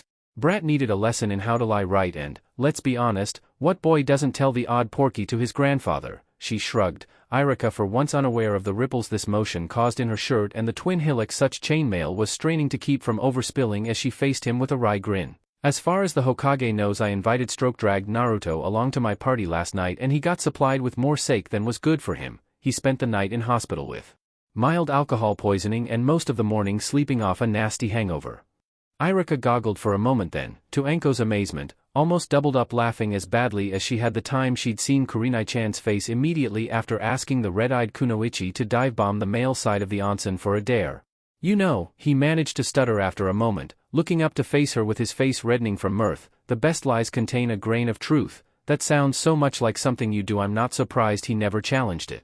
Still though, having heard the discrepancy between what the Hokage knew and what had actually happened, the analytically minded Chunin could see the looming problem and therefore extrapolated the situation to understand exactly what Anko was planning to do. "You going to tell the truth?" Swallowing her heart from where it had leapt up into her throat as though trying to escape the doomed vessel it was currently working to keep afloat, Anko just about brought herself to nod. "Yep," she said thickly before regaining control over herself, "he'll find out eventually anyway. Maybe if he hears it from me and that I've already apologized and made reparations to the injured party he won't kill me, maybe make my legs bend the wrong way a few times but kill me." She shook her head, "Not Sarutobi's style, I hope." No, I guess you're right there." Iruka managed to regain control of himself and straighten up, rubbing his eyes for a minute before smiling across at her. "So, mind if I walk with you? Gotta pay a visit to the mission room anyway." Despite herself the snake mistress felt a little touched by his offer, however to live up to her reputation she immediately stepped in half a pace and fluttered her eyelashes, inwardly smirking as the other Chunin scrambled back half a dozen steps. "Aruka-kun," she crooned seductively, "I never knew you cared. If you wanted to play games with me all you had to do was ask. You're not that bad looking, you know." Coughing in embarrassment, the other Chunin looked around distractedly at anything other than the kunoichi in front of him, speaking out the corner of his mouth. "Ah, nothing like that, Anko." She bit her lip poutingly, hands on her hips. "I love it when they play hard to get." She stepped in again, running the tip of a finger over the scar that ran across the bridge of his nose. "It makes the end so much satisfying." Why exactly did I offer to do this again? Oh yeah, not for the first time when dealing with one of the wild children of Konoha. Iruka found himself asking that question as he gently stopped Anko's finger moving by dint of trapping it with two of his own. "Because I'm a sucker for punishment." "Enough," he said firmly, a hint of steel in his voice that cut through the woman's flirtatiousness. "I just realized what you were letting yourself in for and remembered the old Konoha maxim for teamwork. Remember it? 2 meat shields are better than 1. "Not quite the one I was looking for," Iruka admitted, rubbing the back of his neck. "Still it's better than nothing. Just don't dive behind me if the Hokage starts slinging shuriken around." "Would I?" Butter wouldn't have melted in Anko's mouth as she posed like an angel for the other Chunin just before she slipped a hand through her new escort's arm. "Well, thanks for caring, Iruka-kun. At least if I throw you to the raging monkey I might be able to dive through the window before he gets hold of me." As he was half dragged along by Anko's new lease of life, the dolphin ninja, as he was sometimes called by his former classmates, much to his annoyance, snorted as he dug his heels in, forcing the slighter figure latched to the side of him to slow down a little. "Your concern for me is touching, Anko-san," he quoted sardonically before a smirk found its way to his face. "To think I'm doing all this for your little Shada boyfriend." Anko stopped so suddenly he almost bowled her over, not bothering to hide his grin as she glared up at him with crimson cheeks. "What are you insinuating, Iruka?" "Nothing to be ashamed of, Anko-san. From what I understand a lot of kunoichi find the younger men attractive, though I have to wonder if plying a 6-year-old with sake would class as grooming. Unless you want my very hungry garter snake to have an intimate encounter with your trouser snake, don't finish that sentence."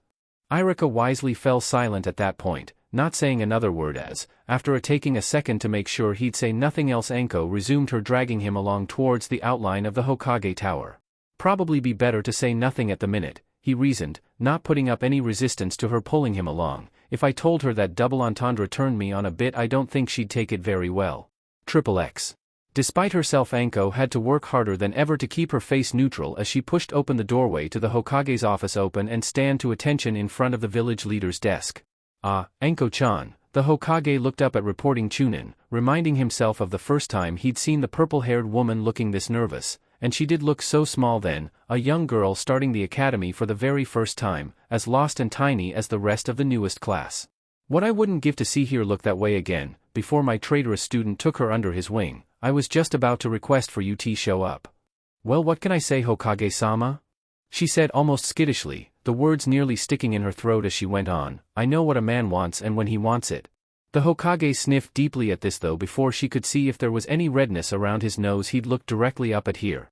And much as I know next to nothing about the youth of our nation these days, I do know that an invite to a Chunin celebration and an overdose of sake is not something any child needs, no matter how much they want to be a ninja in the future, Sarutobi told her firmly but not unkindly, his leathery-looking left hand reaching for his seal as he stamped a new piece of paper with his official seal. I stand by what I said in the hospital, all ninja need time to cool off, but I was hoping for better. Anko. Luckily for you, I know not much keeps Naruto down for very long. With any luck he'll be back to running around the training ground and bugging you for lessons on how to be sneaky in no time. Anko somehow matched the Sandaime smile with her own, though it felt sickly and cold, the words she spoke next also falling from lips that fell numb. Actually, speaking of training, Sarutobi looked up as she prepared herself and mental recited her own death poem just in case it all went wrong. He already got to me on that one. I said I'd give him a few lessons. Because of that though I need a few days off. No need to worry, Anko-chan, really, I took the liberty of signing your leave orders off last night. You have 2 months recuperation, though you will be subject to random physical assessments in that time to make sure you're keeping yourself in trim. So not too many sake and dango binges or I'll have you running laps with Madogai until the cows come home, he threatened with a chuckle in his voice, fully expecting the Chunin to either laugh along with him or prostrate herself on the floor and beg forgiveness. What he did not expect was for Anko to bow very low and speak again, her voice as submissive and docile as the Hokage had ever heard.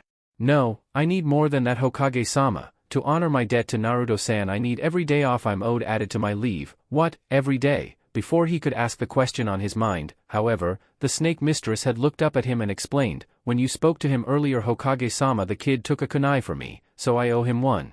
There was a long, very pregnant pause at this, broken at last by the sound of Sarutobi putting his elbows on the desk and looking at the suddenly squirming Chunin in front of him with narrowed eyes that made Anko gulp. Those eyes, the reason he was reinstated as a Kage of Konoha. He may be old, but even old gods can be deadly. I don't like this talk of kunai, Anko-san. The change of suffix made her shiver, though not as much as his next command. Perhaps it would be best if you told me what Naruto-kun omitted on your behalf. It wasn't a request and Anko knew it, so crossing her fingers and praying to the kami for luck, Anko took a deep breath and began explaining the truth of what had happened the previous night. XXX. Well, this is it, either I'm going to die or I'm going to be reprieved and wish I was dead. To have her future compressed into 2 such bald statements was actually quite liberating in a way, though as she dared to peek upwards and saw the Hokage all but biting through the stem of the pipe he'd lit at some time during her recital, she had a very sinking feeling that he was about to choose the former of those 2 options. A honey bear, you say? Hi, she squeaked in response to the low, measured voice, full-grown from what Yugao-san could tell. She counted down in her head, living from 1 second to the next, certain she was about to die until, at last, she began to believe that she was actually going to live through this mistake and, slightly emboldened, dared to look upwards.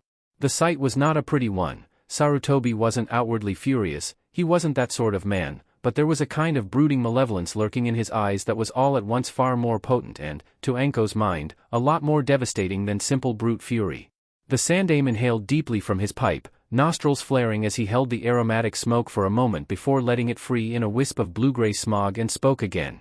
So Anko-san, as I understand it, the situation is this: you knowingly and willingly enticed and entrapped a civilian of the Leaf. No, don't interrupt. He held up a hand to forestall the words he could plainly see were writ large on Anko's face, a desperate need to explain herself and her decisions. But not one I'm going to grant, Anko. Much as you are a great kunoichi, this is a lesson you're long overdue in learning.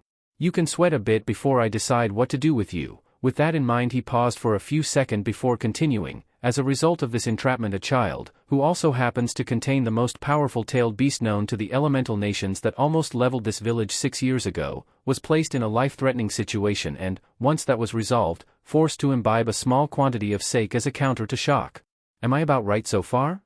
Hi, Hokage-sama. Anko barely had time for the words to leave her lips before she leapt up in fright for the 2nd time in the day, Sarutobi's fists making a terrible noise as they crashed into the top of his desk, scattering paperwork like a stack of startled, if slightly dopey, pigeons. Damn you, Mitarashi, do you have any idea how serious this is? Before he could get too deep into his rant, the older man had the presence of mind to activate the silencing seals around the office. It wouldn't do for the Hokage to possibly violate his own law regarding Naruto's prisoner while giving one of his Chunin a thoroughly deserved blast of scalding air. You put a Jinchuriki who has no idea of the burden he bears a hair's breadth from death. if it wasn't for the fact Minato Dano was a Fuinjutsu genius and the bijou is most likely dormant due to the trauma of the ceiling, you might well have brought the Kyuubi down on our heads due to its vessel's mind breaking from the shock. As if that wasn't bad enough, the boy, someone who would have willingly died for a village that has done next to nothing to warrant such loyalty, was then moderately intoxicated, something else that may have channeled the beast's power.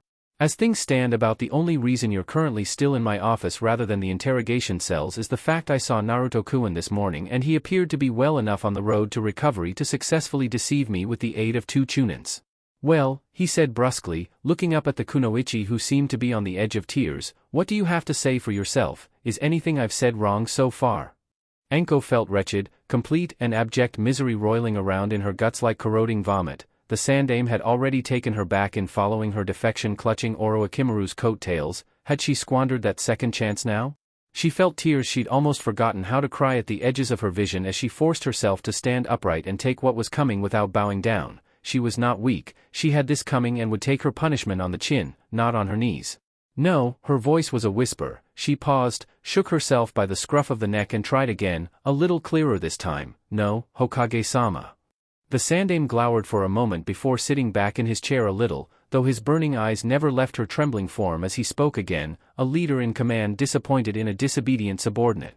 You mentioned training earlier, that Naruto-kun had requested training as a form of compensation. What else did the two of you discuss?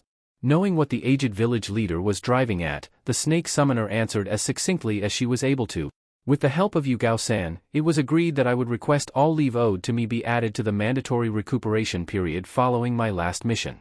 I would then spend a minimum of half this time training the GA.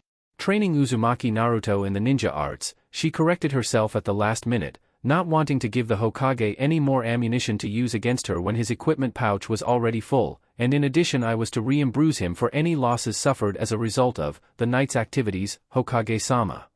She forced herself to look straight up and forwards as the seated Kage looked at her as though the scales of judgment were balanced on one of his fingers. As the idea coalesced in her mind, Anko almost fancied she could see a pair of phantom weights dangling on the desk, the punishment against the crime. Before she could see which way the scales in her idea tipped, however, she had Sarutobi speak again and decide for her.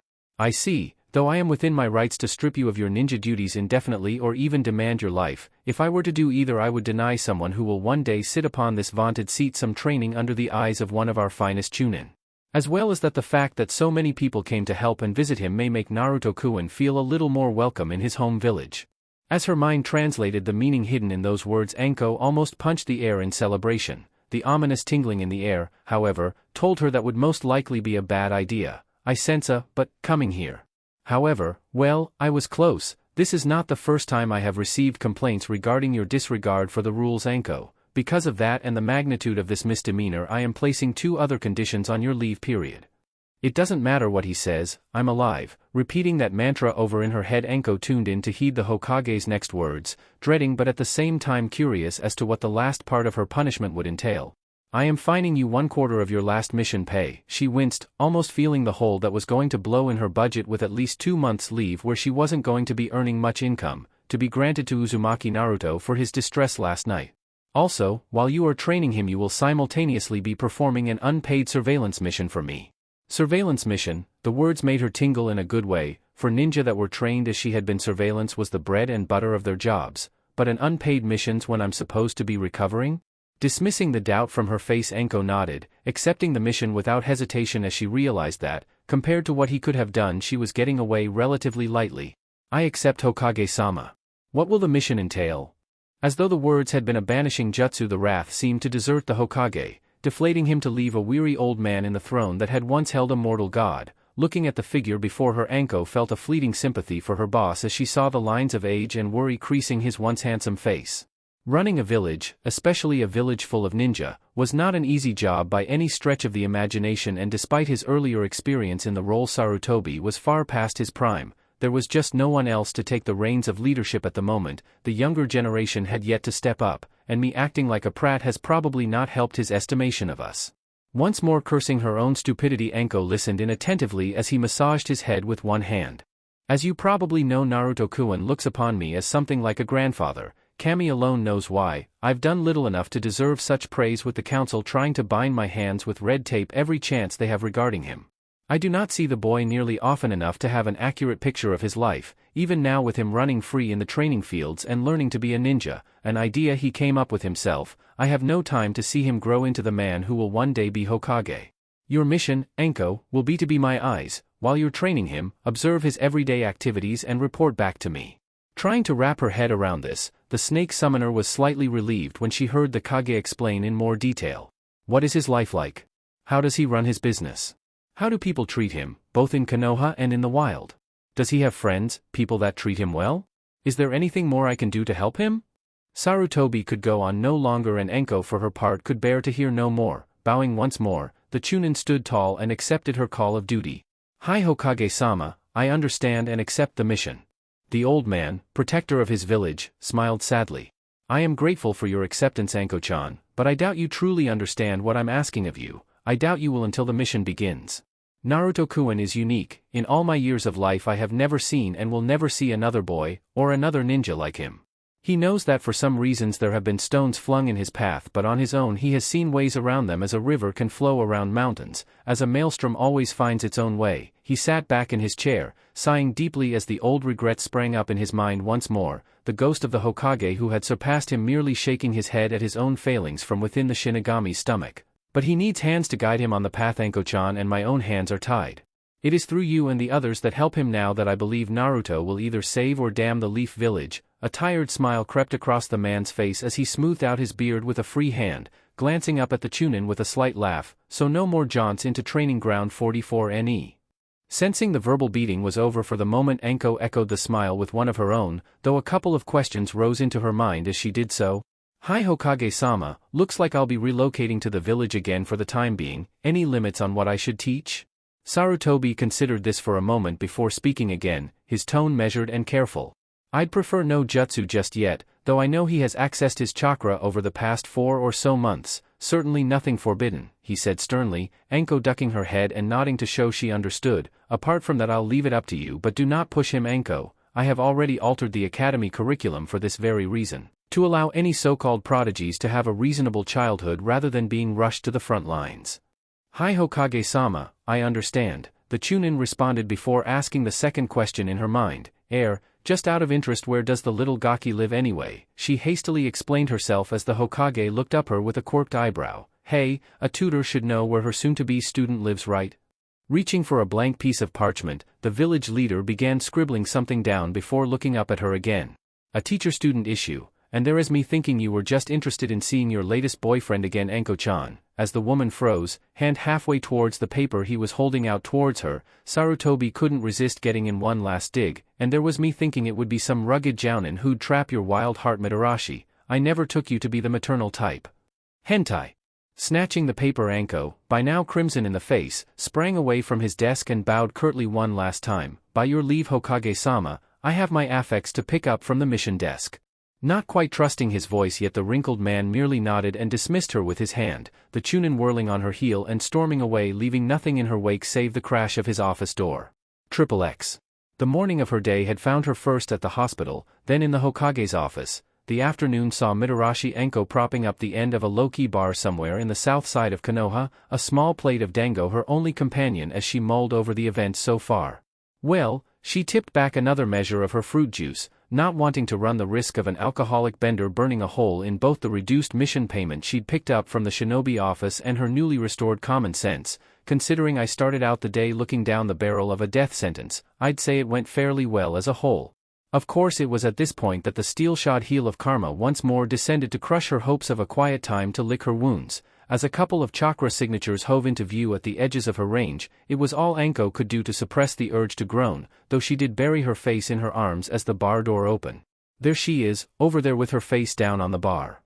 Cammy, already, though she could tell the muffled voices were only doing this to wind her up. The sad thing was that it was working. Her nails were already all but gouging groove in the lacquered surface of the serving bar. That has got to be a new record. Not even 3 and she'd already palmed out her great tree. Nah, the record was when she went hair of the dog and tried to do a D-rank under the influence. It worked, in a way. That Inuzuka kennel was never cleaner, though that might have been because she kept taking all the tools and cleaning stuff into the same one over and over. Ouch, double vision or. The voices suddenly shut up as Anko's temper, already sorely strained, finally snapped and a pair of shuriken were launched at the pair of teasers, Anko's face not even rising off the bar as it did so. "Leave me alone to fester in peace," Anko demanded, her voice muffled through her arms though she already knew she wasn't going to be that lucky. Sure enough, she almost found herself launched off her bar stool as a sudden pain jabbed into her left buttock. Whipping around with a snarl on her face, she found herself confronted by the smirking face of Gunma, already flipping another senbon from his equipment pouch into his mouth. "Give me one good reason I shouldn't stick that senbon right up your?" "Because seeing the Hokage twice in a day would be a record even for you." Right on cue, Gunma's ever-present shadow and former genin teammate Rado flopped into the seat beside her, casually sipping a measure of her drink while Anko was mentally reciting reasons not to violently do away with the pair of them just to keep her temper at plain boiling point. "So, how did it go? What did the big boss say at the end of it all?"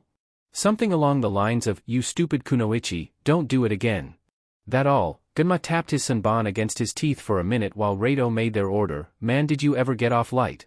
Anko rolled her neck enough to see the other chunin from her corner of her eye, lips twisted into a wry, sardonic smile. "I've edited the swearing out of a 15-minute ass chewing." Both Rado and Gunma winced. "Ouch, well, every Sarutobi's always had a decent pair of lungs on them if you rile them up enough, decent pair of fists too now I think about it. I reckon I've still got the bruises from when I called Asuma-san monkey boy once too often," Rado commented breezily, glugging down half his beverage the second it landed on the bar. "So, what else happened?" Idly tracing her finger to make patterns in the condensation on the bar, Anko tried and failed to hide the worried look on her face.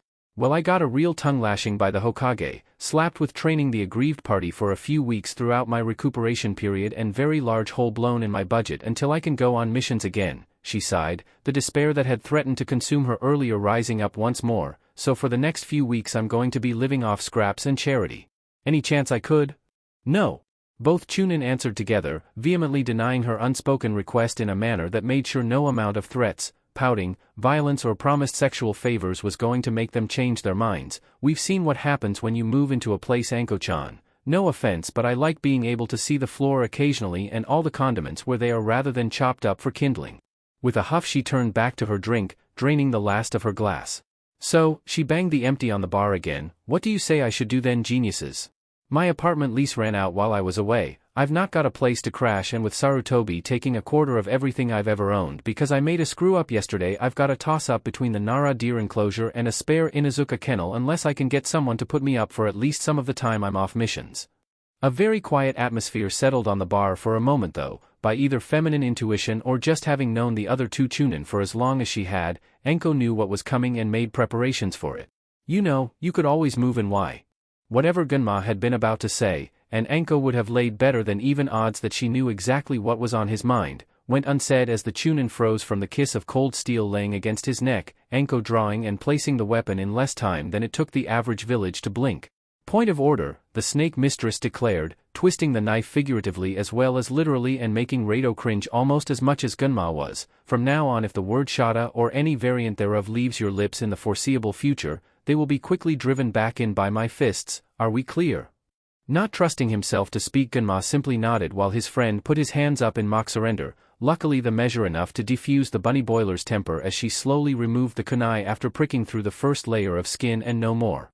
"Okay, we got it, you crazy snake lady," he assured her, inwardly grateful that she did nothing more than reholster her kunai and smirk. "Geez, you come up with one idea and you just get your butt busted for it. Be grateful, Gunma-kun, it could have been your balls," Rado supplied helpfully before a sudden thought struck him and he seemed to chuckle. "Now I'm really jealous of Uzumaki. Not only does he have a super hot sensei, he also doesn't have any balls worth her busting yet." "Right, that's it." Anko threw herself to her feet and cracked her knuckles as both other chunin dived for cover. "I don't care what Sarutobi-sama said, you two are both dead men the second I get M." To the cowering forms of Anko's former aggressors it was as thought a ray of sunlight slowly began illuminating her face, the rage dissipating to be replaced with wonder as she slowly began to smile and her eyes took on a faraway look. "Wait," she breathed, lowering her fist as she continued to talk to herself. "Wait, wait, wait, yes, I can do that. I'm a sensei now and it's my job, no more than that, my duty to make sure my student is properly kid out and provisioned. Oh yes," she broke off her monologue to suddenly laugh and leap into the air. "Problem solved, free rent and a pit to crash in for the night, this is just too perfect. Wait for me, Gaki." As though someone had ignited a fuse underneath her, Anko shot off towards the exit of the bar, the doors swinging shut behind her as she rocketed through them and into the street, still cackling and spouting half-formed gibberish that no doubt convinced anyone close enough to listen that the purple-haired kunoichi really was insane. As silence settled over the bar like a funeral shroud, Rado and Gunma both picked themselves up and looked at each other, a kind of detached unease filling their minds as they immediately began bouncing nonverbal ideas off each other before voicing their conclusions. I think the Leaf Village now knows Mitarashi Anko's back in town. I think we've created a monster. I think that if the Sandame's appointing Anko to teach people, I want some of what's in his pipe. I think Uzumaki Naruto's going to wish that bear had eaten him once the snake hits his pad. I think we need to drink more. I agree. XXX. Slowly, but it was coming. The idea he'd had the previous day was actually working, though it seemed to be harder on stone than wood for some reason. Having been discharged in the early afternoon with a warning not to get up to anything too strenuous, Naruto had returned home, brushed the taste of the awful hospital food out of his mouth with the aid of copious amounts of toothpaste and boiled up half a dozen cups of instant ramen to celebrate his victory the previous night and the fact he had his first real sensei. After eating, though he'd been suddenly afflicted by that bane of all young children, boredom, he wasn't sure if running across town to the Hasawadas would class as exercise, so thought he'd better not risk it, instead deciding he'd go tomorrow and spend the rest of the day in his apartment working on his chakra control and his kamiwari.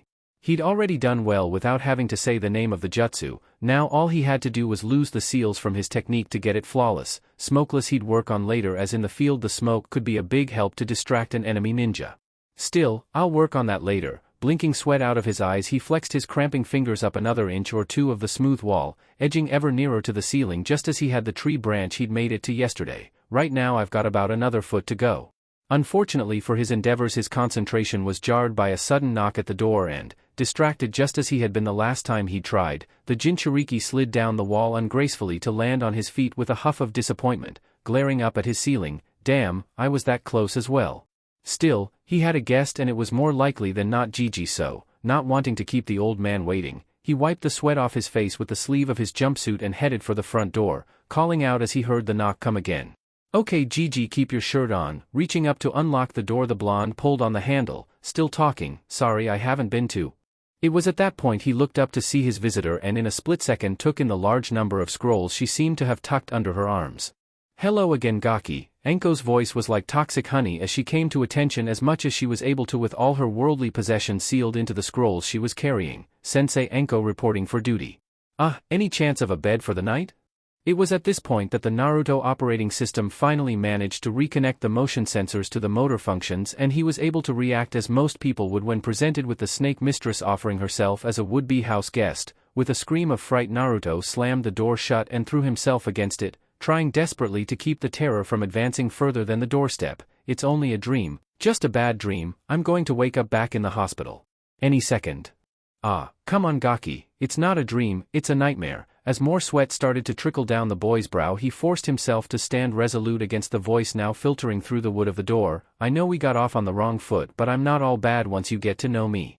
No, you are not staying here, Naruto assured her loudly, planting his feet so deeply on the floor they made grooves in the carpet. I'm grateful f the teachin' and all, but dear's only one bed in here. Oh, that's okay. As an unfortunately familiar purple-haired head poked around the lounge door, Naruto felt his mind boggle, Anko looking on unperturbed as she walked into the hallway and looked around appraisingly. Not a bad little bachelor pad you got here Gaki, and you keep it in good nick. We'll go 1 week on the bed, 1 week on the couch, how's that sound?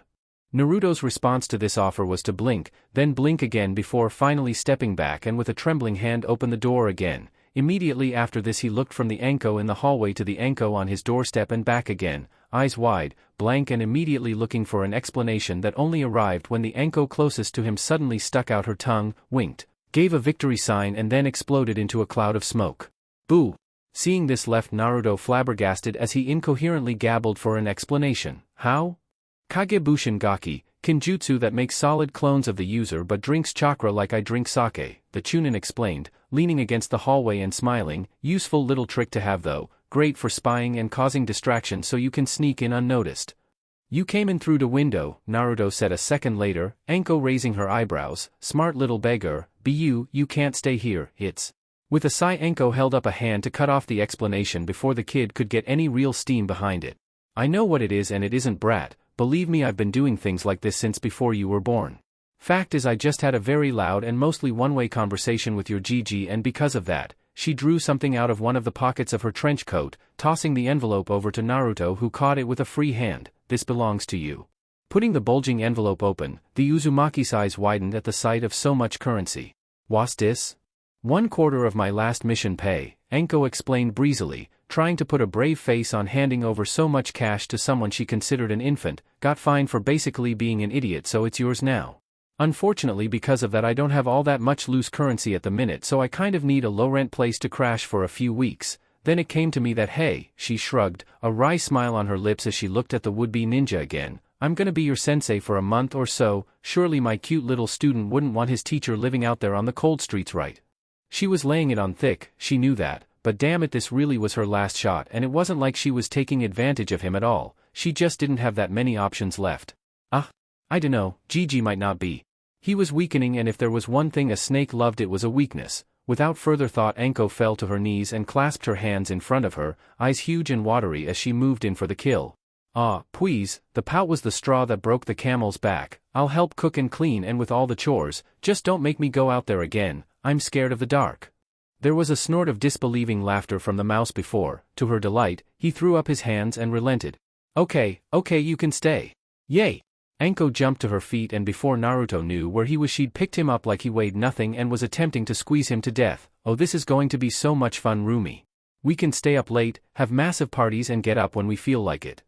There was a muffled squeak for her shoulder that might have been a despairing, no parties, but she chose to ignore it, instead setting Naruto back on his feet, the boy a little dizzy from being hugged so hard as Anko looked around.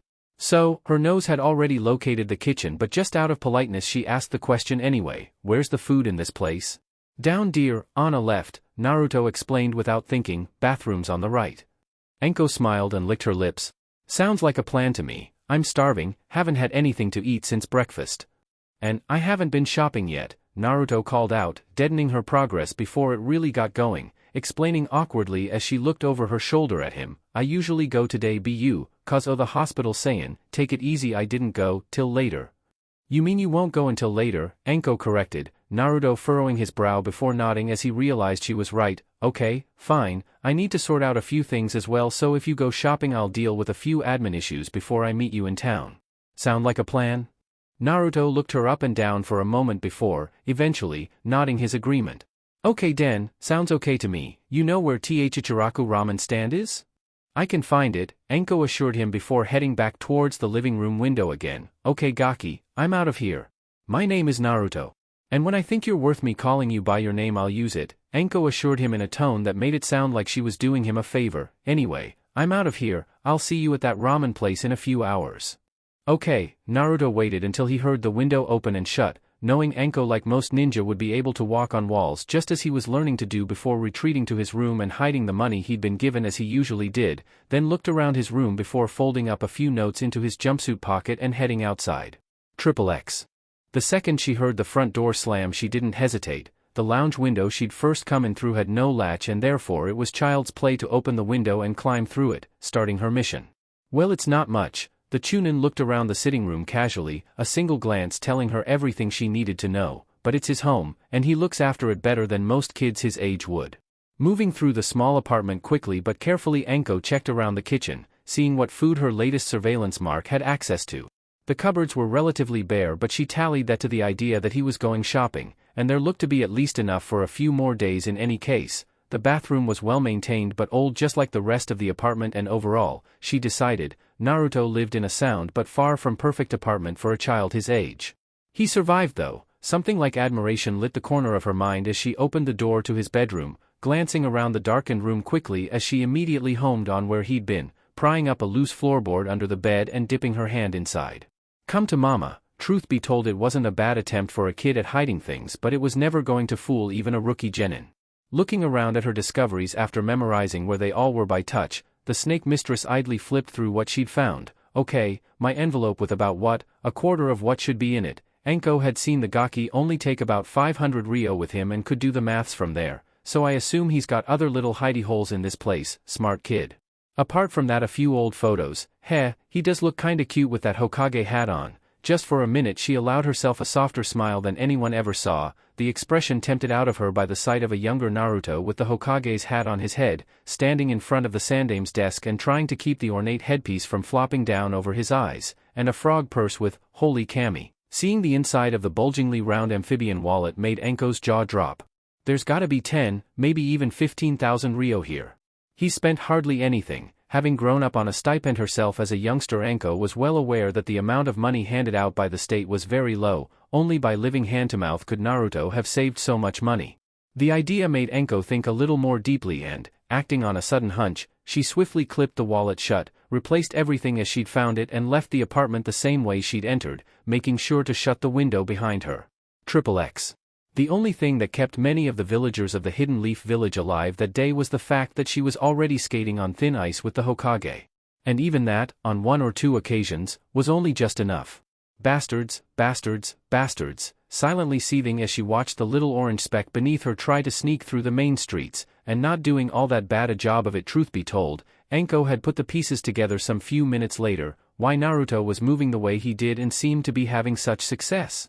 He was actually quite sneaky and used the shadows well, even she would give the little devil his due after all, but surely someone should have spotted him and the hideous orange thing he wore by now. By ironic chance it was only when he actually made a mistake and almost tripped someone over that she realized what was going wrong, feeling rage erupt in her chest as she watched the man and woman the Jinchuriki had collided with just walk away, not even looking down, Naruto's words left behind unheeded in their wake. No one was spotting Naruto because no one wanted to see him. He was being ignored, completely and utterly cut adrift from the society he was inadvertently protecting. The Sandame's decree was binding people's hands and tongues, but it couldn't bind their minds. They hated the reminder of the Kyuubi, so they chose to believe it didn't exist, purposefully not seeing it save to sneer, mutter an unheard curse or spit in the Jinchuriki's shadow. Anko's knuckles were white on the handle of a pair of kunai, about ready to pick up where the Kyuubi had left off as she watched Naruto dart to the side to avoid a suddenly accelerating merchant's cart. How the hell is he still sane? I got some of this, hell I still do to a lesser extent, but this is wrong. How can anyone ignore a 6-year-old child to this extent? The question swirled in her mind as she saw a darker side to her home village, the place that was held up as jewel of fire country starting to show a crack in its flawlessness. Ducking behind a high roof to calm her breathing, the snake summoner tried to remain calm and focused on the mission objective. She could not, much as she would like to, educate these idiots as long as they breached no laws, and despite being bigoted and condescendingly arrogant, not many citizens of a ninja village were stupid. Despite herself, Anko could feel herself starting to lose her cool. Too much more of this and she was going to snap like a dry rice cracker, unless things started to pick up dramatically. Anko decided there would be blood on the streets of Konoha by sundown. XXX. Fortunately for Anko's peace of mind, it seemed Naruto did have some friends where it counted, though she wasn't able to observe him too closely without giving the game away. From what she could see, it seemed the stores he frequented were giving him a fair deal. Swiftly creating a shadow clone to keep an eye on her charge, Anko hinged into a civilian woman and entered the store he'd just come out of with a few shopping bags now in tow, and looked around, seeing with a curl to her lips that several of the civilians who'd been shopping at the same time now studiously avoiding where Naruto had been as though fearing contamination. Well, the customers don't like him, but they can all rot for all I care. Why don't? That question was answered by the sudden appearance of the cashiers, drawing her attention to the declaration above the staff area of the shop. So, owned by the Akimichi, yeah, that explains a lot. Though the large-boned clan historically produced relatively few serving ninja, they made up for this in their contributions to Konoha's economy, owning and renting out a large number of premises to shopkeepers and stallholders, some of whom appeared to have been briefed by someone in the clan about a fair service policy for the resident Jinchuriki. Making a note to report this to the Sandame and hopefully get the Akimichi to back Naruto up a little more, Anko decided to make an appearance before he ventured into a nearby weapon shop. Hey Gaki, as the woman dropped soundlessly beside him, the child shot into the air like a scalded cat.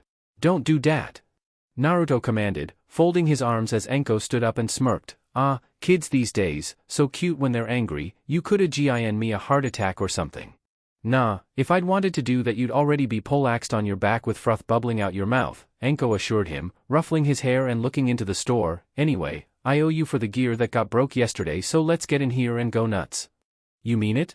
The doubt in his voice made Anko curse the dumb sheep of her village who believed this biting puppy was the lethal fox who had nearly hunted them all down some 6 years ago, but for Naruto's sake she slapped on her breeziest grin and pointed towards the store door. Yeah, I mean it, wouldn't be here if I didn't. So, let's go and then get something to eat. I'd kill for a skewer or 3 of dango. Nah, Naruto waved a hand dismissively, Anko all but choking in disbelief at such a casual dismissal of her favorite comfort food. Ramen's way better and dango.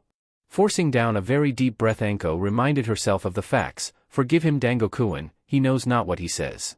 Gaki, ramen is a soup of pasta stings and whatever else the chef spat into it that day. There is no way you can compare it to the miracle that is dango.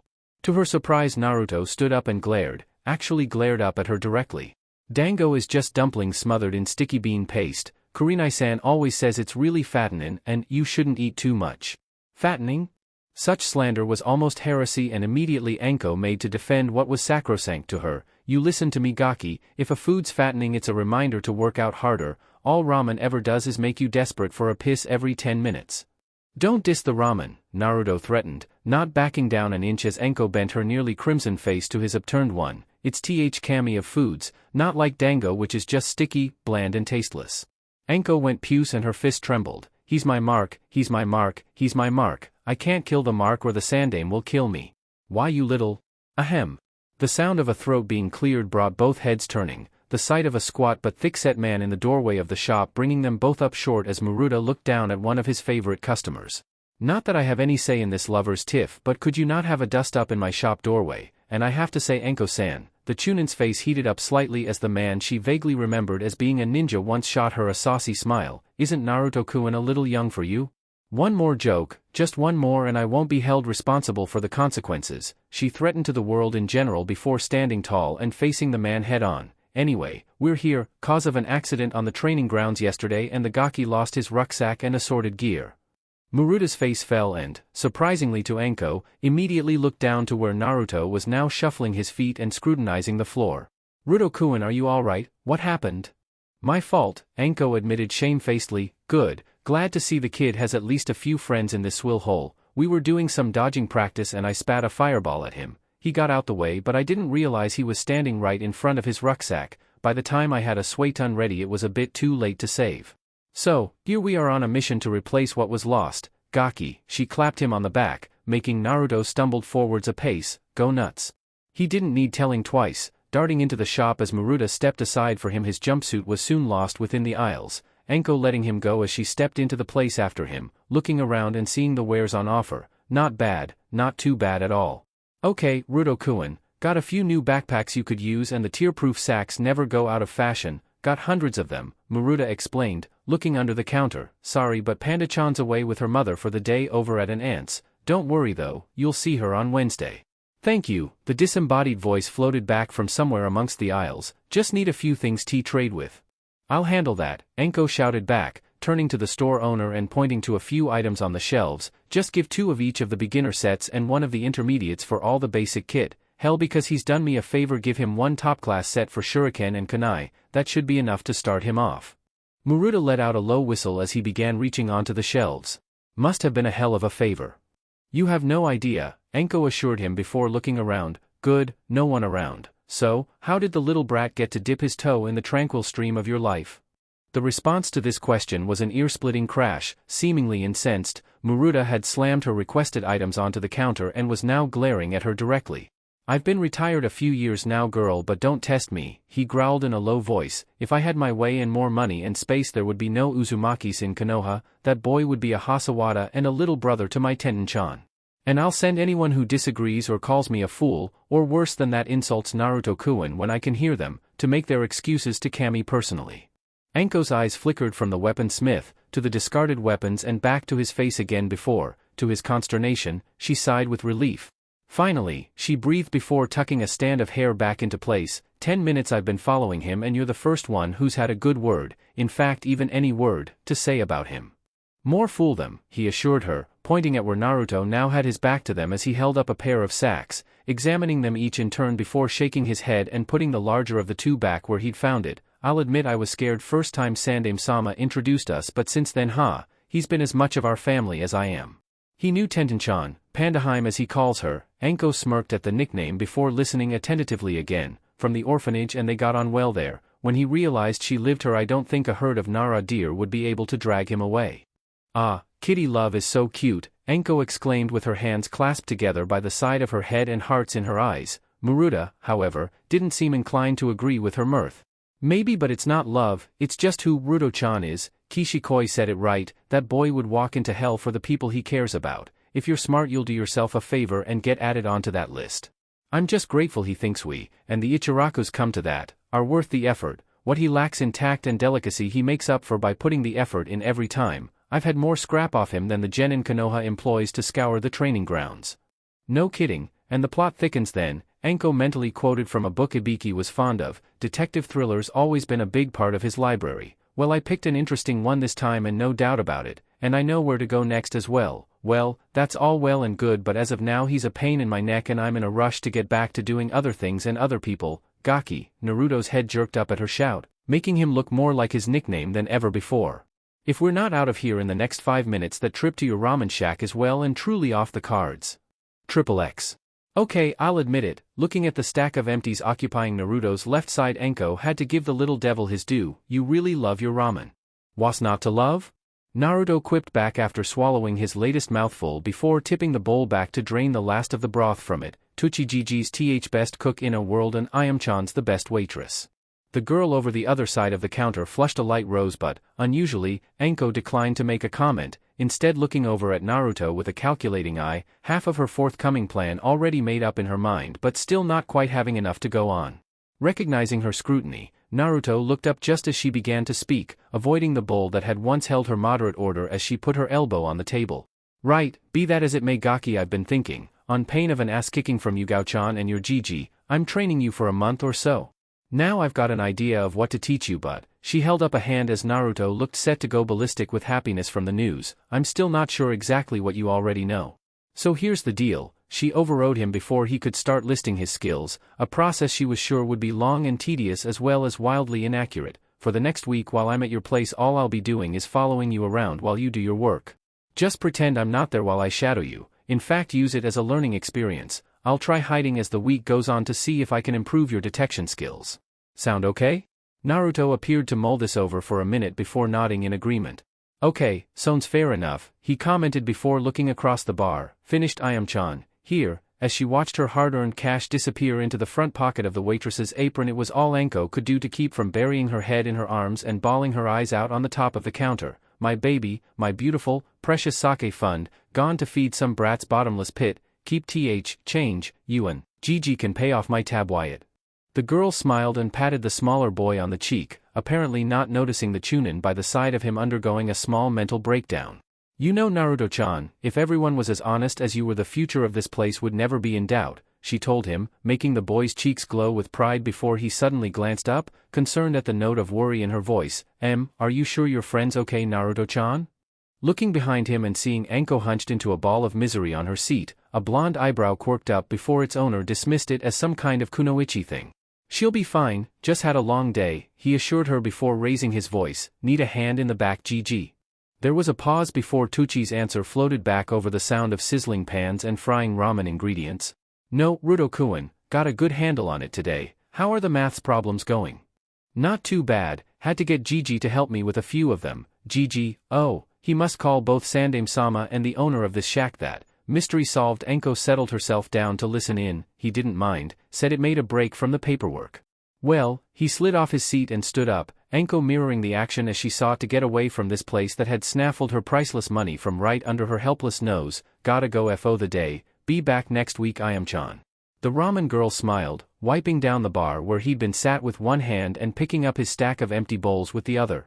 Take care, Ruto-chan. And if anyone's giving you a hard time out there just let me know. She waved the dishcloth threateningly, a would-be scary look on her face as she made the damp rag crack like a whip. Nothing beats ramen fu and I am a master, surpassed only by Grandmaster Tuchijiji himself.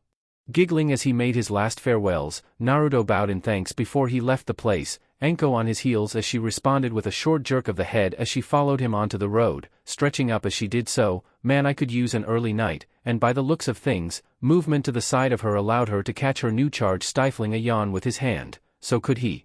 Don't know about you but I'm beat brat, the snake mistress admitted, looking back towards her temporary accommodation for the moment. Right now all I need is a shower, a nightcap and a decent set of chiseled abs to lay my head upon for the night. Nightcap? Luckily Naruto hadn't heard the latter part of the sentence as he dodged out the way of someone who looked to be in a sudden hurry to be somewhere else. You can borrow mine if you want to? Praise Kami for the innocence of children. Wrong kind of nightcap, kid, Anko assured him before looking around. Anyway, shall we head back?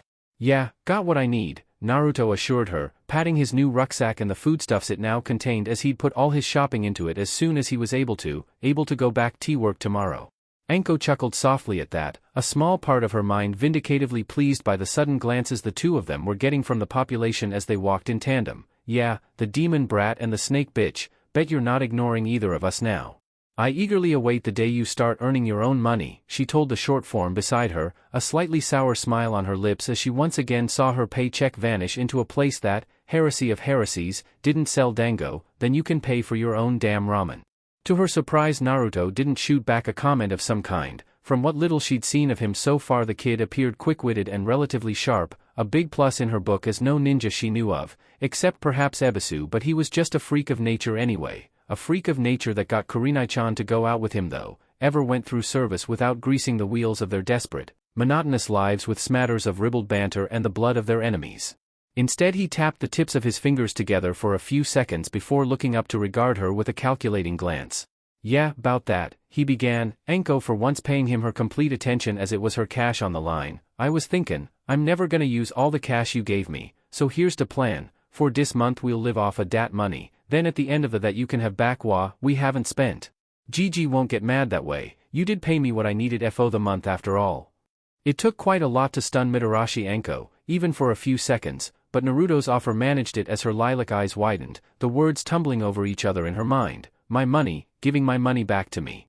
Kid, her tone was almost odd. For a split second she had to wrestle down a sudden insane desire to glomp the kid and squeeze him half to death, but instead she settled for wrapping one arm around his neck while rubbing the knuckles of her free hand through his thick hair, the mouse's yells of discomfort music to her ears as she finished, a wicked humor in her lilting tone. This sounds like the start of a beautiful friendship.